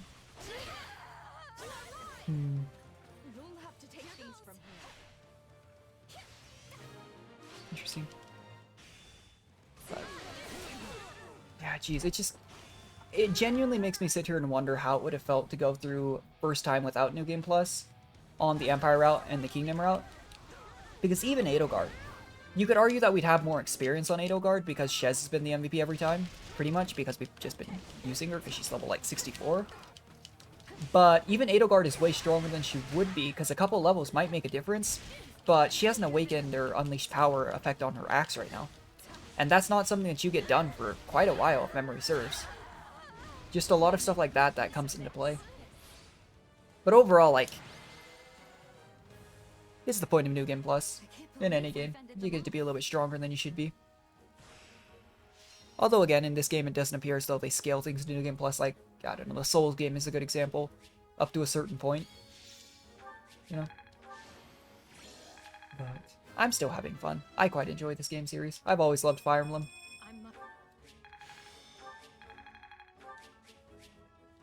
Like, I was really genuinely glad to see that Three Houses did so well. Because it felt like Fates really did flop. I enjoyed Fates, personally. I didn't think it was a terrible game. But I understood why a lot of people didn't like Fates. They made you buy every single path instead of just doing it in one game. I know that didn't sit well with a lot of people. But overall, I still enjoyed it. And I think that's what's important. I've told the same thing to friends that... Oh, raise the magic level, perfect. But I've told the same thing to friends that enjoyed games that maybe other people didn't. Is at the end of the day, I think if you enjoy it, that's what's important. Okay. I don't need to do the extra quest. You know what I'm gonna do? We're gonna go grab 2 Merc Whistles. I wonder if we can only use... Can we only use one? I don't know. That'll save us a bit of time, though. Like I said, I want to get through this chapter right now.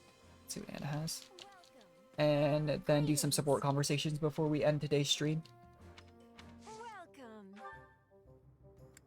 Magic moves, that's helpful. Looks like she does restock these though, which is nice. At this point, I guess, well, at this point we probably don't need to be buying those ores because we have so many smithing stones. Didn't think about that. I think the closest thing to our room is the kitchen. I guess we could also... I think you can teleport the unit, so maybe we should just teleport to Arvel. But, like, yeah, you can tell I didn't look through a lot of these journals here. A little bit of lore that's always interesting, but... I kind of did the same in thing in Three Houses. When there were things like that, I just didn't really worry about them. Let's grab... Okay, there's still some other stuff here. These signs, though, I genuinely think are so cool. Like, Crest of the Beast. We had a weapon that appeared right about the time that we were getting our powers, I remember, in the Alliance. And I remember thinking, oh, the Crest of the Beast, that has to be ours. And then we couldn't use the weapon. But this Storm Dragon sign is probably what cost it, but... Again, we need to be somewhat careful with how much... Like, I'd love to get all these free items, but... Let's grab, like, 5 of these. We do need to save some renown for our night playthrough. Because my goal is to go through all 3 of these paths before Xenoblade 3 comes out, because I really want to stream Xenoblade 3 as well. Supplies are the lifeblood of any And we still have the better part of a month, I think, to get there. But... kind of my goal to finish out this game before we try to split our attention to that game as well. How do we use the Merkles? Capture without fighting. Yeah. That is neat. Strategy resources. So yeah, I mean, like, we don't get the Wing Thresher, but we didn't even use the Wing Thresher in previous playthroughs, stuff like that. Oh, feather's nice. Rocky Burdock. That'll be useful. We might come back. I might come back and do that on my time. Like I said, I mean, for these new game pluses... Oh, sick. That's actually so nice. It's a bit lazy, but... yeah. Bridge of Murden. No, I don't need some materials. Actually, though, to be fair, if I were to give 3 smithing stones for all of those materials, I could then just trade those materials in for a lot more smithing stones. So that's probably worth it. Yeah, it's fine. I'm being a little bit wasteful here, but genuinely, I just don't think that it's too big of a concern.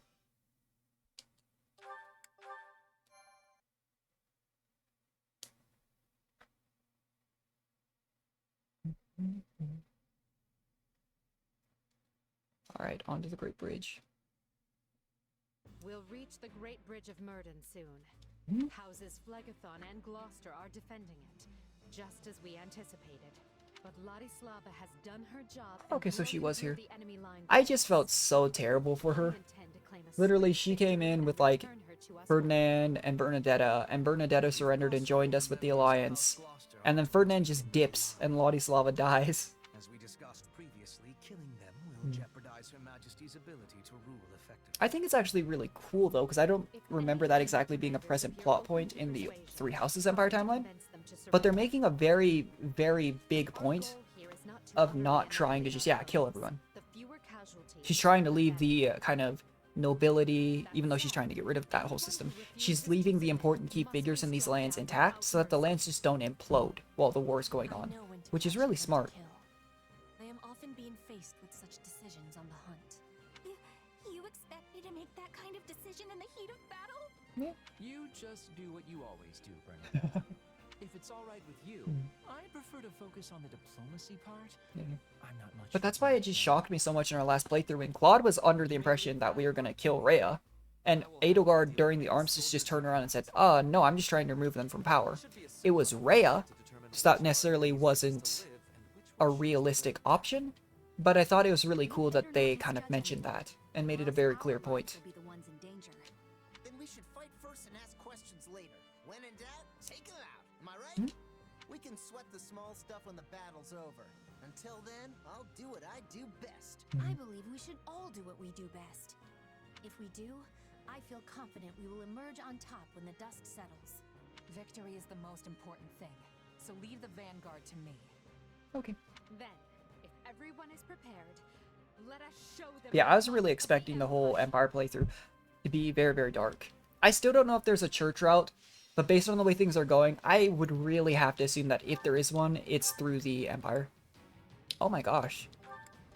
We get Lawrence, really? I didn't think of all people. I thought Lawrence would be one of those that was so loyal to Claude. Oh, we can't get that strategy because we didn't do it. That's fine. But I really thought Lawrence was going to be one of those units that was so loyal to Claude that we probably wouldn't be able to persuade them. But we have Baltus from the Ashen Wolves here. Ignatz, who we really didn't use, and Lawrence here. That's genuinely surprising to me. I didn't think we'd get 3 units here because the most I think we got in a single stage, as far as persuading them, I mean, we got, for example, we got Yuri at the same stage we got Gerald and Byleth. But, how many units do we have there? 1,220 units? Okay. But you also have to consider that at the same time, we didn't necessarily have to persuade those units. Like, I think the most we've had to persuade in one stage throughout the entire Alliance path, I'm pretty sure it was 2. I could be wrong, but I didn't know Bernadetta was a mounted. Oh wait, no, she's a bow knight, yeah. But I just think that's really fascinating. But we should probably send like, oh, we can't even break through. In that case, let's send some of our units to take these side ports as well. But I would imagine that I just kind of want to... I just felt so bad for Ladislava when she kind of got ditched and died, so I really want to see if I can't keep her alive in this timeline. There's a chance that she's one of those units that's doomed to die no matter what, but I would imagine that if units like that can survive, it's probably in the, you know, their actual hometown route. It's the same thing with Catherine. I have an idea that Catherine will probably die in this route as well. Much as I wish it was not the case, it just seems likely.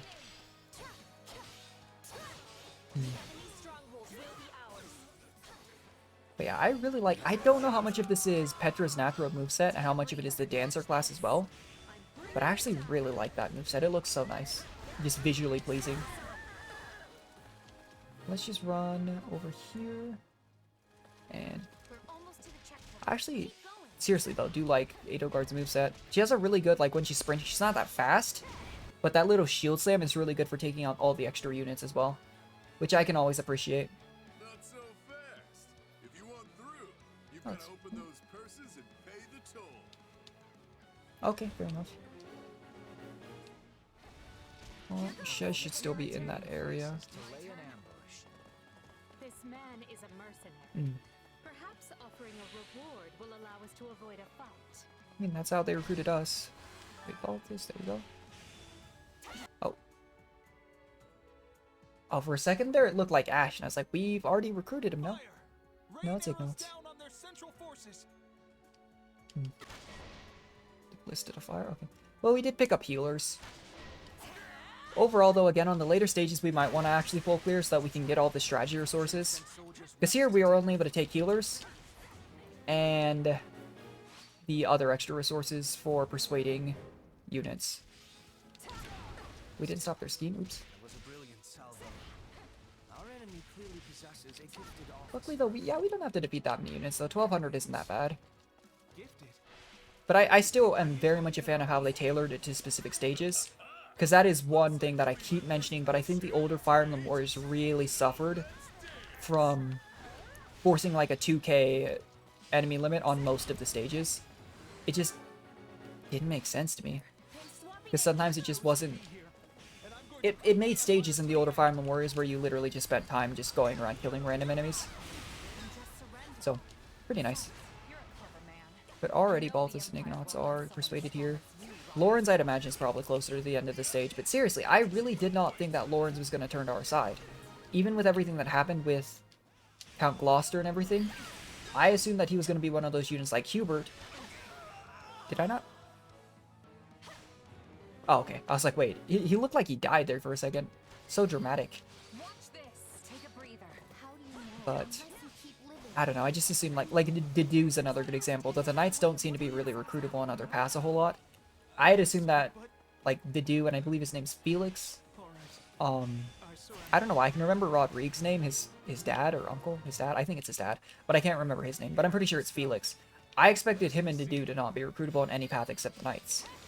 Kind of the same deal I thought was what Lorenz would be. So, just, yeah, I'm surprised. It just really caught me off guard that we can just recruit Lorenz like that. We gotta go help her. How much help does she have? I still don't think there's ever going to be a stage that's as much a nightmare for me as trying to keep them alive as hard mode recruiting Ryoma's son. Because he starts in the middle of like an entire group of enemies, and I swear he dies in like 2 turns. I still remember that on Fates, it was so annoying. And the thing was, I think that stage, I don't know if it was a glitch in the game itself or if it glitched for me personally, But generally speaking, if the child units died in their like Outrun stages and fates, you'd still recruit them at the end, you know? But I think Shiro's one of the ones that was like glitched, so if he... Again, this could just be me remembering correctly. But I genuinely think I remember not having Shiro for a playthrough because I didn't rescue him in time, and I was just so confused. But there's also a chance... Oh, look, it's... this guy, they said they wanted to dissolve his house. But I do remember... I mean, there's a few that were just my mistake. For example, in Birthright, I think it was. If you don't have a certain level of affinity with Kaze, there is a point where he just dies, and I had no idea. So one of my playthroughs that I was just kind of just tearing through everything, I didn't bother to have Korin level her affinity with Kaze. And then Kaze had already, like, married someone that playthrough. And I just remember, like, 3 stages later just being like, wait, where's Kaze? And I was super confused. It's kind of funny. So, just one of those little things that... I mean, House of Legathon was literally the specific one that they said they were going to dissolve no matter what, so... I don't know if that was an option in his case. But that's messed up.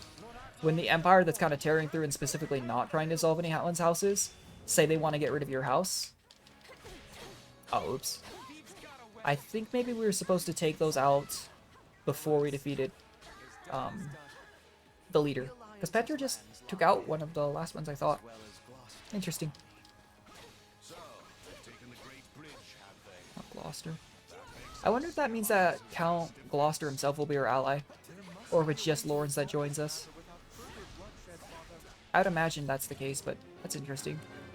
Because again, with the Alliance passed, Count Gloucester did stay with us until the very end.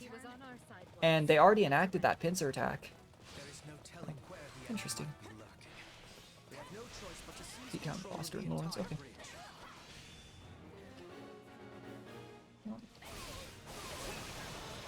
I could defeat both of them. Here we go. Is this... Huh. That just makes me worried for Claude, though. If Claude's allies, like his closest allies, are just kind of dipping on him and joining us, how is the Alliance/Federation even going to form? Because we already knew, like, Count Gloucester, I mean, House Gloucester was one of the biggest houses for kind of actually helping the Federation form. But you have to consider, like, there was the one house, I think it was Marianne's house, that was really just supporting them financially.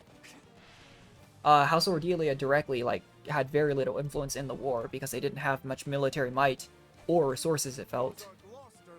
So it really might just end up being House, I think it's Goneril, that is Hilda's and Holst's house. So it might just be like House Goneril, Claude, and maybe some of the other lords he appointed. But just interesting.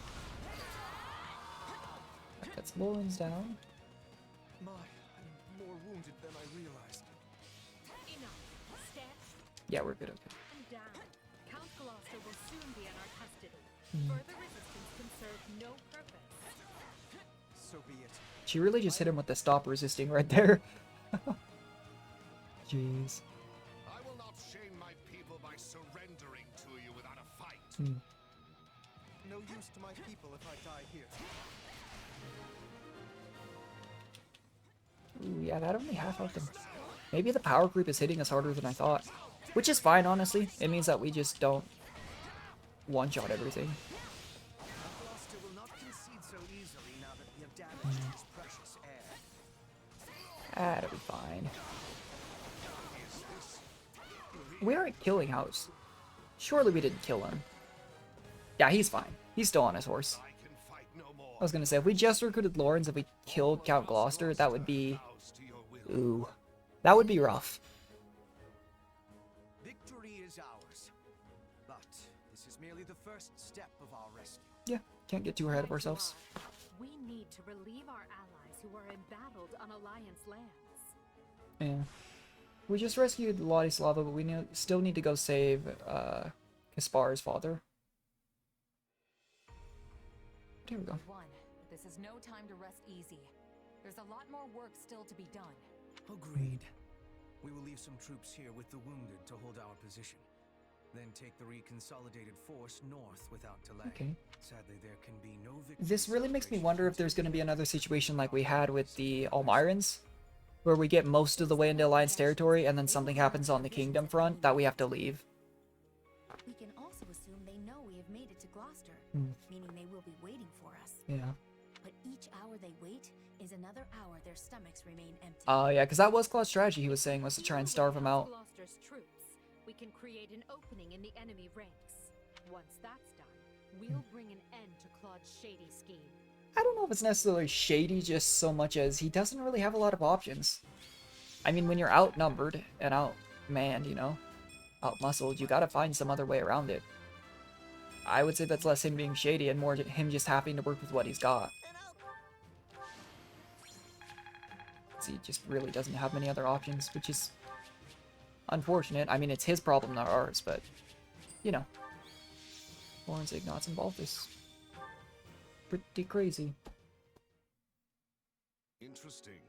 It seems the Empire may not want our heads on pikes after all. Yeah. That is good news. I was concerned they might be so upset as to seek your execution. Oh, poor Lawrence. But based on their posturing, it seems those fears were groundless. Well, I am an effective lord, if I do say so. I'm so good at my job, even the enemies want me to keep doing it. Taking my life would make it difficult to keep order on my lands. Yeah. Count Gloucester genuinely did seem to have really good insight into a lot of things like that, whether he was our enemy or our ally. Just interesting. Because that's basically exactly what Edelgard and Hubert were thinking. I never should have let that man cajole me into starting such a needless fight. Say that now because we lost. Oh yeah, 100%. Lawrence has a good point, though. It would be the exact opposite if we were with the Alliance and that had happened. Idolized you for ushering House Gloucester toward even greater prosperity. Questions of what if matter little after you lose a battle, and even less after you have misled your people. That's fair. But again, that what if we've seen what happens. The right and wrong of things is before, not after. It is for this reason that I have decided He does still yield, okay. to yield command of our house to you. That's fair. I only pray you might walk us back from the I think some people might see that as the, oh, oops, I made a mistake, I'm stepping down, it's now your problem, Lawrence. But genuinely, if I fail to step down now, yeah. I'll spend the rest of my days wondering when the I think he's just trying to do the right thing. I understand, Father. With all that has happened, it is hard not to see the wisdom in your decision. I will find a way to build a newer, stronger House Gloucester alongside the Empire. There you go. Just as it did before, our house will shine brighter than any in Leicester. If the Leicester Alliance still stands, but again, I really don't think that Edelgard's looking for the dissolution of the Kingdom or the Alliance here. She does say in the Alliance that it would be more convenient for her if the Kingdom fell, but convenience and what she actually wishes for aren't always the same thing. No doubt, he wishes to make his loyalty plain by taking a clear stand against House Regan. Well, I see no reason to reject his offer. See that his soldiers are It's always a risk, though.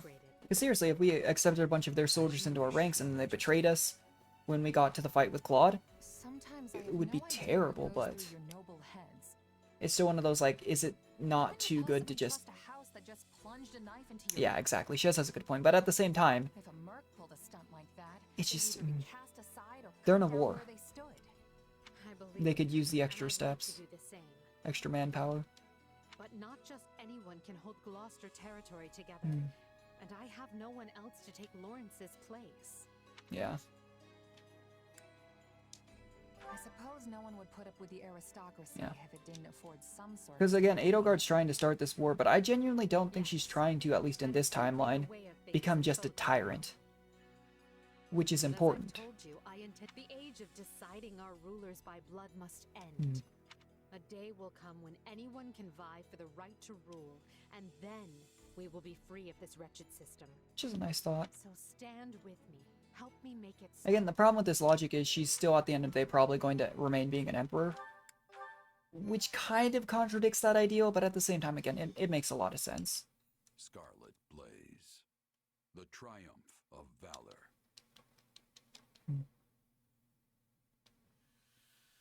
To rescue Count Burgleys, Edelgard seizes the Great Bridge of Murden, forcing Count Gloucester's surrender. With no time to lose, she then presses on, unbowed. Nice. But Claude is not one to be caught off guard. He rallies every He totally is. That 100% happened when we were on his side. Not to be mean to Claude, but 100% he got caught off guard a lot.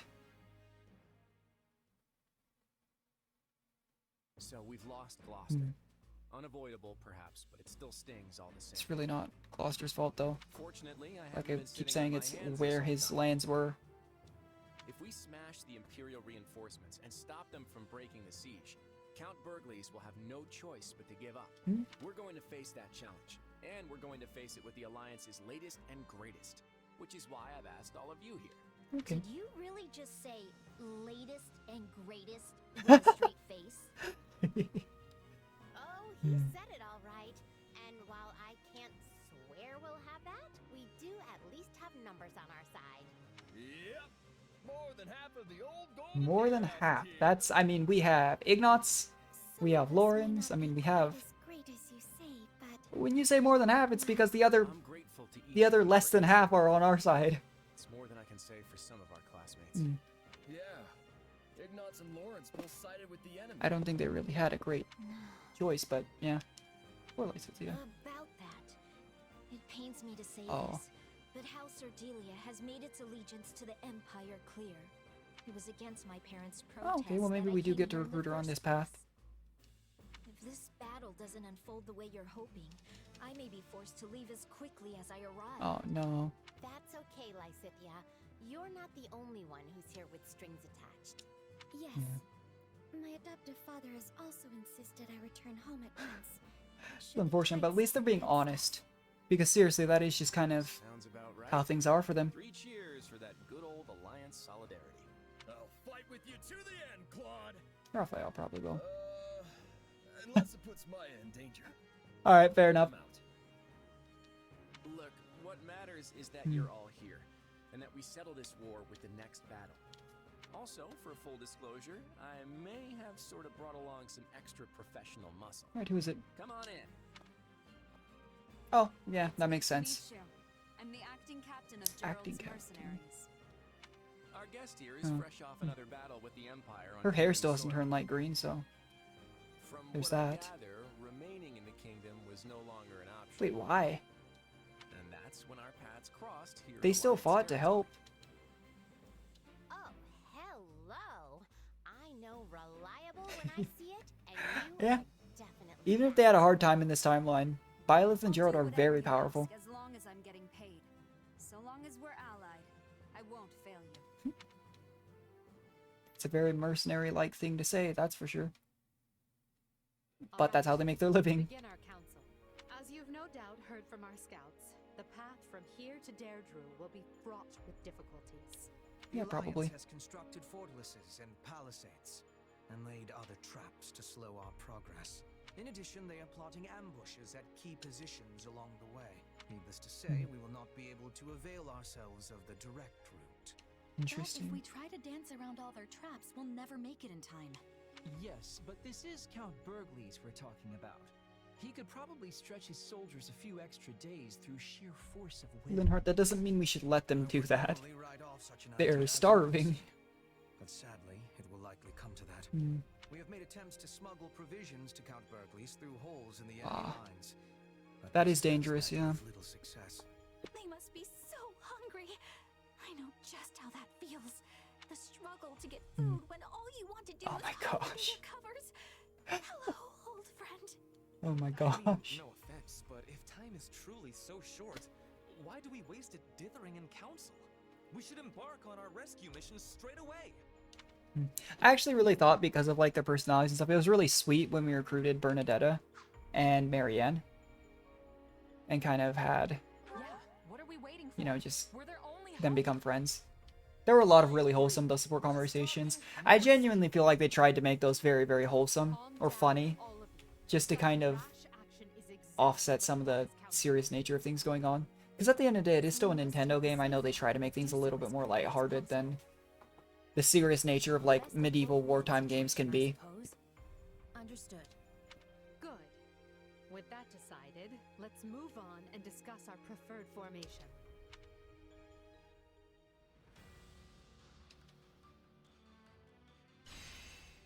Wait, no, this is only 6 battles. Alright, let's take care of our... Oh, you know what just occurred to me? Out of nowhere, really. If we spend our... I was worried about saving our renown for a kingdom playthrough as well. But I don't know if we'll have to... We might have to re-recruit the units that we still don't have. We spent like 180 renown on it, but right? But in theory, if we get this equipment, it'll still be with us. Because we still have like Thunderbrand and such. So actually, it might not hurt to get some of these as we need them. I would assume that, you know, these are consumable. These probably restock as well between playthroughs. But we can absolutely afford to grab some of these, as long as we save enough to potentially re-recruit Rhea, Sothis, and Arvel if we have to. Which I'm really hoping we don't, because that would be kind of sad. But, like, these equipment, we got the Creator Sword. Our equipment stayed with us, so it's not like these are going to disappear. So, that just occurred to me, though, and I feel a little dumb about that. But yeah, in that case, we could grab, like, these weapons. Tala's Cornet. I 100% do not think, though, that these 3 weapons... That makes me think Kronia might not be playable, which makes sense. I wasn't really thinking she was, but if Kronia's listed here alongside Talus and Cornelia's weapons, just doesn't seem likely. Even on the Knight's Path, I think Cornelia was such a, I don't know, antagonistic force that I have a hard time seeing her being playable. Let's see. As always, let's double check our supply master. Collect our supplies. Trade. Oh, that's not it. Yeah, look at all these. 153. That's like, we can't use the resources anymore. So smithing stones really... Oh, we can't hold anymore. Yeah, smithing stones really shouldn't be an issue anymore. That's so nice, honestly. Because, I mean, Venom Stones, I didn't see Venom Stones used for anything beyond the Venom Blades and stuff like that, the Venom weapons. Oh, I dropped my controller. Which did fall off really, really early on, to be fair. But Black Sand Steel we were using pretty late on. Arcane Crystals we didn't use a whole lot. Umbral Steel, Mithril, and Agarthium, though. And Boot Steel, all of these were used pretty late into the run. And basically all we're going to be trading are Smithing Stones now, aside from... you know, just general weapons, like I think silver weapons still use them, will be these ores. So why not just grab, go to like an even 60 on these?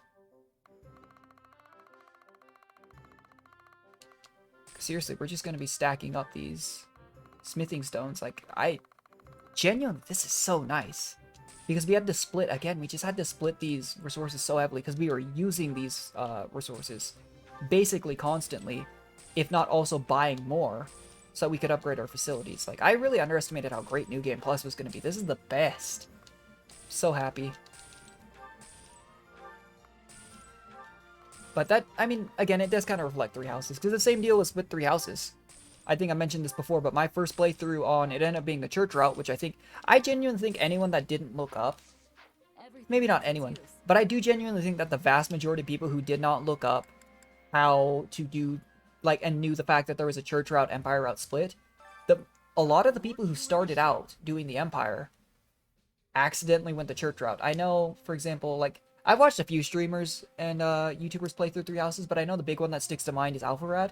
He played Three Houses, he went Black Eagles, and got church route as well in his videos, because you have to, like, have, I think, a certain affinity level with Edelgard, but the important thing is you have to talk to her during a specific month, during exploration, but they did it, like, a few months in, during the the academy days, and that's where you go witness her join forces with, not join forces, sorry, become the Emperor early on in that timeline, and as a result, you then get the option at a point in that kind of path to either side with Rhea or side with Edelgard, but if you didn't witness her become the Emperor, you don't get the option to side with her, so you're forced into the church route. And I genuinely think that a lot of people probably didn't keep that in mind, just because they weren't really expecting to have to. Like, I remember by that point, it had already been such a, like, good chunk in time, that it just didn't even cross my mind. So I think it's one of those little sly things. But I've always wanted to just ask a huge handful of people, hey, if you didn't look it up, again, people who looked it up would be a little bit excluded from that, but I wanted to ask, like, just a big group of people who did Black Eagles first, because I think a lot of people genuinely did. Just be like, hey, did you accidentally do the church route first without looking it up? Or if you did do the Empire route first, did you just happen to explore and talk to Edelgard that 1 month, you know? Just lots of stuff like that. That's why I think Fire Emblem's so cool. Because I know, obviously there's the more common marriage options, but like Awakening is a good example that I brought up before. I married Serge a lot of the time in my Awakening playthroughs, and I really liked her support conversations. But aside from the really popular ones like Lucina and Cordelia, I've always wondered to people who have played through Awakening, you know, who are their favorite romance options? Like, I still really like Tiki as well, and I know Tiki's a really popular character, but I've always loved Tiki's character. Just one of those cool, like, because outside of Three Houses kind of broke that rule, but generally speaking, I felt like almost every Fire Emblem game timeline could tie back a little bit, at least somewhat, to Tiki or similar to that. For example, even in like Shadows of Valentia, we see the military. You know, we see the tree that we, in Awakening, have Tiki get her powers back. And obviously there's the ones like Awakening and Mars timeline that she's directly involved in. But Tiki is one of those characters I think it's so cool that you can make all these timelines that are slightly different and still have some connection between them. We're already A-ranked with Edelgard. Wow, that's a little surprising. In that case, we'll just bring along someone who... Yeah, Monica. I think we should focus a little bit heavily maybe on making sure we do get like Monica's, Hubert's, the characters that I don't think we'll ever see in another path. I really thought Lawrence was going to be one of those examples, but I'm like 99.9% certain Hubert and Monica will not be playable on any path unless you're sided with Edelgard. What in Foldland? Yes. Whatever nefarious... They don't like the... Come back whenever you're hungry. Fair enough. Alright, but now, I mean, let's do our support conversation too. Again, as always, I might do a little bit of grinding off stream.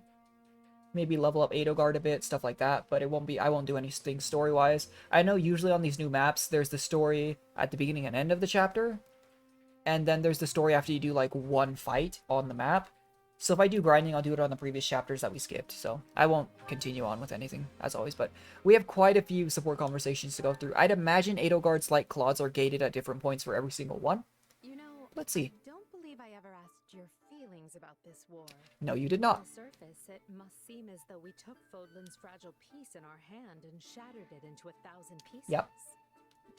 Really hit the nail on the head there, Edelgard, honestly. Time now? Where'd that come from? It's merely that we've never discussed the matter, and I thought you might be able to provide some perspective on how an outsider views the actions Adrestia has taken. See, the thing is, it's hard because I would do one of these two.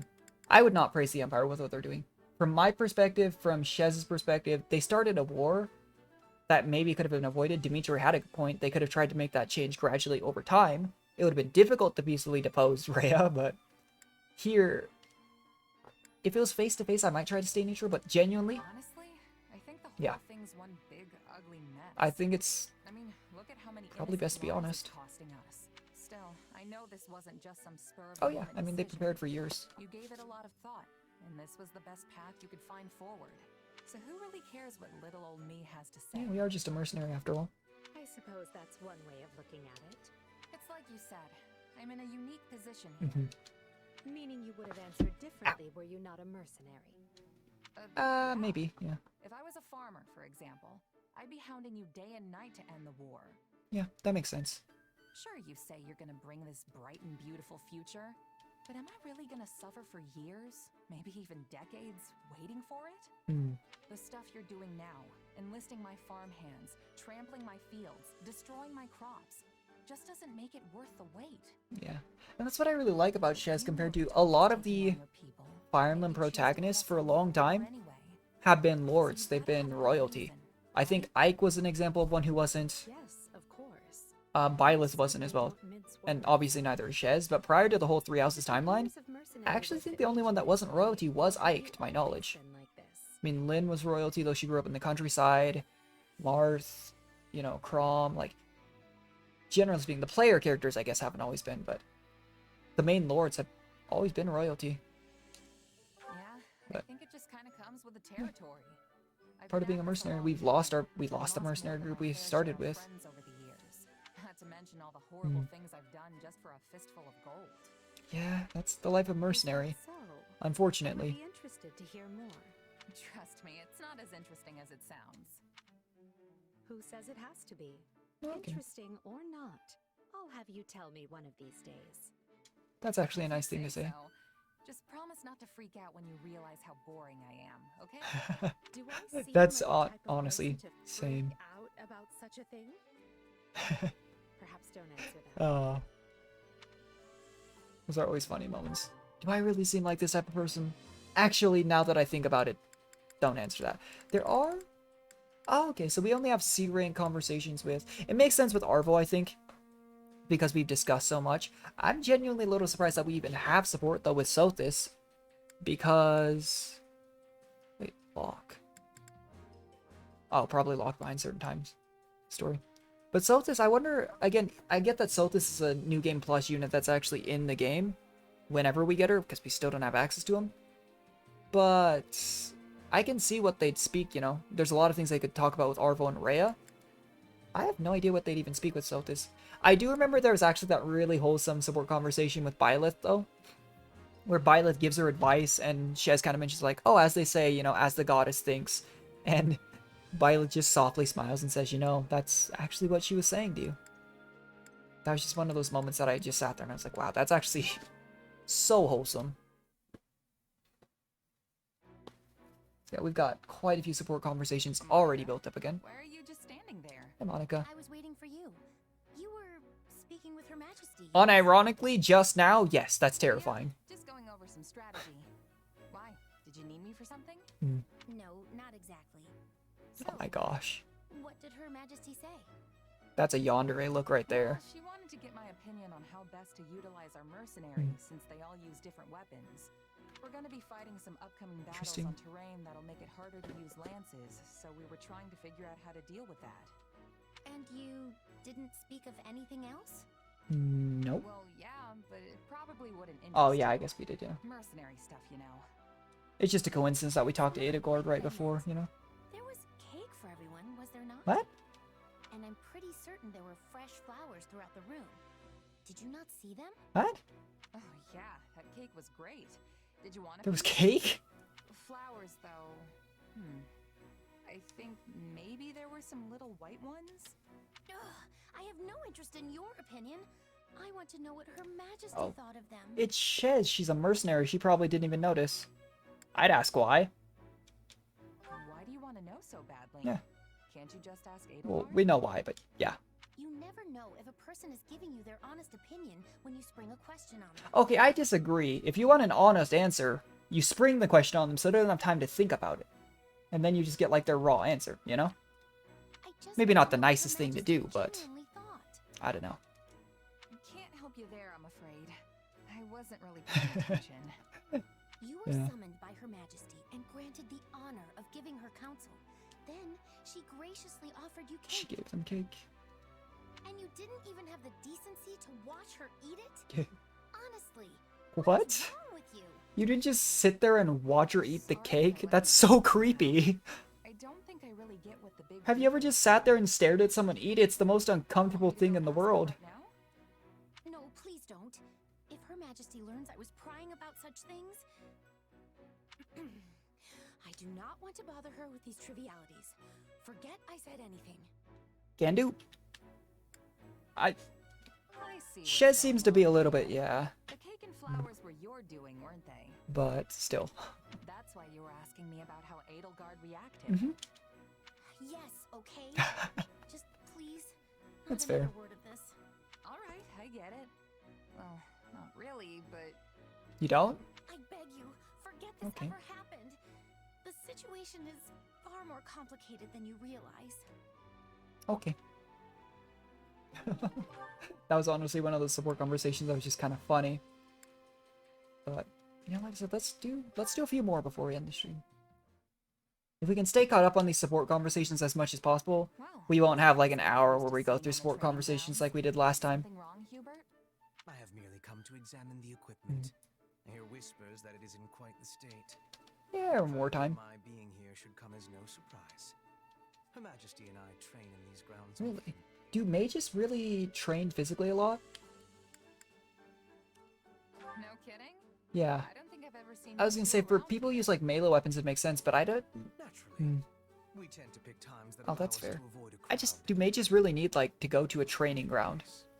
If you do desire I suppose they still probably need to practice, but you only need just not the first thing I thought of. A mercenary with no backing, such as yourself, has much to gain by earning Lady Edelgard's favor. Of course, we would not be without benefit. Your rise in standing would paint an ideal picture for our people. How do you mean? Many commoners crave progress, a path upward in life. Oh, okay, yeah. And your example. Well, people are always seeking to better their situation. Very normal. Don't think it's a bad thing. Never expect to see their emperor train alongside I think it's one of those things that if it's an excess, yeah, it can cause people to do some crazy things, but there's nothing wrong with trying to make your situation better, become happier. And if you're satisfied with where you're at too, that's not a bad thing either. Just,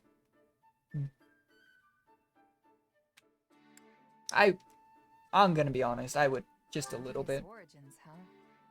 Yeah, I guess you're not wrong.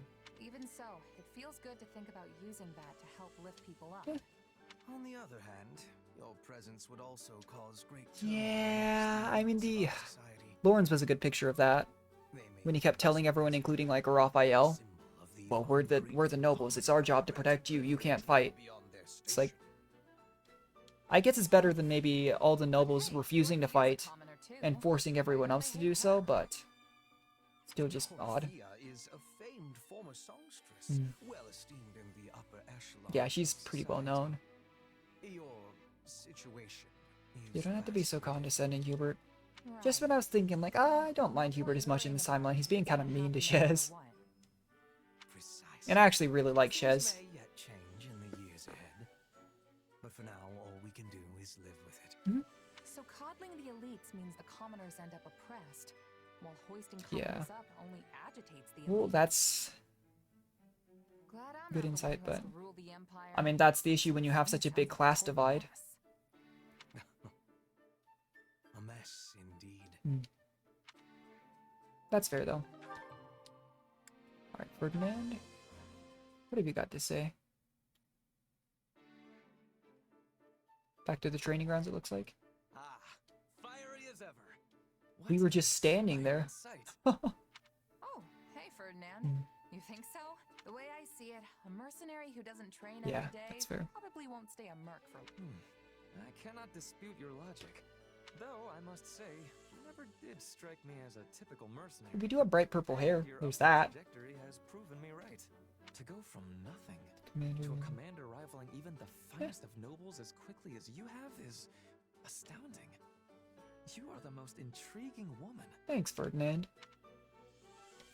Well, that's because I've made a habit. I of wouldn't giving protest my all. myself, you know. I'm honestly just happy to have earned Edelgard's respect. You're all, you say. Something wrong? Oh?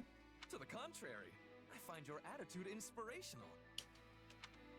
We are birds of a feather, you and I. Every task I undertake Ferdinand was a must bit be done to utmost perfection. when we were fighting him, which makes sense, you know. It shall have a mirror scene. But honestly, I can admire the enthusiasm to do the best in everything you can. I don't have that enthusiasm, but I can admire it. No less than every fiber of your being. That's taking it a little far, don't you think? Maybe you're not wasting food, but what about your time and energy? Oh yeah, maybe. And I'm not any sort of noble, you know. I am aghast. Are you suggesting that devoting myself No, not to necessarily, every but endeavor is wasted? yeah, I mean, if you're gonna polish your armor, you could polish it nicely. Or if you want to do everything, If you're just all into every little yeah. thing, you'll run out of You'll burn stamina out. right when you need it most. You're Yeah. like the knight in that proverb, the one who spends all day building a fence around his. That's kind of a funny proverb, actually. Jeez. Valuable advice for a Pegasus, perhaps, but I am no beast. I am Ferdinand von Eyre. Yeah, you are. See, I have both of these thoughts. This guy can't be serious, but I'm not gonna tell him that. I know that you're different. I do, but everyone needs to take it easy sometimes. If you always keep your bowstring taut, it's just gonna snap when you actually need to fire. I assure you, I am no bowstring either. But He's taking it too literally.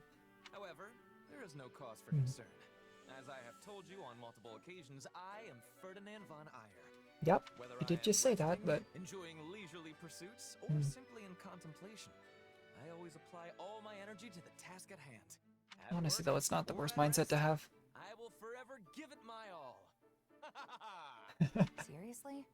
What's full-on resting even look like? Jeez.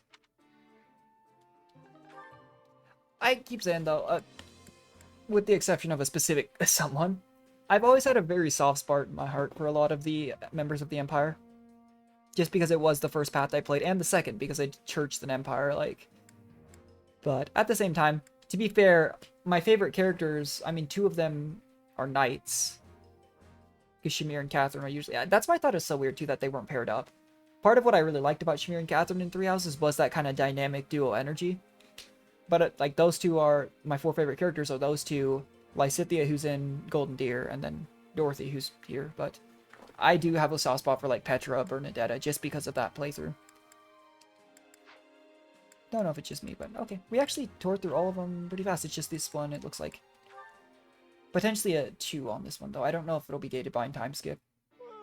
I'm tired. Good old Linhart. Time to find a good spot for a I still think it's hilarious that he kind of related to Hilda Bernadetta? and theirs just because he was like, we're two fellow people that are trying to avoid responsibility. So funny. Not getting in the way of two people's love at all. No, sir. Huh? But I'm alone here. I see that. Oh. Yeah, that. She's trying to avoid responsibility. A man and a woman together Oh. in the woods, getting She's blushing. Why would you stay here? I just leave. Well, neither of them seems to be dead yet. They're on a secret date, you dummy. Then why are you sitting here spying on them? Regardless, how does two lovers stealing a moment alone Yeah. lead to you curled up here in the fetal position? Because I'm hiding. Oh. If I messed up their date, Then just crawl away. revenge on me. People walk by different areas all the time. To them, you're no different than a pebble on the side of the road. Yeah. Hey, I'm not a pebble. I mean, sure. If anything, you sitting here having this conversation with Linhart is gonna make you more noticeable. Then just roll away quietly and you'll be fine. Just roll away. Just roll away quietly. Oh, she's not literally gonna do that, is she? Yeah. Wait, no. They'd see me. Stop trying to get me killed. We've made enough racket over here to raise the dead, and they haven't even noticed. I think it's safe to say they're off in their own little world. Still, Yeah. good for them. Sharing words of love when either one could die tomorrow. Well, a situation like that kind of. Wait, they could die tomorrow. We're in the middle of a war, Bernadetta. They're both soldiers who serve on the front Yeah. lines. I doubt a rosy future awaits them. Well, glad that they're seeking happiness while they can. It's a little bit pessimistic, but yeah. Oh my gosh, Bernadetta. Sure, but the fact it wouldn't happen in reality is what makes it such a good story, right? Yeah, maybe. Wait, but there are tons of stories where two people who have sworn their love don't ever meet again.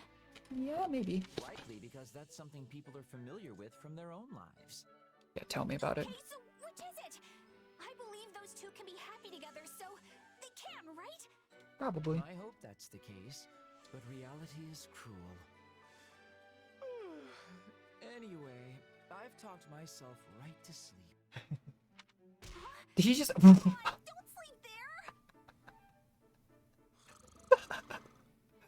Oh my gosh, I wish I could fall asleep that easily. I have insomnia. I lay in bed for like hours, but... Oh my gosh, he was just standing straight and he just falls down to the ground and falls asleep. If only. Oh, apparently they only had a... Okay. Yeah, I'm pretty sure it is just at the ... dots they have conversations. So it just went straight to me. But yeah, looks like we caught up on our sport conversations. That's nice. Because seriously, we got... Oh, dropped my control of my foot again. We fell behind on our support conversations pretty fast in our first playthrough. And then we literally just ended up in a position where we had to do just tons of them right after another. So anyways, guys, I think I'm going to go ahead and end the stream there. Like I was saying, as always, between these particular streams on this game, I might do some extra things. For example, like, we still have 7 energy. I might go on an expedition or something minor, but I'm not going to progress the story at all. If I do grind out some gold, I'll do it on previous stages, as always, just so that all the stories on stream. I will go ahead and post the VOD on YouTube as well, just so we can add that to our collection. All the VODs from our first playthrough are there as well. I usually post all my stream VODs on there unless it's like really long or just a terrible stream. But anyways, guys, thanks for everyone who stopped by. I know I've got a regular or two that always come by and watch my streams, which is always helpful. But a couple people from Discord, I think I know, just stop by here and there when they can. So thanks everyone for stopping by, anyone who watched the VOD, and I will catch you later. I'll probably stream again, if not tomorrow, maybe the next day. We did miss a day or two of streaming because of the internet issues, but thankfully, I think my internet company, I did give them a call. It seems like they were able to kind of figure out what happened. I know there was a storm around. I know there's been a lot of other internet issues as well, so hopefully everything works out, but at the end of the day, it's part of life. But alright, guys, I will catch you later.